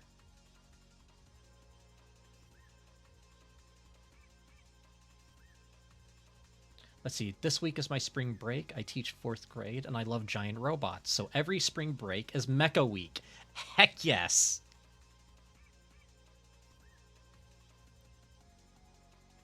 Let's see. This year, my Mecha Week theme is co-pilot. Oh. Oh, well, since you're all here, Raiders, I need to show you some of my previous mech art here. Let's see if I can find it real quick. Just because I love showing off my previous work. So this was a commission I did previously.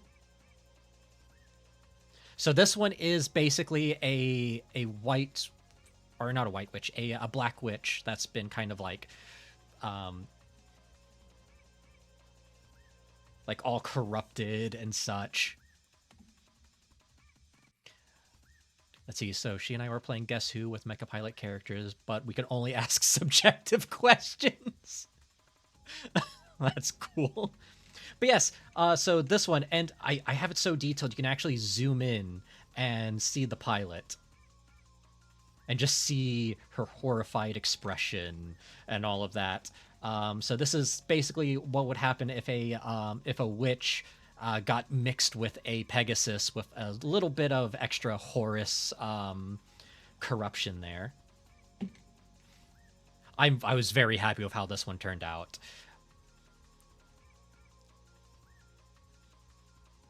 Behold, sunny art. Yes, I'm a VGen artist. Again, same name on VGen.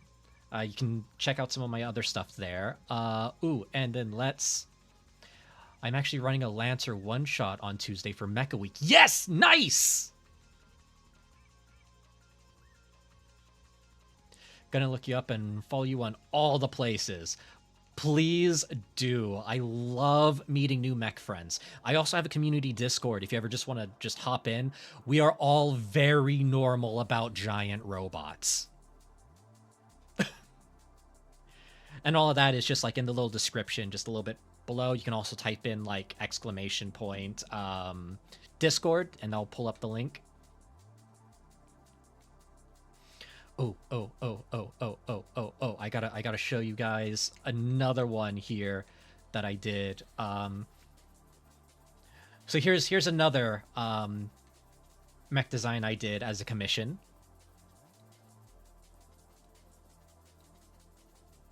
So this one is like so this one, the prompt I was given was a viceroy with Baylor corruption.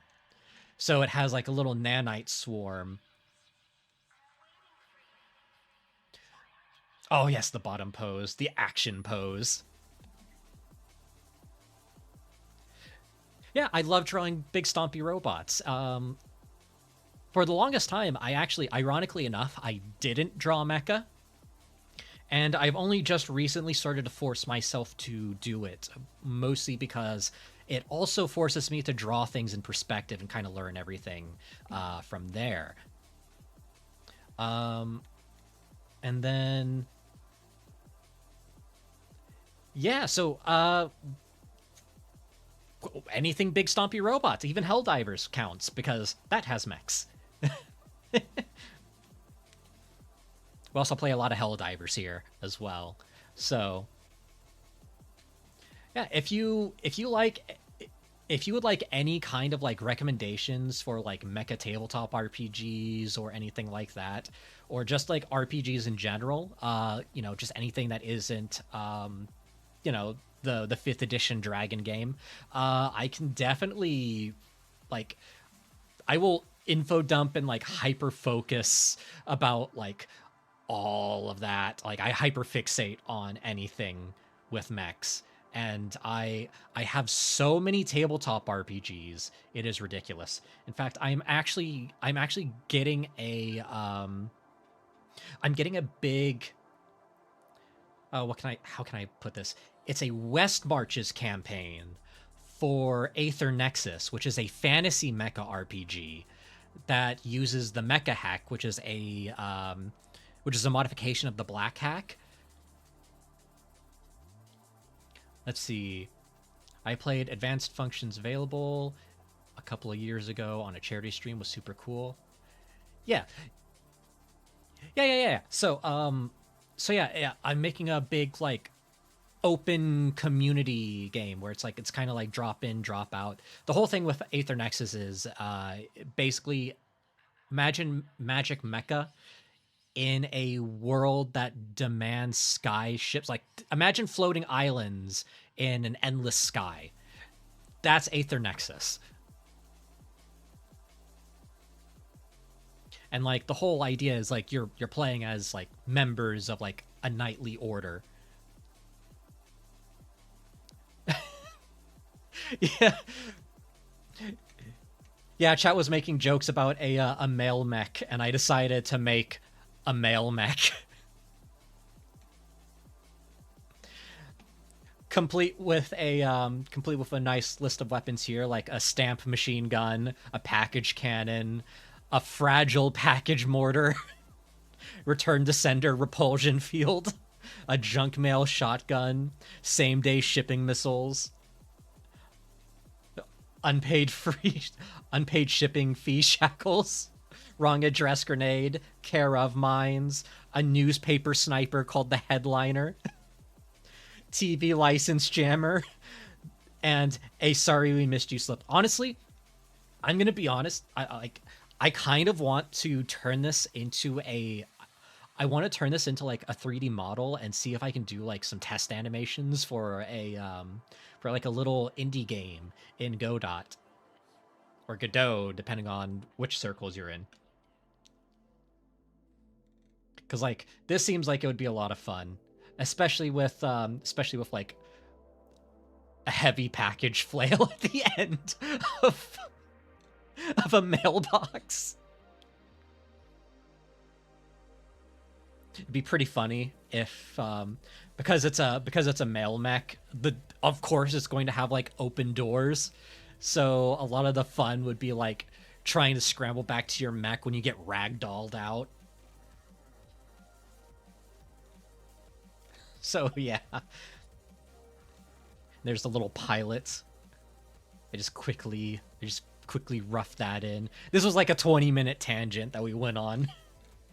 And that was just on this stream. I get affected by the ADH demons pretty hard, so I will easily get distracted.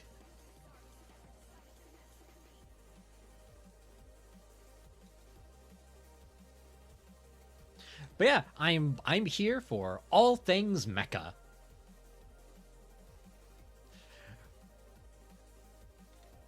I mean, okay, yeah, so it was more like 40 minutes, but still. It was funny.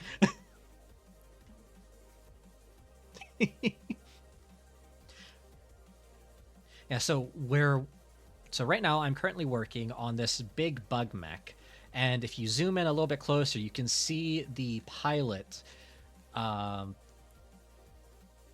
just kind of roughed in there. I can't get real fine details because I decided to go for like a low angle here, just to sell the scale of this lumbering bug mech. And over here you can kind of see the mood board we have here. So for the pilot, we have Eagle 1 as the basis of the design, with some Kerrigan corruption that we're kind of trying to convey here.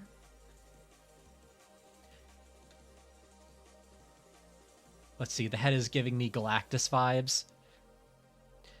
I mean, yeah, Galactus kind of has like that whole... Galactus kind of has that whole deal where it's like, it's like that.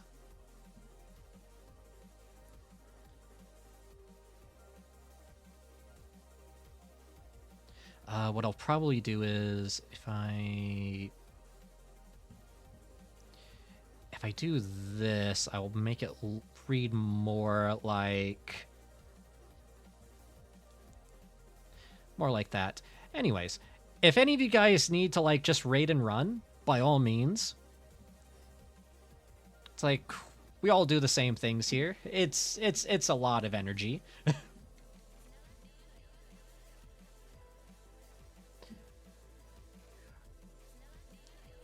Always got to prioritize your own health.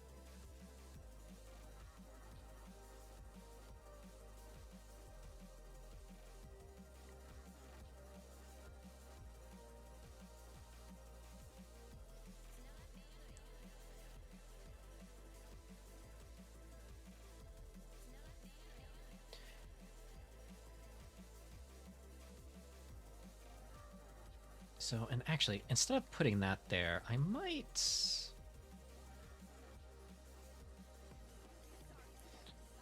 curve this other wing here, just to kind of show. I'll just quickly block that in, just to separate it out from the rest of the form.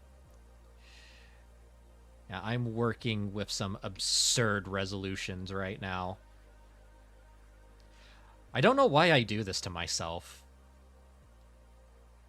but here I am. But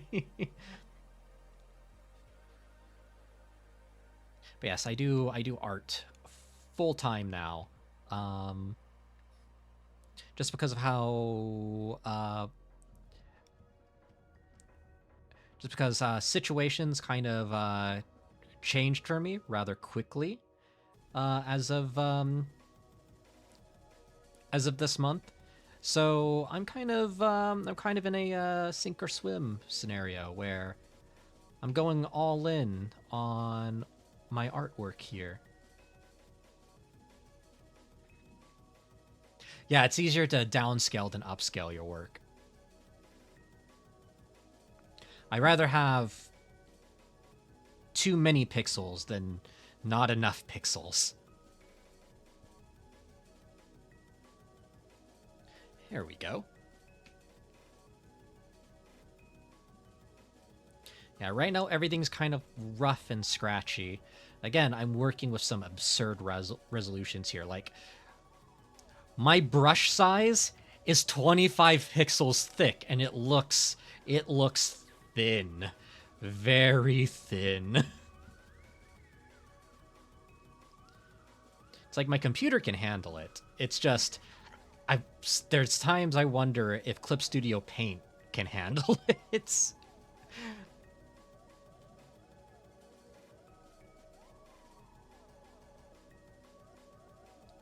There we go.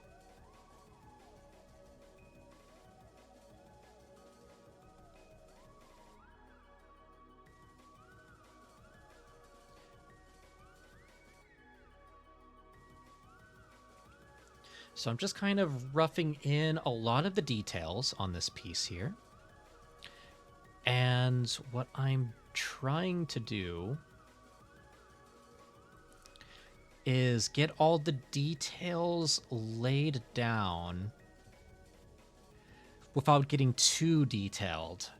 One thing I always find that kind of takes away my momentum is if I get stuck in a pattern where it feels like I'm redrawing the same thing rather than adding to the details. So, like, I tend to save all of the detail work for when I do inks. So I get the broad strokes in the sketching phase, and then I get all the finer details in the inking phase. So it always feels like I'm making forward momentum rather than plateauing my momentum. It's one of the many tricks I hack my brain into letting the ADH demons allow me to work for as long as I do on an art piece. We've been at this for about 4.5 hours now, pushing 5 hours. And we've just been kind of like chipping away at it, carving at this piece. That's another thing I like to sort of think of this as. I like to think of it as like carving away the paper until I get the finished piece.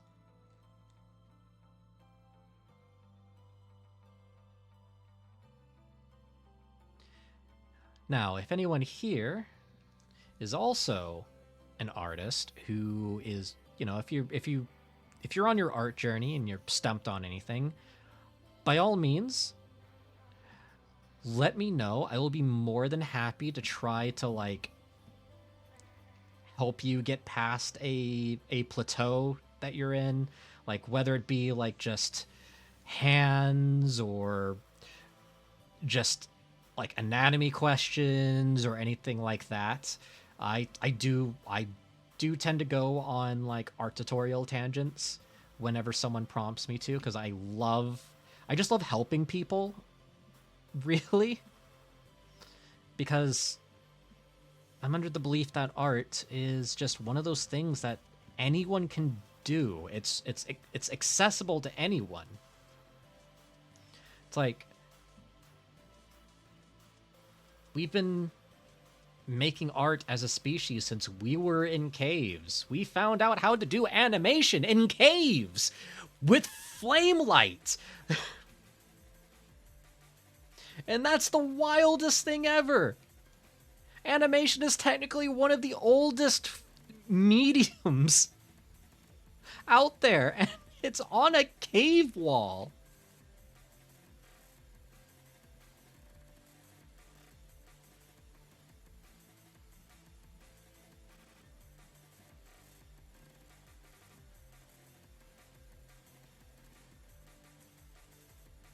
So yeah, I'm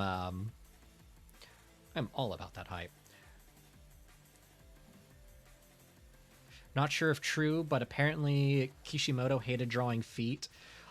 I mean, I don't blame him. I also hate drawing feet. They're like the hands of the legs. I have better luck drawing hands than I do feet. Like, every now and then, like, yeah, there'll be an angle that will just give me some trouble, but I've legitimately reached the point of my art journey where it's like hands don't bother me much anymore. Or at least as much as they used to.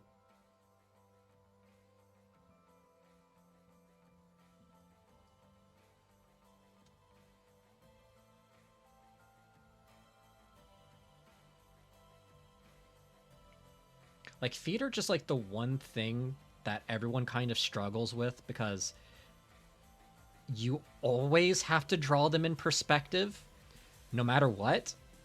Like, no matter what the pose is, they're always in perspective. Unless you're drawing like a profile view. And even then, sometimes those profile views force the feet into perspective. So it's like the one part that everyone has to struggle with.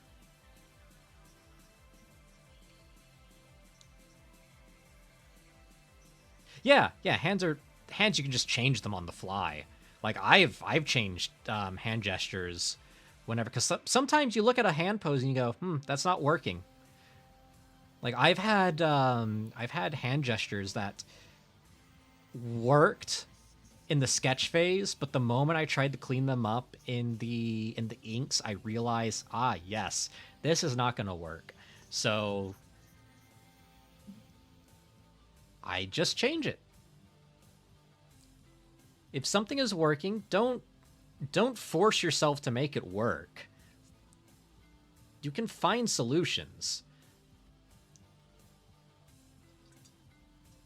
And sometimes a quick pose change is all you need. And sometimes the piece ends up being better for it.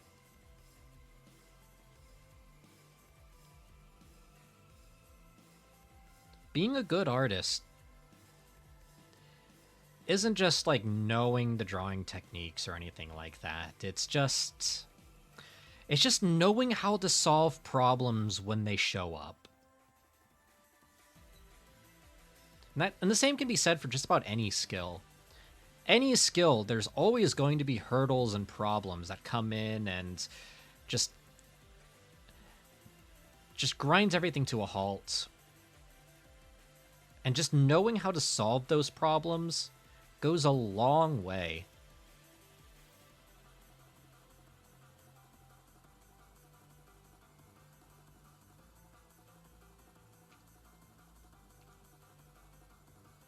Like, a lot of the skill is just like figuring out how to solve a problem quickly.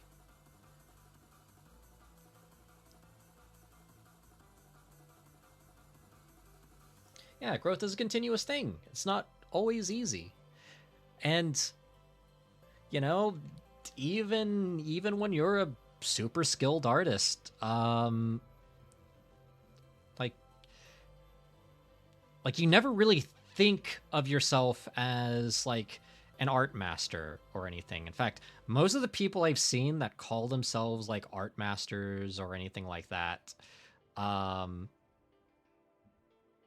who aren't like industry professionals and such, they tend to hit a plateau.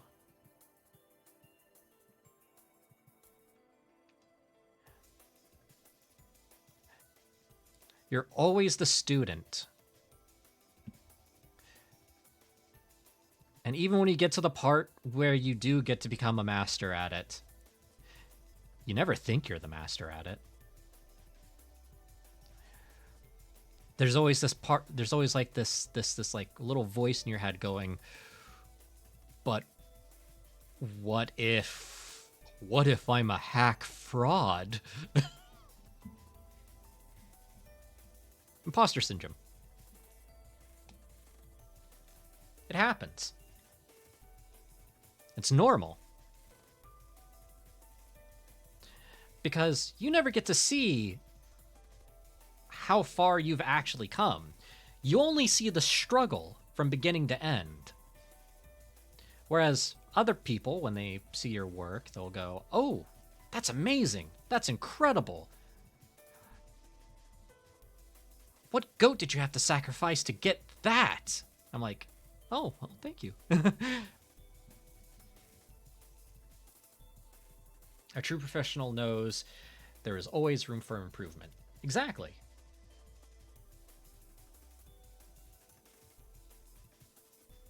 Like, I'm a professional in the sense that I have been paid for my work.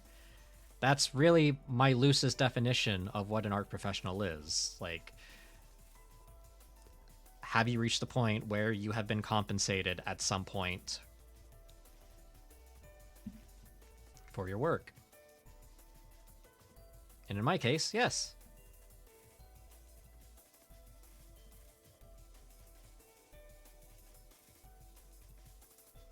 Now, would I like to have more artwork? Well, naturally. Especially since it's my primary form of income now. But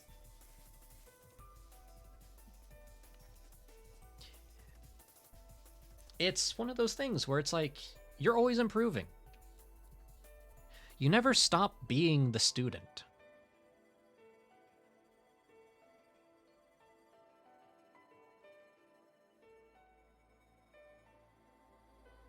Did I do this on the wrong layer? How? Wait. What? Oh. Oh. Oh. I forgot this was the background layer. Whoops. Let's just quickly fix that. Ha ha ha.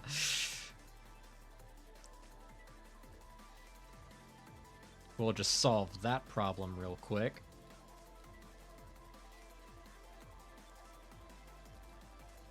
There we go. Problem solved. Problem solved.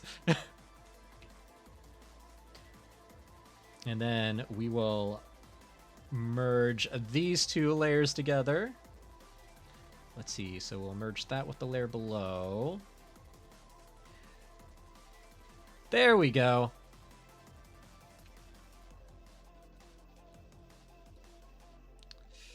Oh, there's that little...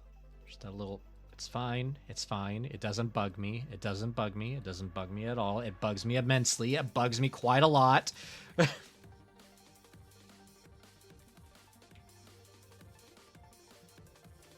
All right. So we'll copy that. We'll paste that. We will remove that. And then we'll merge that with the layer below. There we go. There we go. Problem solved.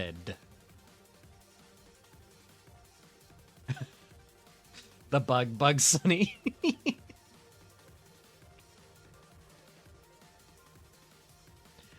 Ah, there we go.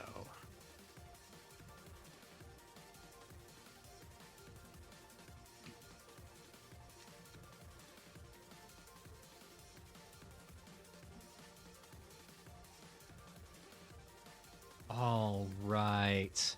Now let's get this a little bit more solidified on this front here.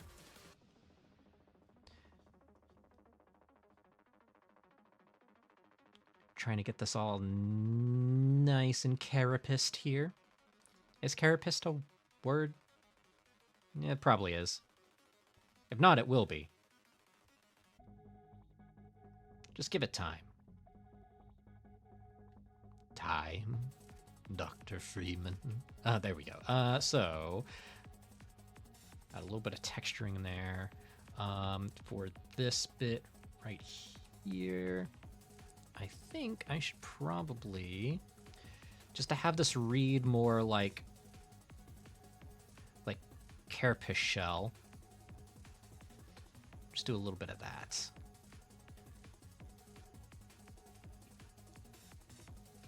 Then let's do the same on the legs. I'm not going to get super detailed with like the little texturing bits. I just want to get down the rough idea. So when I come in later with the inks, I can remember the decision that I made for how to texture these pieces.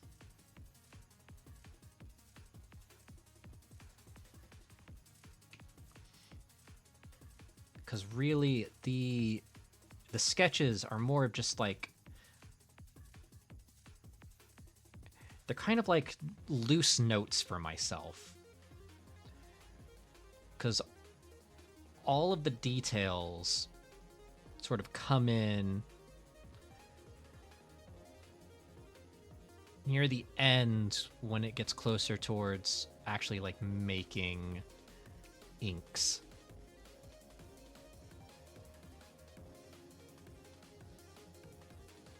Here we go.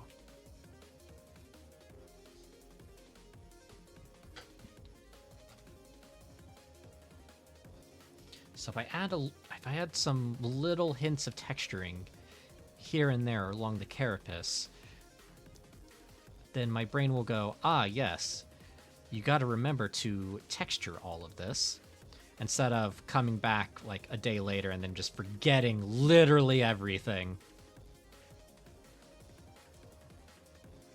Sketches are notes to yourself. They're trying to figure out and problem solve and get things a little bit more solidified, and then the inks, that's when things become nice and solid.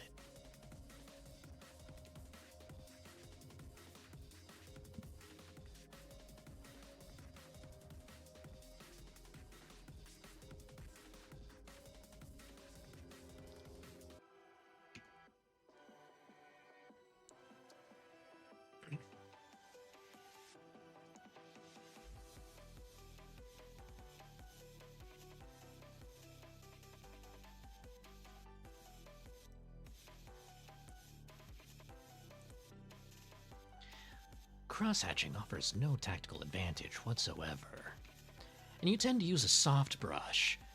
That's more of a painting technique. Still, that's some pretty fancy drawing. You're pretty good.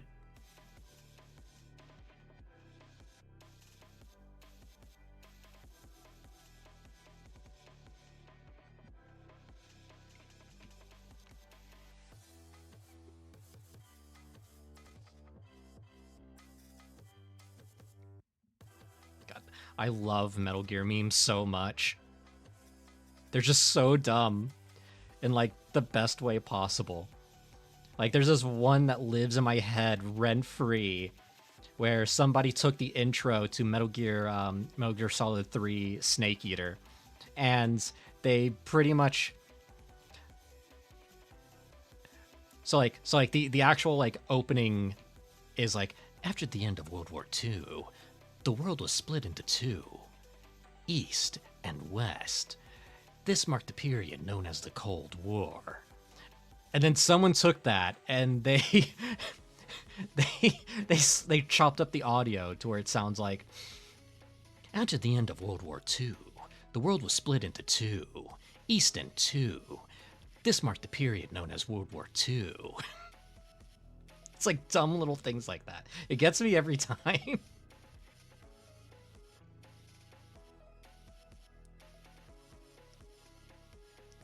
Oh, back when I used to play like VR chat on the regular, like back when that was like at the height of its popularity, there was this like one group of players that were all like Metal Gear Solid players, and we would just all like be, we would just be in we'd just be like in Snake models the entire time, and we'd just be like sitting around just like quoting Snake to each other. We'd get in this like this feedback loop where it's like, hey, check out this drink, it's pretty good. Oh yeah, that's pretty good. Hey, I like your Snake voice, it's pretty good. Yeah, I like your Snake voice too, it's pretty good. Then one guy will go, hang on, I gotta be right back. And then when he comes back, he'll like walk up and go, kept you waiting, huh?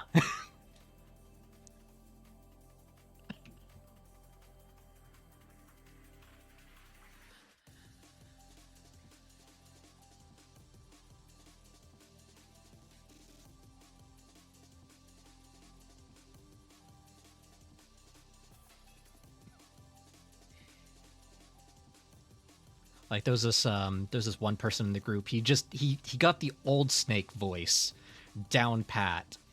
So whenever there would be like a plate of eggs or something as like a prop in a world, he'll just walk him goes, and he'll just go, I don't remember the sun being so flat. It's like, I don't know how he did it without destroying his voice.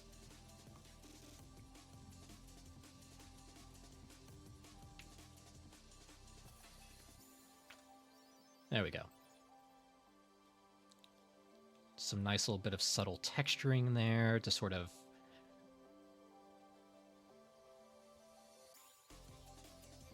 help remind me that all of this is supposed to be all carapist and such. Sonny should do Snake meme dubs. I probably could, actually.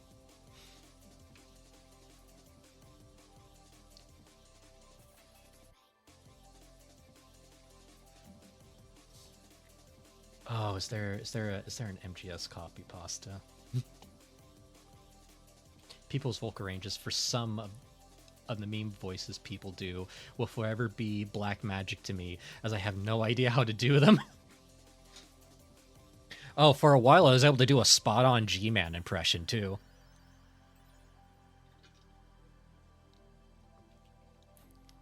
Rise and shine, Mr. Freeman. Rise and shine.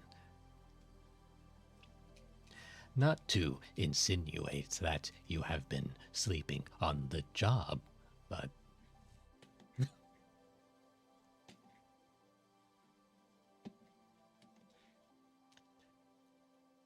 In another timeline, I probably would have been an accomplished voice actor.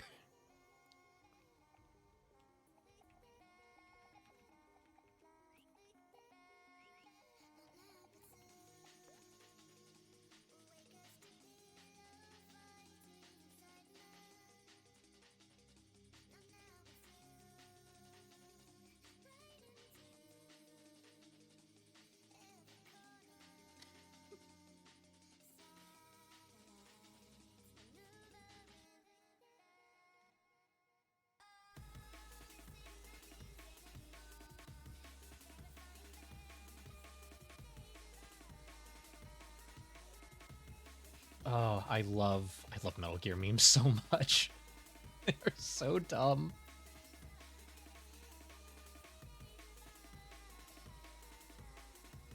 Oh, there's that one. There was that one. There's that one where it's Metal Gear Rising Revengeance, but like it's Raiden explaining why he doesn't like drinking like sugary sodas and such, and it's just like Jetstream Sam just come in going, "You deny your pancreas its purpose."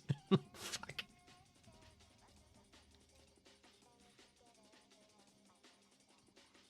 One thing I really love about the Metal Gear franchise, it's very much like a tactical espionage, like spy thriller that's trying desperately not to turn into a mecha anime. It's like the whole premise is you're trying to prevent the world from turning into a mecha anime.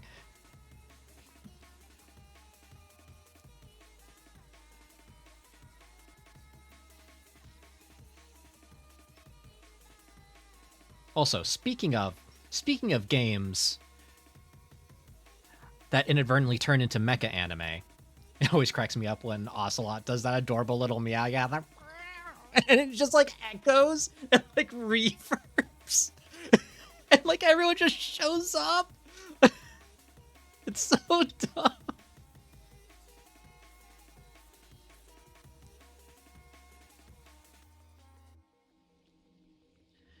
Engravings offer no tactical advantage whatsoever.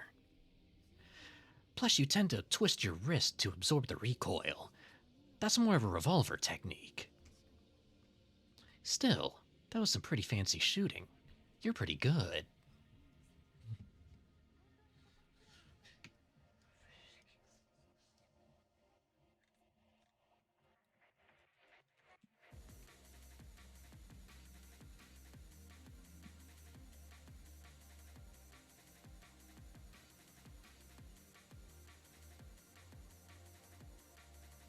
I should try. I should get the remaster collection on Steam just so I can like play the Metal Gear games on stream.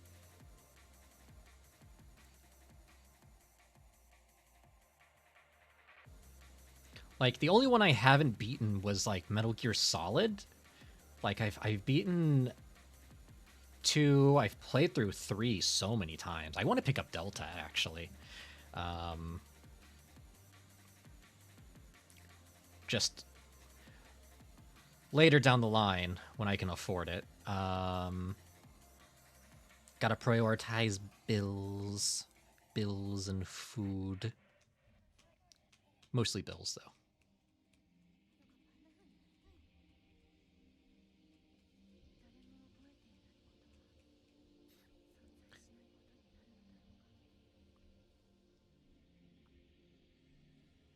Snake has been added to Rainbow Six. Wait, what?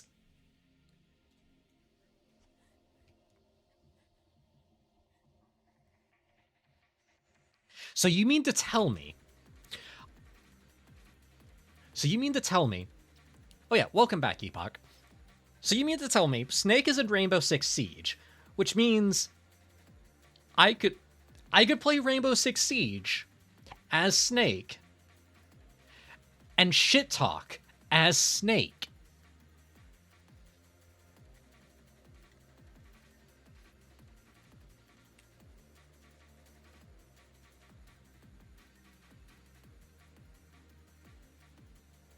I can turn to my teammate who just like clutches like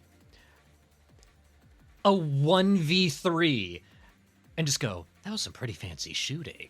You're pretty good."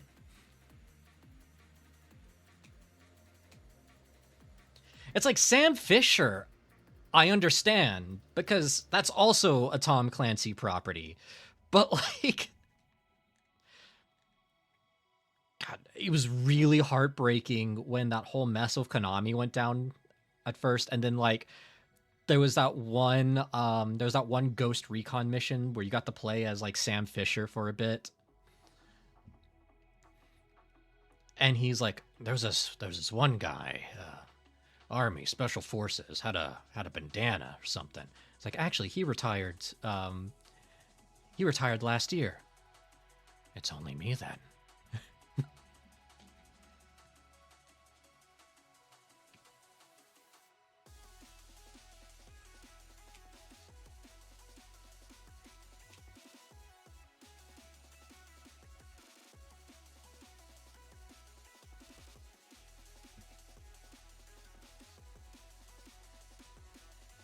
Just adding some shell texturing there.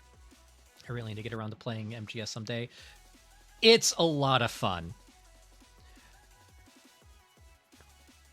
It's... I have a friend who he is insanely cracked at it. Like, he will... Like, just one day, he just decided to play every game on like European extreme difficulty. I'm like, fuck. And he went through them as well. Like almost every single one of them. The only one he struggled with was MGS3 because that one was just like insane.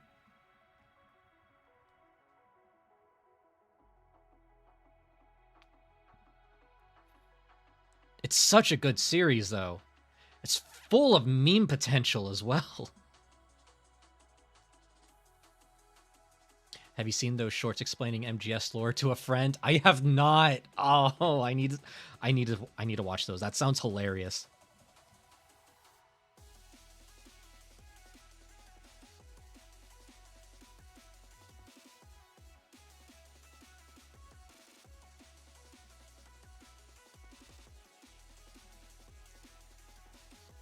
Let's see. I also have a friend who is really into them. Maybe I'll try to commit to one this year. Yeah, by all means. Metal Gear Solid 3 is actually a really solid entry to start with. Especially with, like, Metal Gear Solid 5, The Phantom Pain, and, like, Ground Zeroes being, like, direct continuations of that. It's like, it's the one game franchise that will let you play... They'll just, like, dedicate entire games to play as the main villain and make you understand where he came from.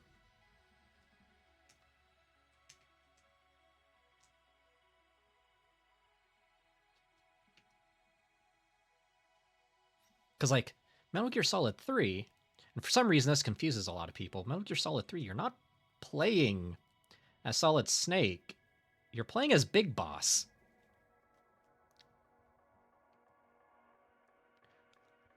He was like one of the main villains of like the entire franchise.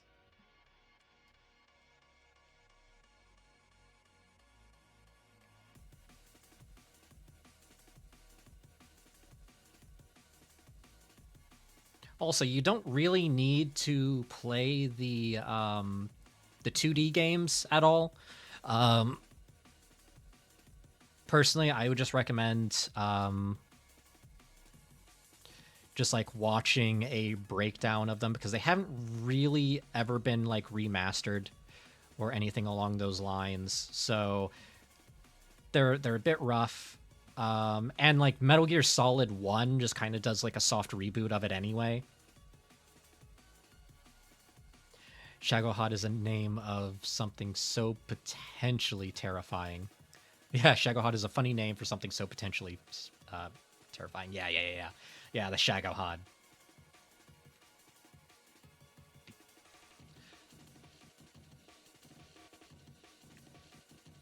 Metal Gear Solid 3 is also such a very strong entry because it was supposed to be...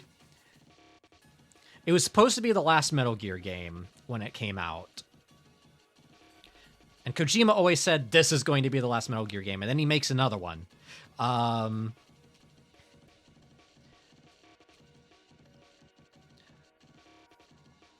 But he basically had that one set up as it's like playing a James Bond movie, essentially. Like all the way down to like the Bond intro.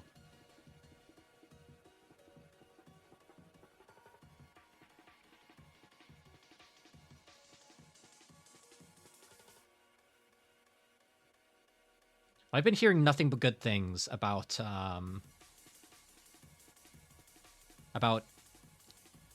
MGS Delta, which is the remaster of Metal Gear Solid 3. So if you want like a good like entry level and have a gaming rig that can actually like run them, Delta followed by Ground Zeroes, followed by the Phantom Pain. And I'll give you the entire like Big Boss saga, or at least the main elements. There's a couple of games in Big Boss's story that isn't really touched on in any of the remasters, unfortunately, because they were PSP exclusives. So you had Portable Ops and Peace Walker, both really good games. If you go back and try to like emulate them and play them, you will just realize that you are just playing a weird prototype of Metal Gear Solid 5: The Phantom Pain, just in portable form. It was kind of weird watching my friend play them and just going, this gameplay is identical. It is wild how identical it was. All the way down to like the UI and everything.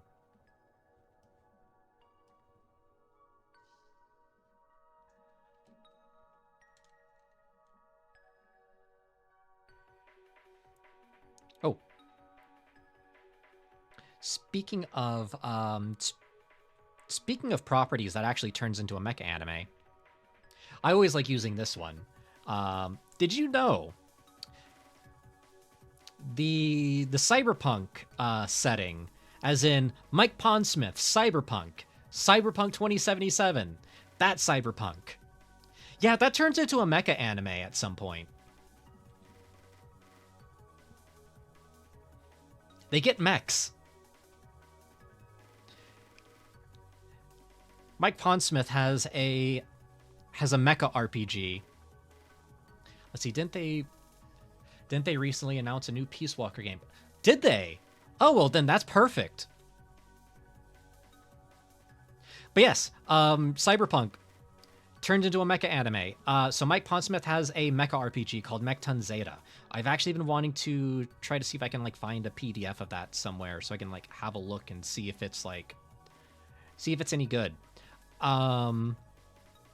It uses the same system as Cyberpunk, but in one of the setting books, it's an alternate setting that actually takes place 100 years after Cyberpunk 2020. It's like 100 or 150 years, and it's pretty much just Cyberpunk turned into Gundam.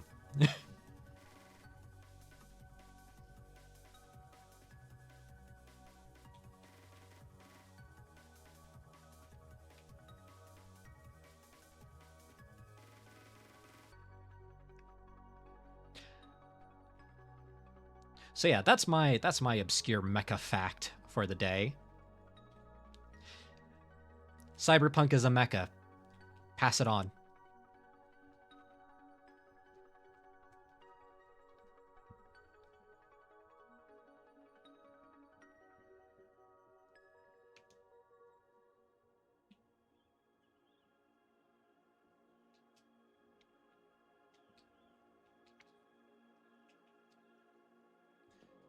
Robot Alchemic Drive. Hold on. Why does that sound familiar? I have so many games in my mecha wish list.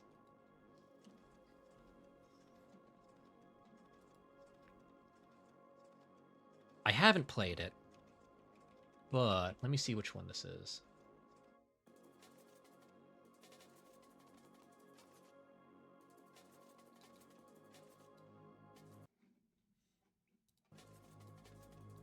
Let's see. Oh, we got ads.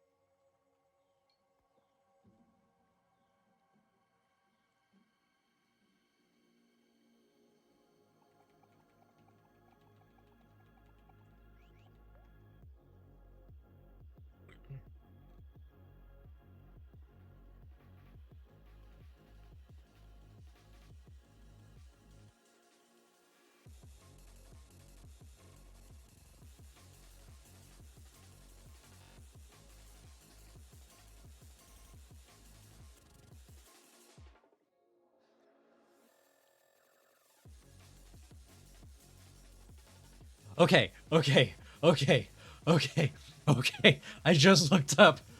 I just looked up Robot Alchemic Drive, and I immediately recognize that sprite. This game is infamous. Oh, I want to pick up a PS2 at some point. I want to pick up a PS2 just so I can like hook it up and like stream these mech games from a bygone era. I miss these. I want to replay Gun Griffin Blaze. I have no idea how much that's going to be, but I also want to play the Erecta 7 PS2 game.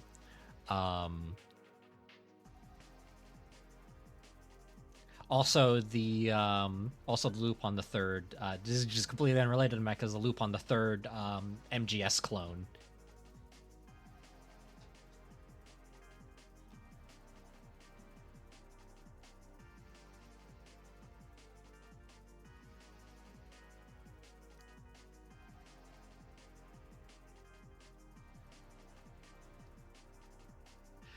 You currently hold the speedrun record? That's awesome!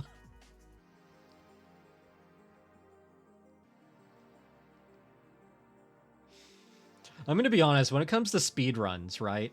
It feels like more of a flex to have speedruns of like obscure games that no one actually played. Like that's such a like more intense flex, in my opinion.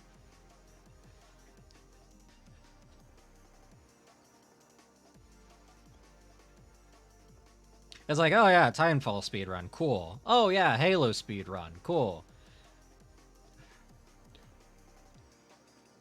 Robot Alchemic Drive speedrun?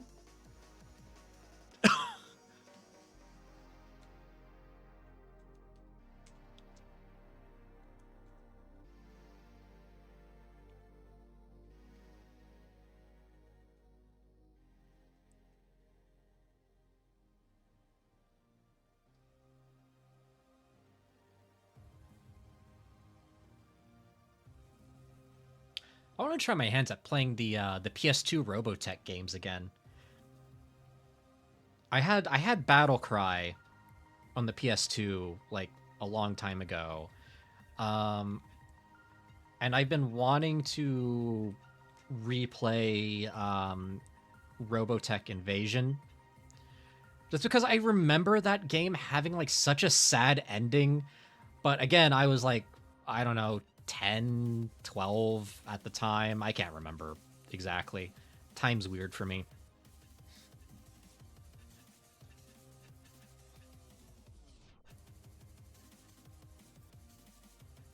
So, Robotech Battlecry is really interesting because you actually play as the mech, and it plays more like a Ace Combat kind of styled game where you're like, because your mech transforms into a jet, and you can transform between like mech mode, a hybrid mode, and the jet mode freely using the D-pad. And I remember it being a lot of fun. I was really bad at it, but that was because I was a stupid baby with stupid baby hands.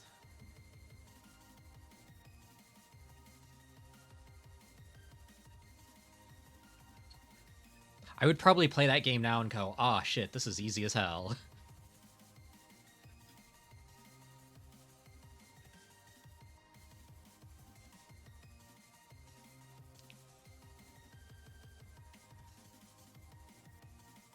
I actually need to get into like Robotech and Macross and all of that. There was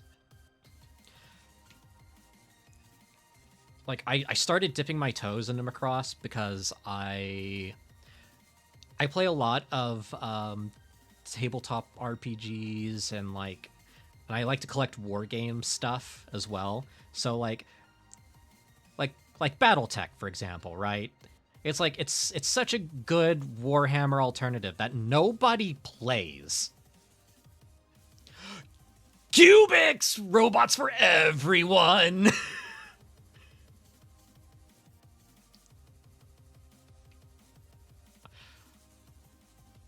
Oh, I haven't thought about cubics in years.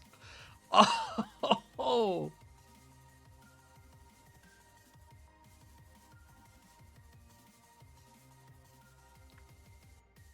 I used to have like the really cool like Cubics toy that had like the it had like a it had like a digital face and everything. I had like none of the other toys for it though, so it was practically worthless. But like, oh, it was so cool.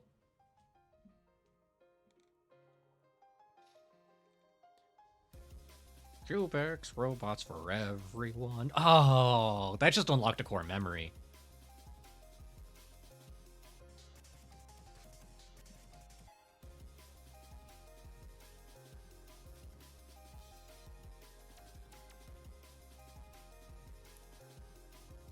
You know what's another like show from that era that like I'm pretty sure nobody actually likes, but I still kind of like adore it. And this is gonna sound like kind of sacrilege as a Gundam fan. Um there was this one where it was a bunch of chibis. It was a bunch of chibi Gundams. It was very obviously like a kid's show. Um and like the Zaku's were like comedic villains in that. I had the toys for that when I was a kid. I loved that show dearly.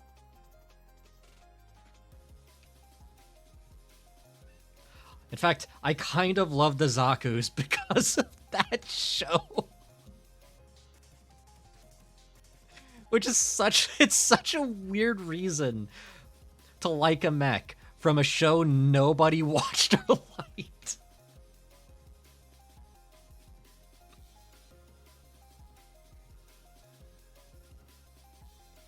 Oh, if there was a weird game on the GBA, though, it's going to be super easy to find and play completely legitimately.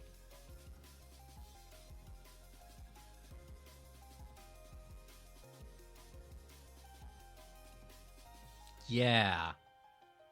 Let's go with that.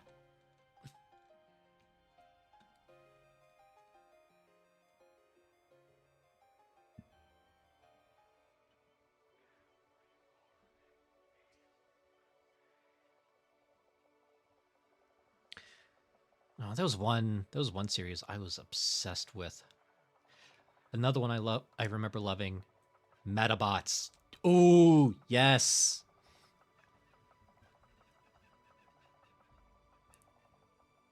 Listen, when I was a little kid, right? Those Metabot toys, they were worth their weight in gold.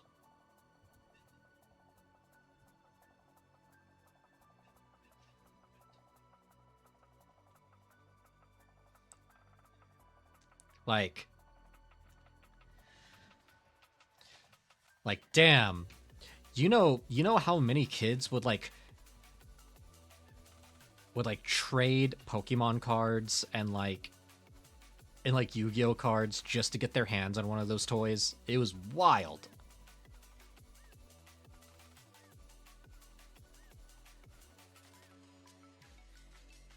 It was like this one kid in my class in elementary school where basically we would fill our pockets with like things we wanted to trade each other. And we would like trade them in the bathroom like we were like we were trading, like we were smuggling contraband.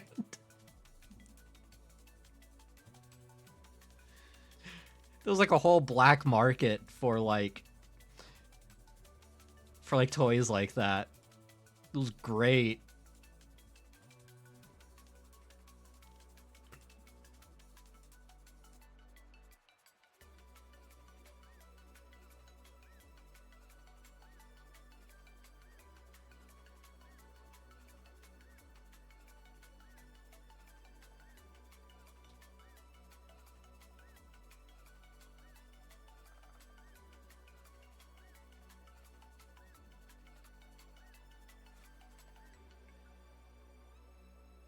Okay, let's blot that one out.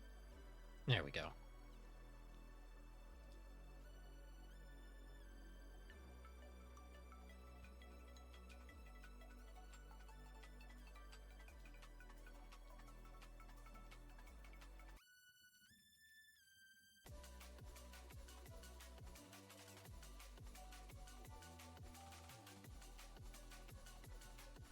There we go. Yes, fourth grade teacher can confirm. That still happens! Yes! Keeping the tradition alive! My district has a zero tolerance policy about Pokemon cards, so kids are constantly hiding them. But I certainly have more than zero tolerance.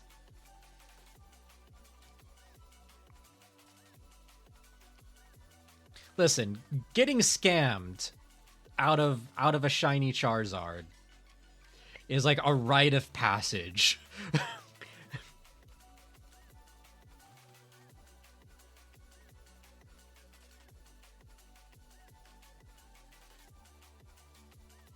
Oh yeah, the Mech and Korra. I forgot about that.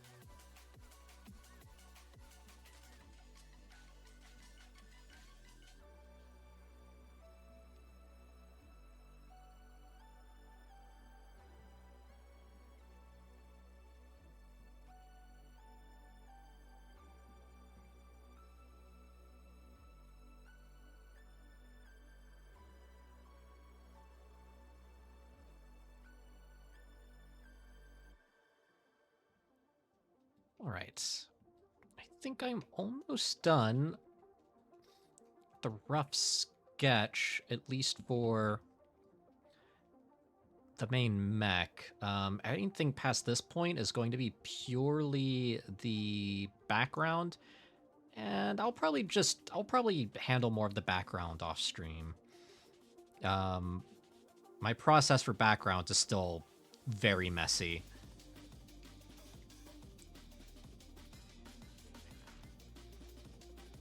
I'm a character artist, not an environmental artist, so it does.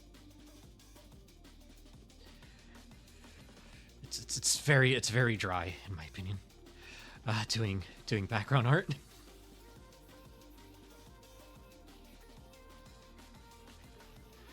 Yeah, I almost put my Kuvira's mech in my competition this year. Ain't that just the way?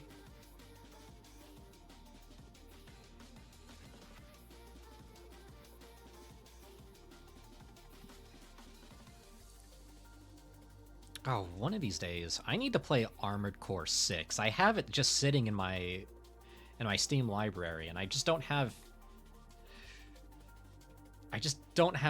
an opportunity to play it quite yet. I'm kind of in like survival mode at the moment. Basically, I'm trying to like focus on getting my art commissions off the ground again, so I can actually have the peace of mind to actually sit down and enjoy things.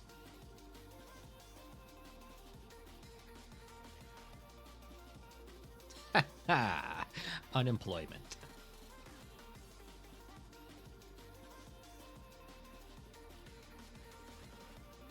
Yeah, the last Armored Core game I played was Armored Core 4 for the Xbox 360, so I'm actually really excited to get back into this.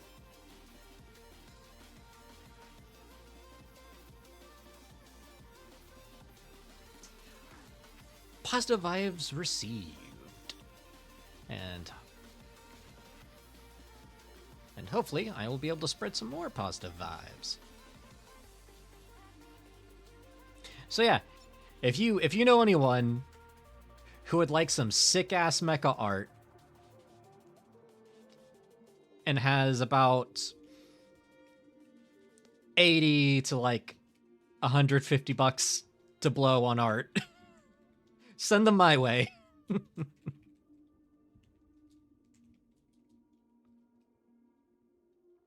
Now that the generative AI bubble is finally dying, I've decided to just not be dormant anymore. I basically had to go dormant for a while because, good God, things got really hostile as an artist.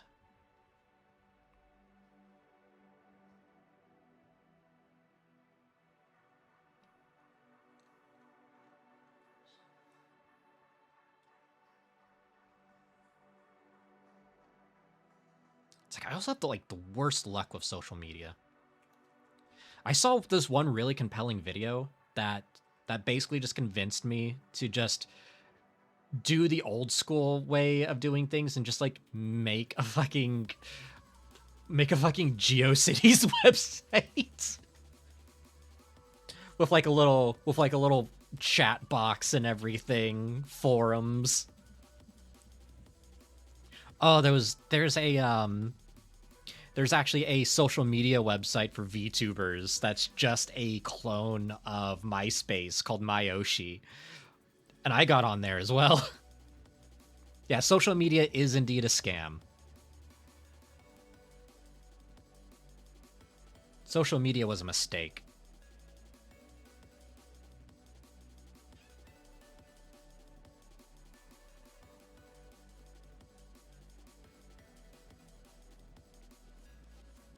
The internet used to be a wild and free place. I miss net neutrality.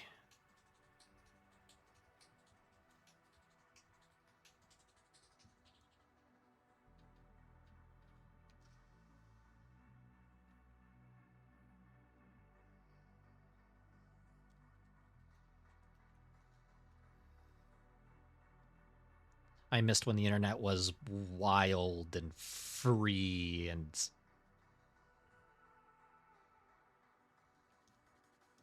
now it's like all sterile and being choked out. But now but I do like the fact that there's a revival for indie internet. I love that. Bring back the cringe GeoCity websites. Real OGs remember free domains. Or what was it? Free webs?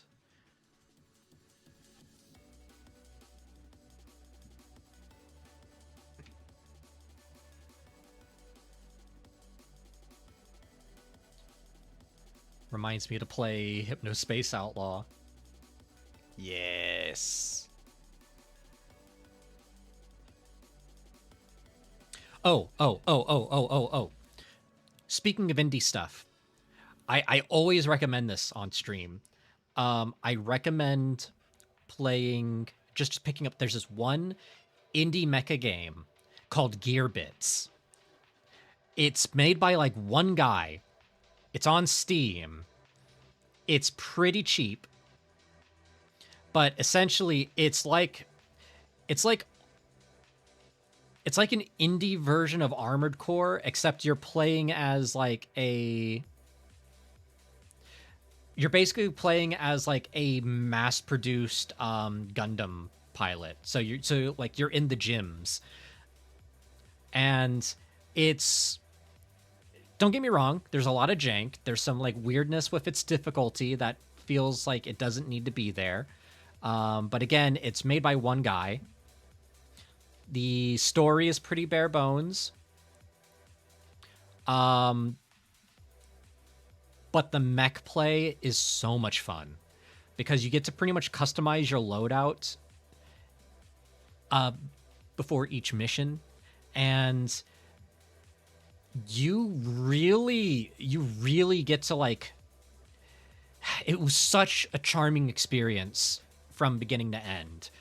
And it also has like a DLC campaign where you play as like raiders as well. So you know it's so good. I highly recommend it.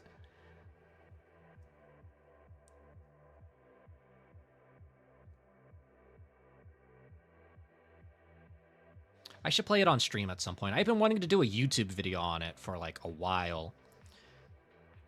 I have like the script written up, but like I'm not too happy with the script, so I might just say, I might just wing it and just go from there.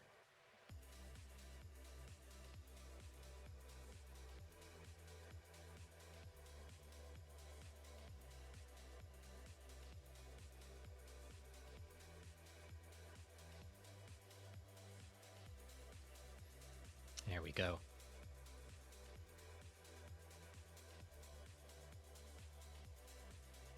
All right, and now we got to do some little detailings here on the bug grippers.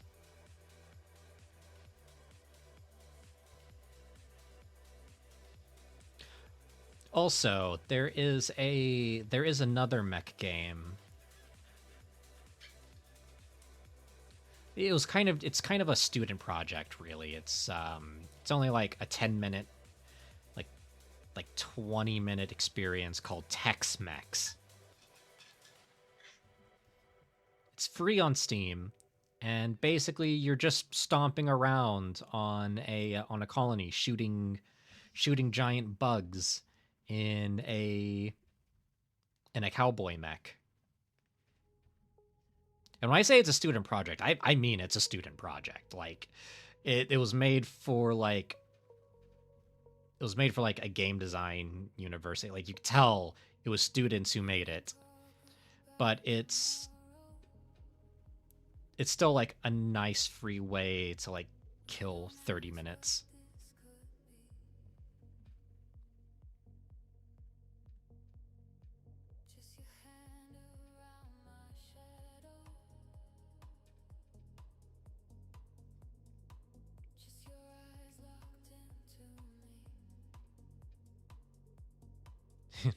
Also just realized the only difference between a mech and a robot is the pilot. Yes.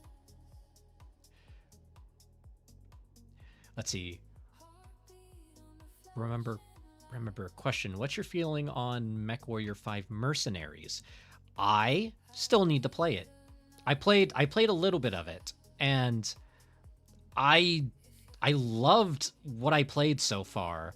I want to play that on stream. I want that to be my next game to play on stream.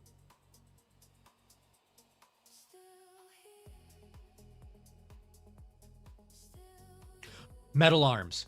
Metal Arms. Hold on. Yes, this Metal Arms! By Swinging Ape Studios!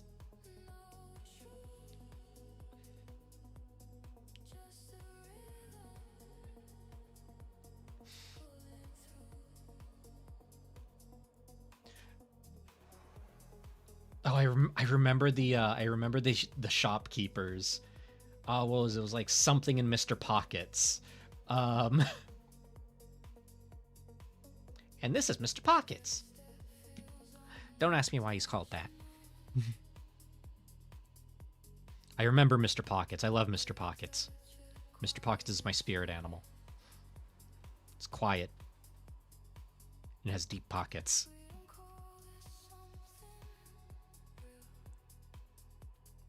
Also, the villain name. He has such a strong name. General Corrosive.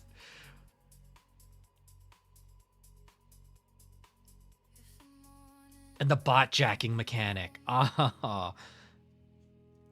I wish Swinging Ape had opportunities to do more games. It was a crime they didn't have a follow-up. Gesundheit.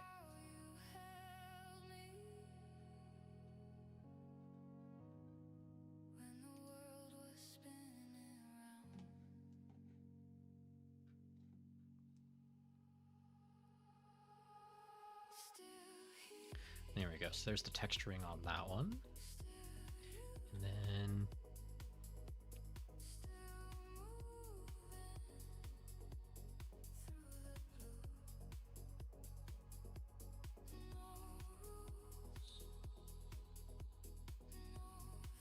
Metal Arms was so good.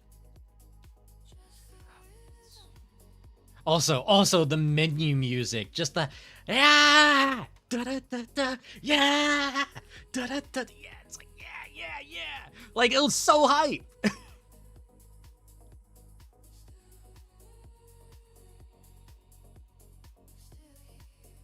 Oh, it was such a good game.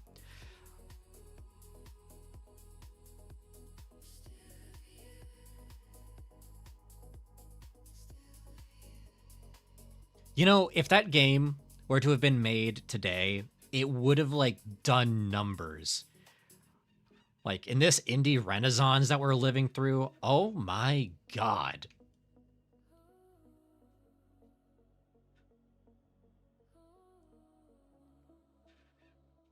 If Bubsy 3D can turn into a fucking franchise out of nowhere, that game would be so strong.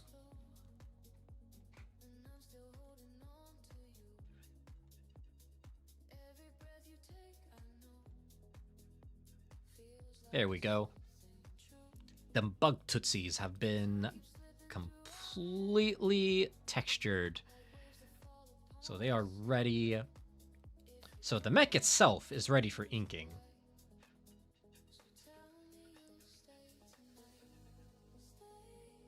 What is... Hold on. I'm not feeling this music.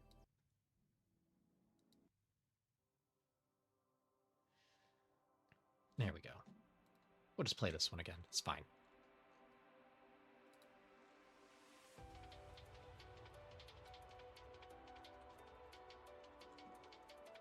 Okay. And then if we hide the refs...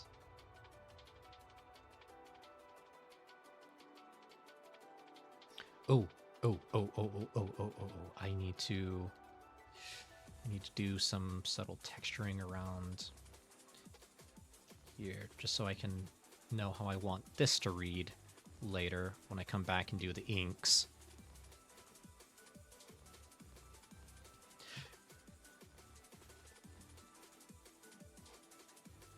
Amelie has done some Gundam covers. Ooh. Metal Arms is over 20 years.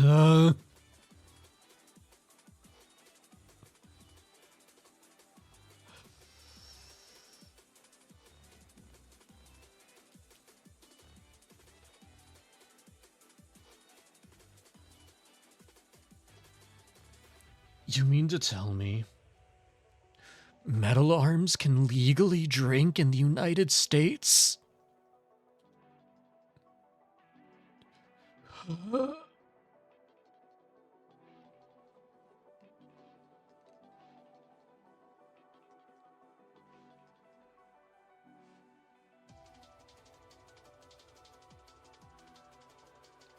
Okay.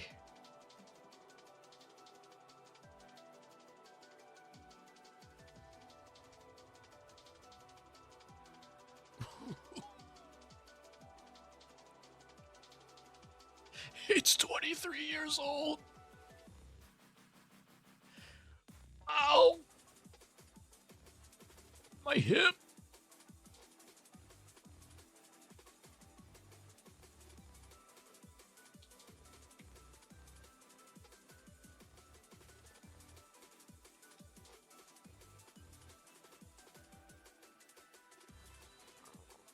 Oh, I don't like that. Don't like that one bit.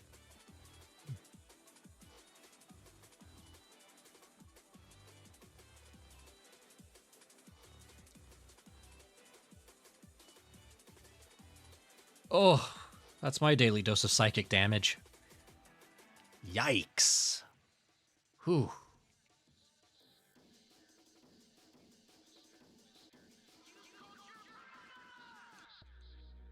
Who is Sarah May? Who is Sarah May? Who's Sarah May? Who is Sarah May? Who is Sarah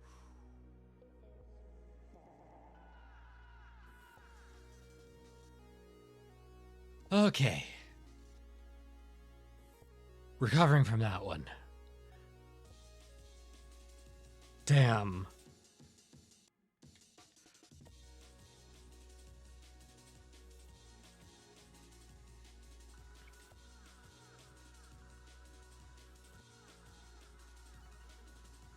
All right, I'm not gonna do the inks yet. I'm just going to try something.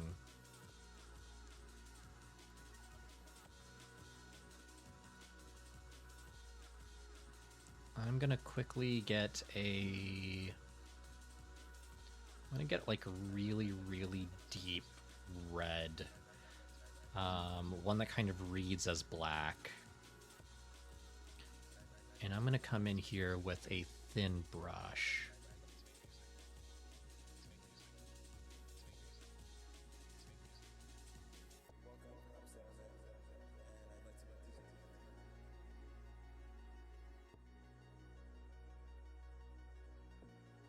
Oh yeah, I'm gonna have to get like really fine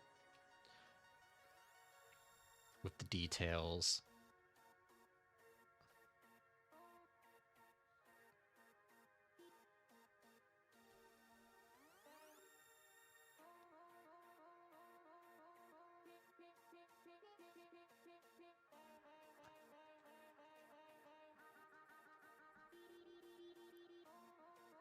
I just want to see if I can get like the face blocked in.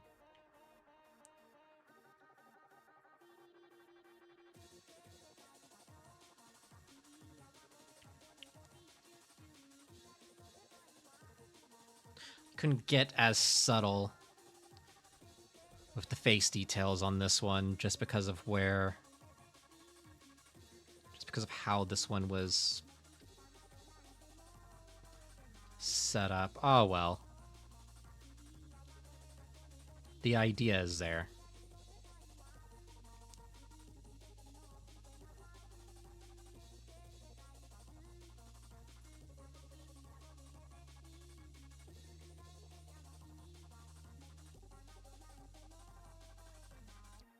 Let's see, not trying to run from my age or anything, but what's your mecha hot take? Ooh, my mecha hot take. As in just involving the concept of mechs or just like shows in general?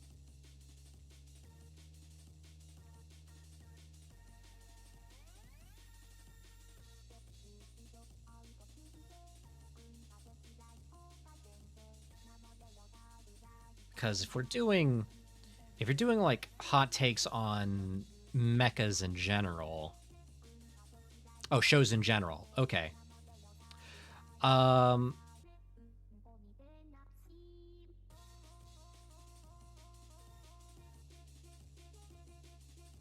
So my mecha hot take.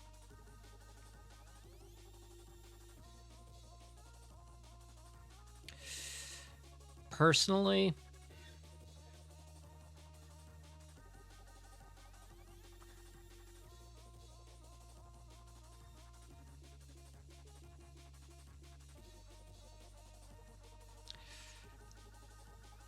I think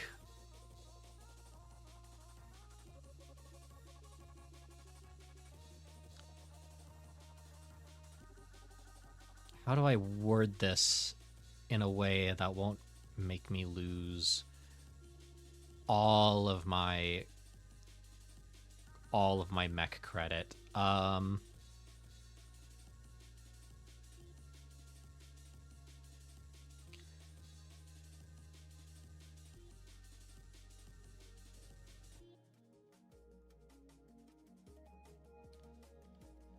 So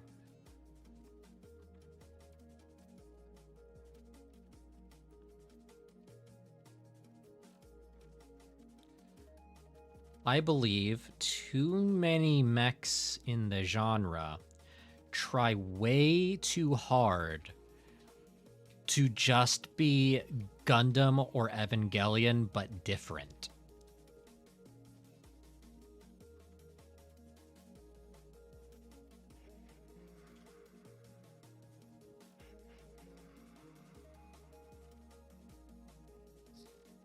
Like, way too many.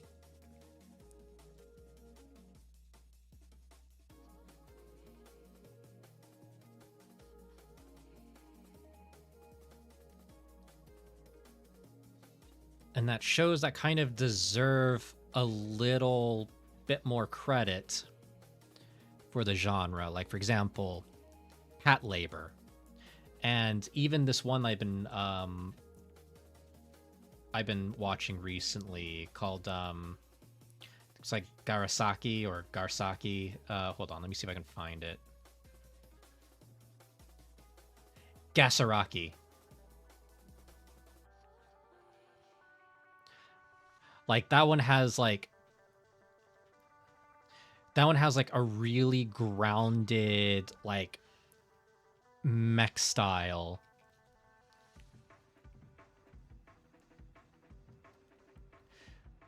But even then, it's still kind of like it still kind of suffers from like taking too many cues from Gundam. And not in the sense of like, yes, the hero character. No, I mean like in the sense that it tries to tell like a really gritty story.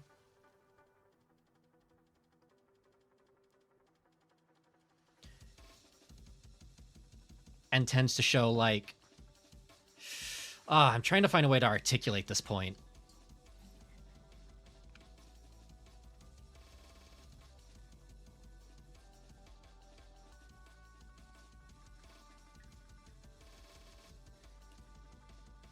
Yeah, and then of course you have the opposite end of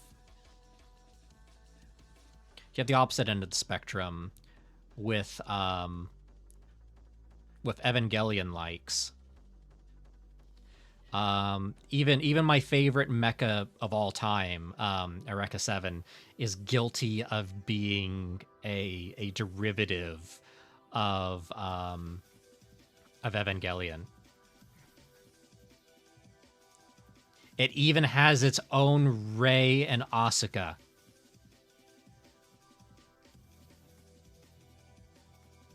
And it has like 2 different Shinjis.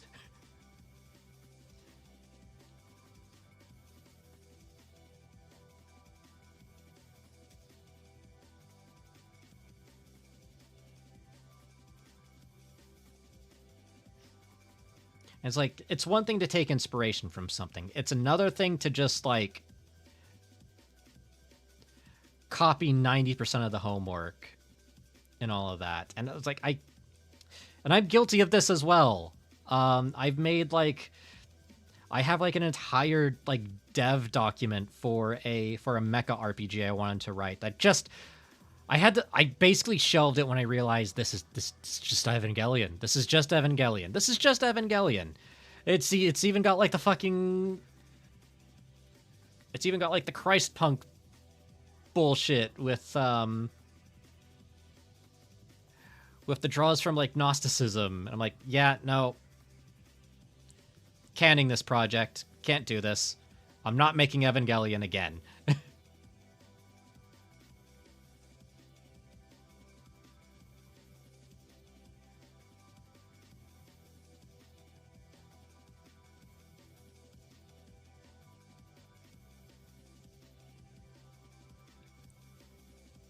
Also, yes, to be fair, I think 90% of the time it's just going to become Evangelion or Gundam. Yeah, no, because they were the ones that actually just they were powerhouses in their own respective genres. In fact, Evangelion's whole appeal was it turned a super robot anime and basically pulled it into the real robot genre.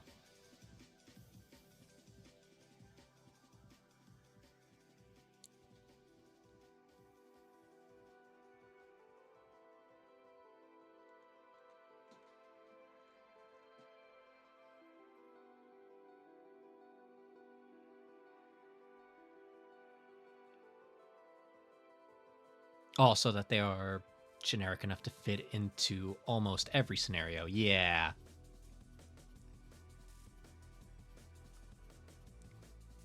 Yeah, that's another thing. The characters in Evangelion. I love Evangelion to bits, but it does feel like at times the characters are more archetypes than actual characters.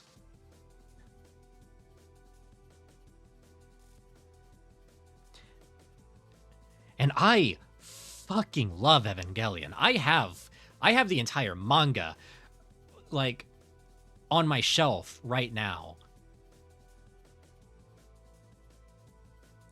I've watched every movie. I've even played like the N64 game completely legitimately and not through any kind of third-party means. But yeah.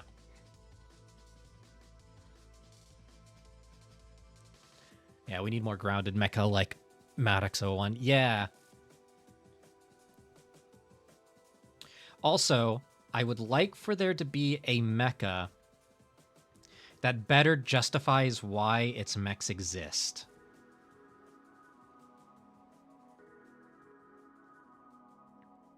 Just because, and it's really difficult when they don't, because like one of my issues I have with BattleTech and all of that is the fact that BattleTech mechs can get bullied super hard by a shit ton of tanks. Like,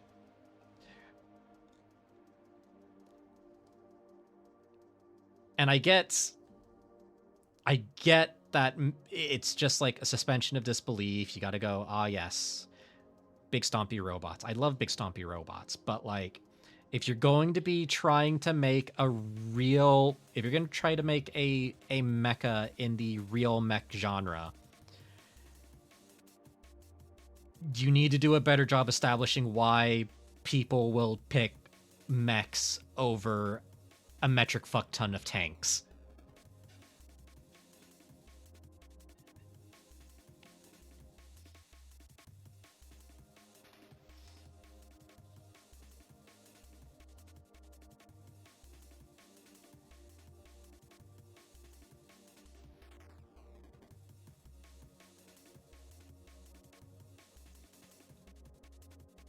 Yeah, and a lot of things can get bullied by tanks.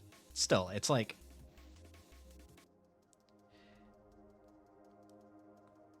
there's got to be like a good reason why the mechs exist at this point.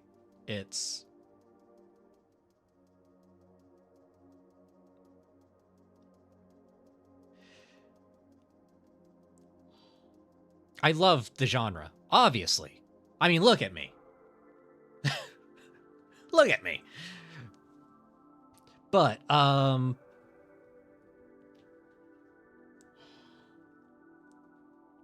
But I do need shows to actually put in the work as to why mechs are a viable option.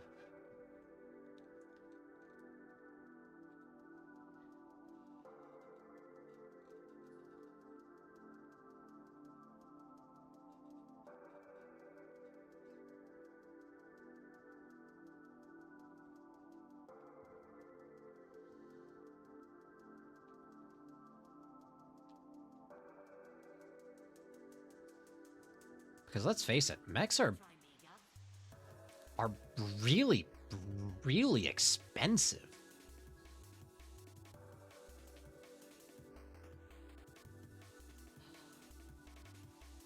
And what a lot of people kind of miss about mechs is that they are often better at being being a close range thing, than a range thing. Yeah.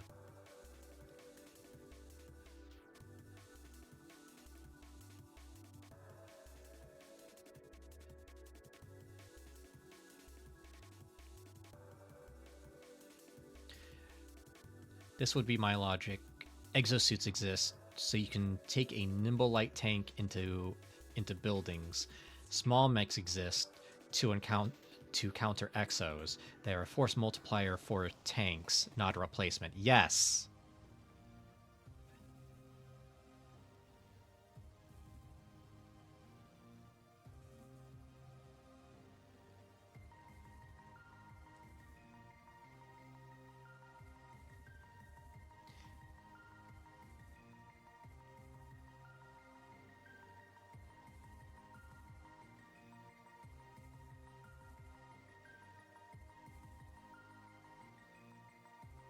Yeah, because like even in Gundam, they were justified as basically being perfect for like zero G environments, even though you probably could have done everything a Zaku or just like any of the mobile suits really, um, without going through all the trouble of making it bipedal.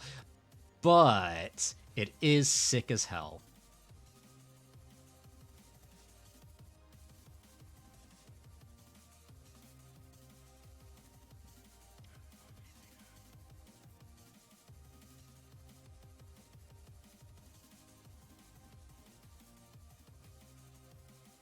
That's my mecha hot take.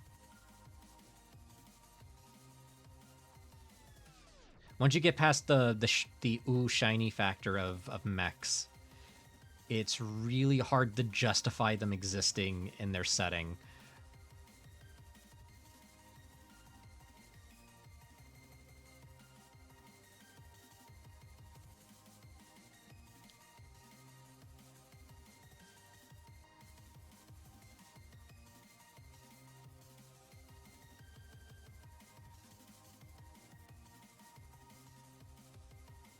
Yeah, giant monsters.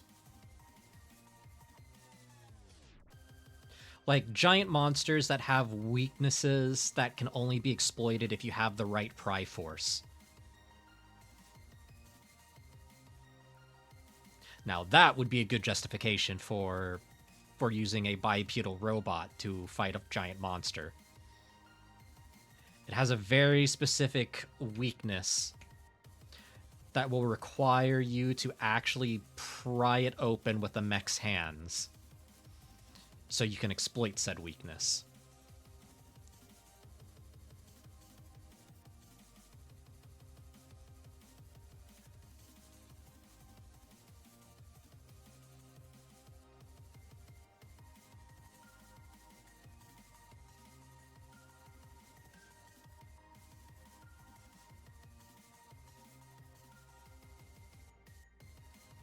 I do love the fact that in the Metal Gear universe, the only reason why the Metal Gears are even bipedal robots to begin with is just because Otacon was just a massive fucking weeb.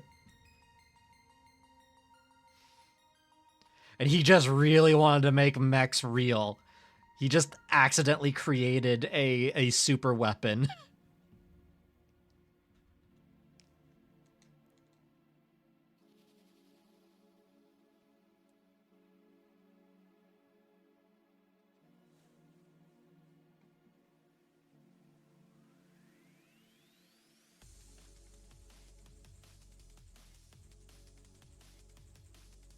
Let's see. Mechs exist because people want combat sports. We can slap a motherfucker with a building. Oh. There's a board game I desperately want to get my hands on. It's expensive, though. It's called... Oh, what was it called? I think it's called, like, Giant Killer Robots. And the entire premise of the board game is basically mech combat is a spectator sport. You are in an arena of abandoned buildings and such, and you're basically taking territory and destroying mechs for points. It has like sponsorships and everything.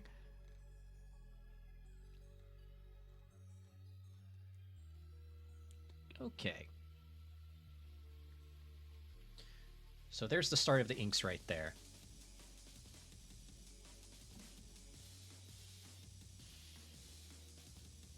All right. It is approaching midnight. We made a lot of good progress on this piece so far. We basically got through the sketches and the thumbnails and all of that. So everything past this point, I'm going to do the backgrounds off stream, just because backgrounds are kind of very, very boring and it's a very messy process. So we're going to find someone to raid.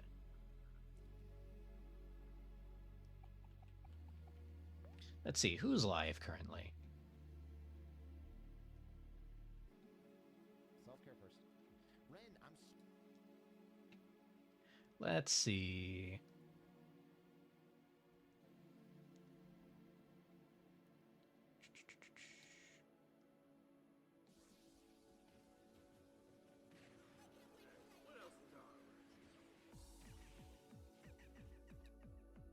Let's see.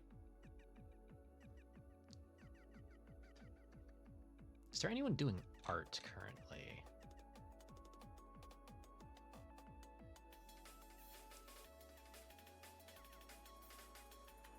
Let's get this, Yeah, I'm still gonna hop on Helldivers. I just need to, like, grab a drink and all of that, so yeah.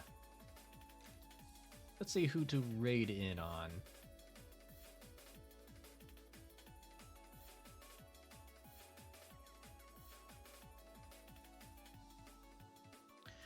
Let's see, anyone doing anything cool at the moment?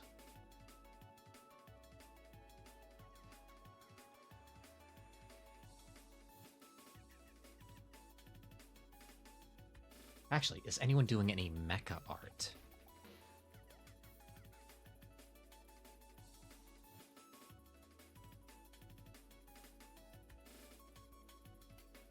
Oh. It's literally just me at the moment.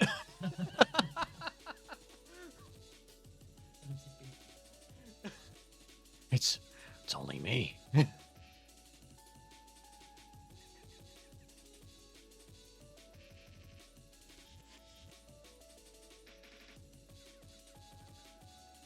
All right, then in that case, we'll just go into the art tag and we'll see if we can find someone here.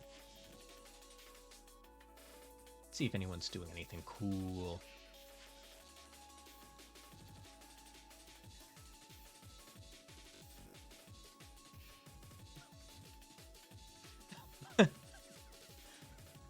Surely I can't be one of the only people on Twitch doing mech art. I can't be. I refuse to believe that.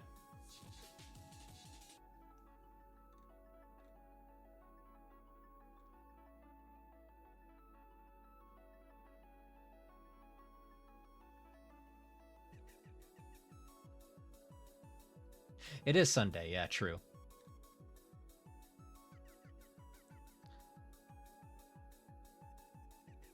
Let's see.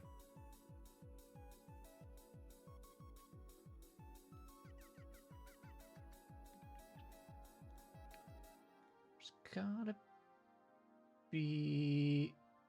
Oh, someone's making Warhammer dice? Ooh, that's pretty cool. Oh,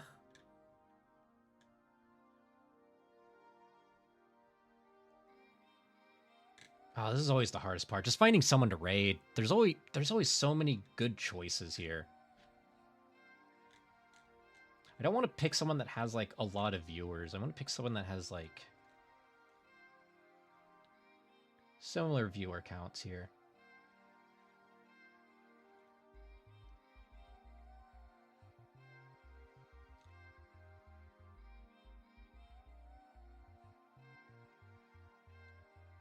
Let's see.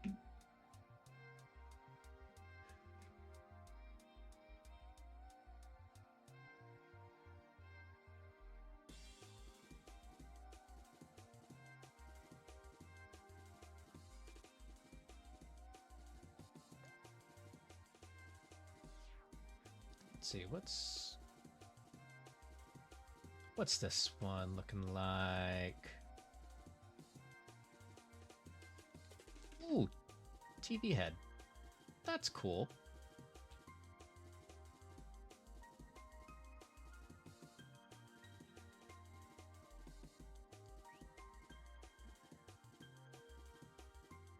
Let's... Ooh, this is a tough choice.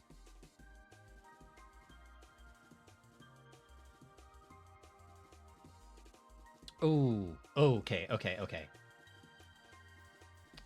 Wait, no, they don't have their mic on. Well, that's a shame. Their art is beautiful.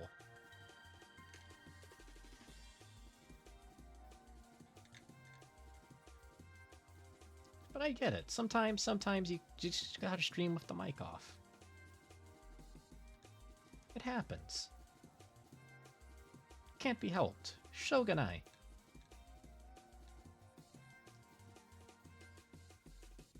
Okay, let's see who to raid in on.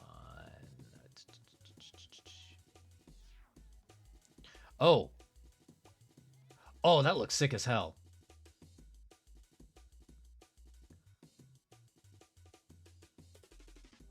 Oh, this dude's sculpting. Oh, this dude's sculpting. Oh, hell yeah. All right. All right.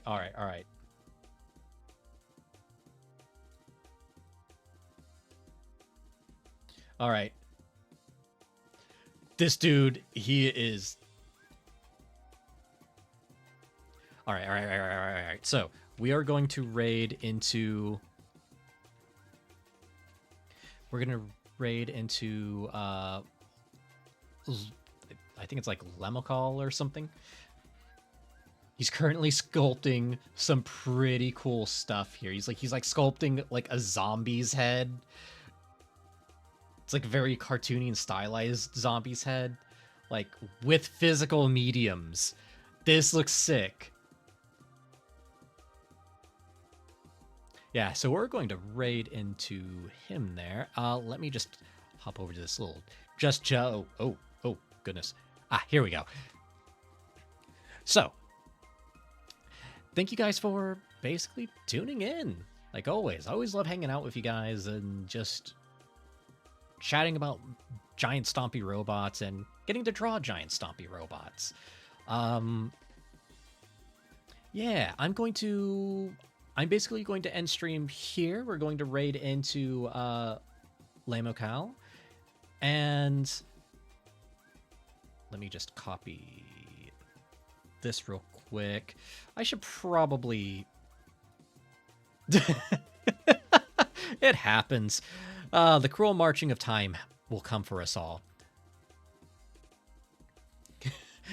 Keep the mech gripper stompy. Okay. So...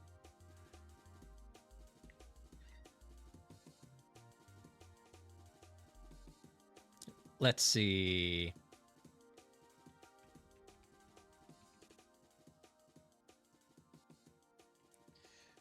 So let's make a little raid message here real quick. I normally skip the raid message and just go straight to the rating, but you know.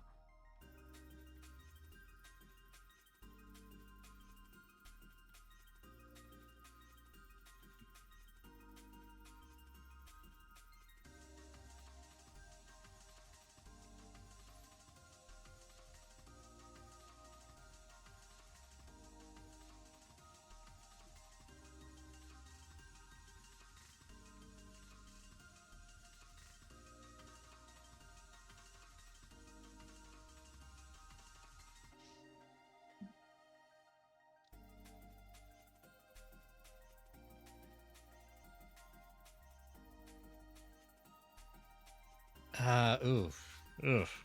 Now I don't know what to do for the raid message. Ugh.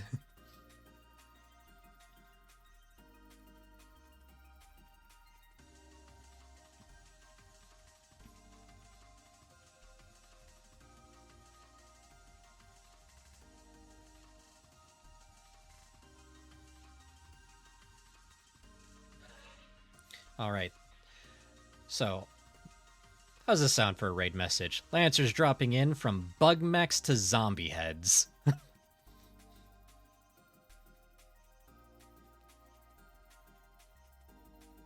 Yep, so that will be the raid message.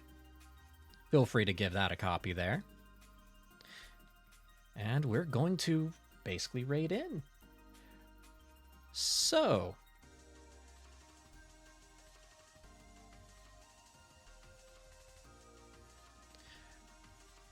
as always, keep your giant robot stompy, and I'll catch you around.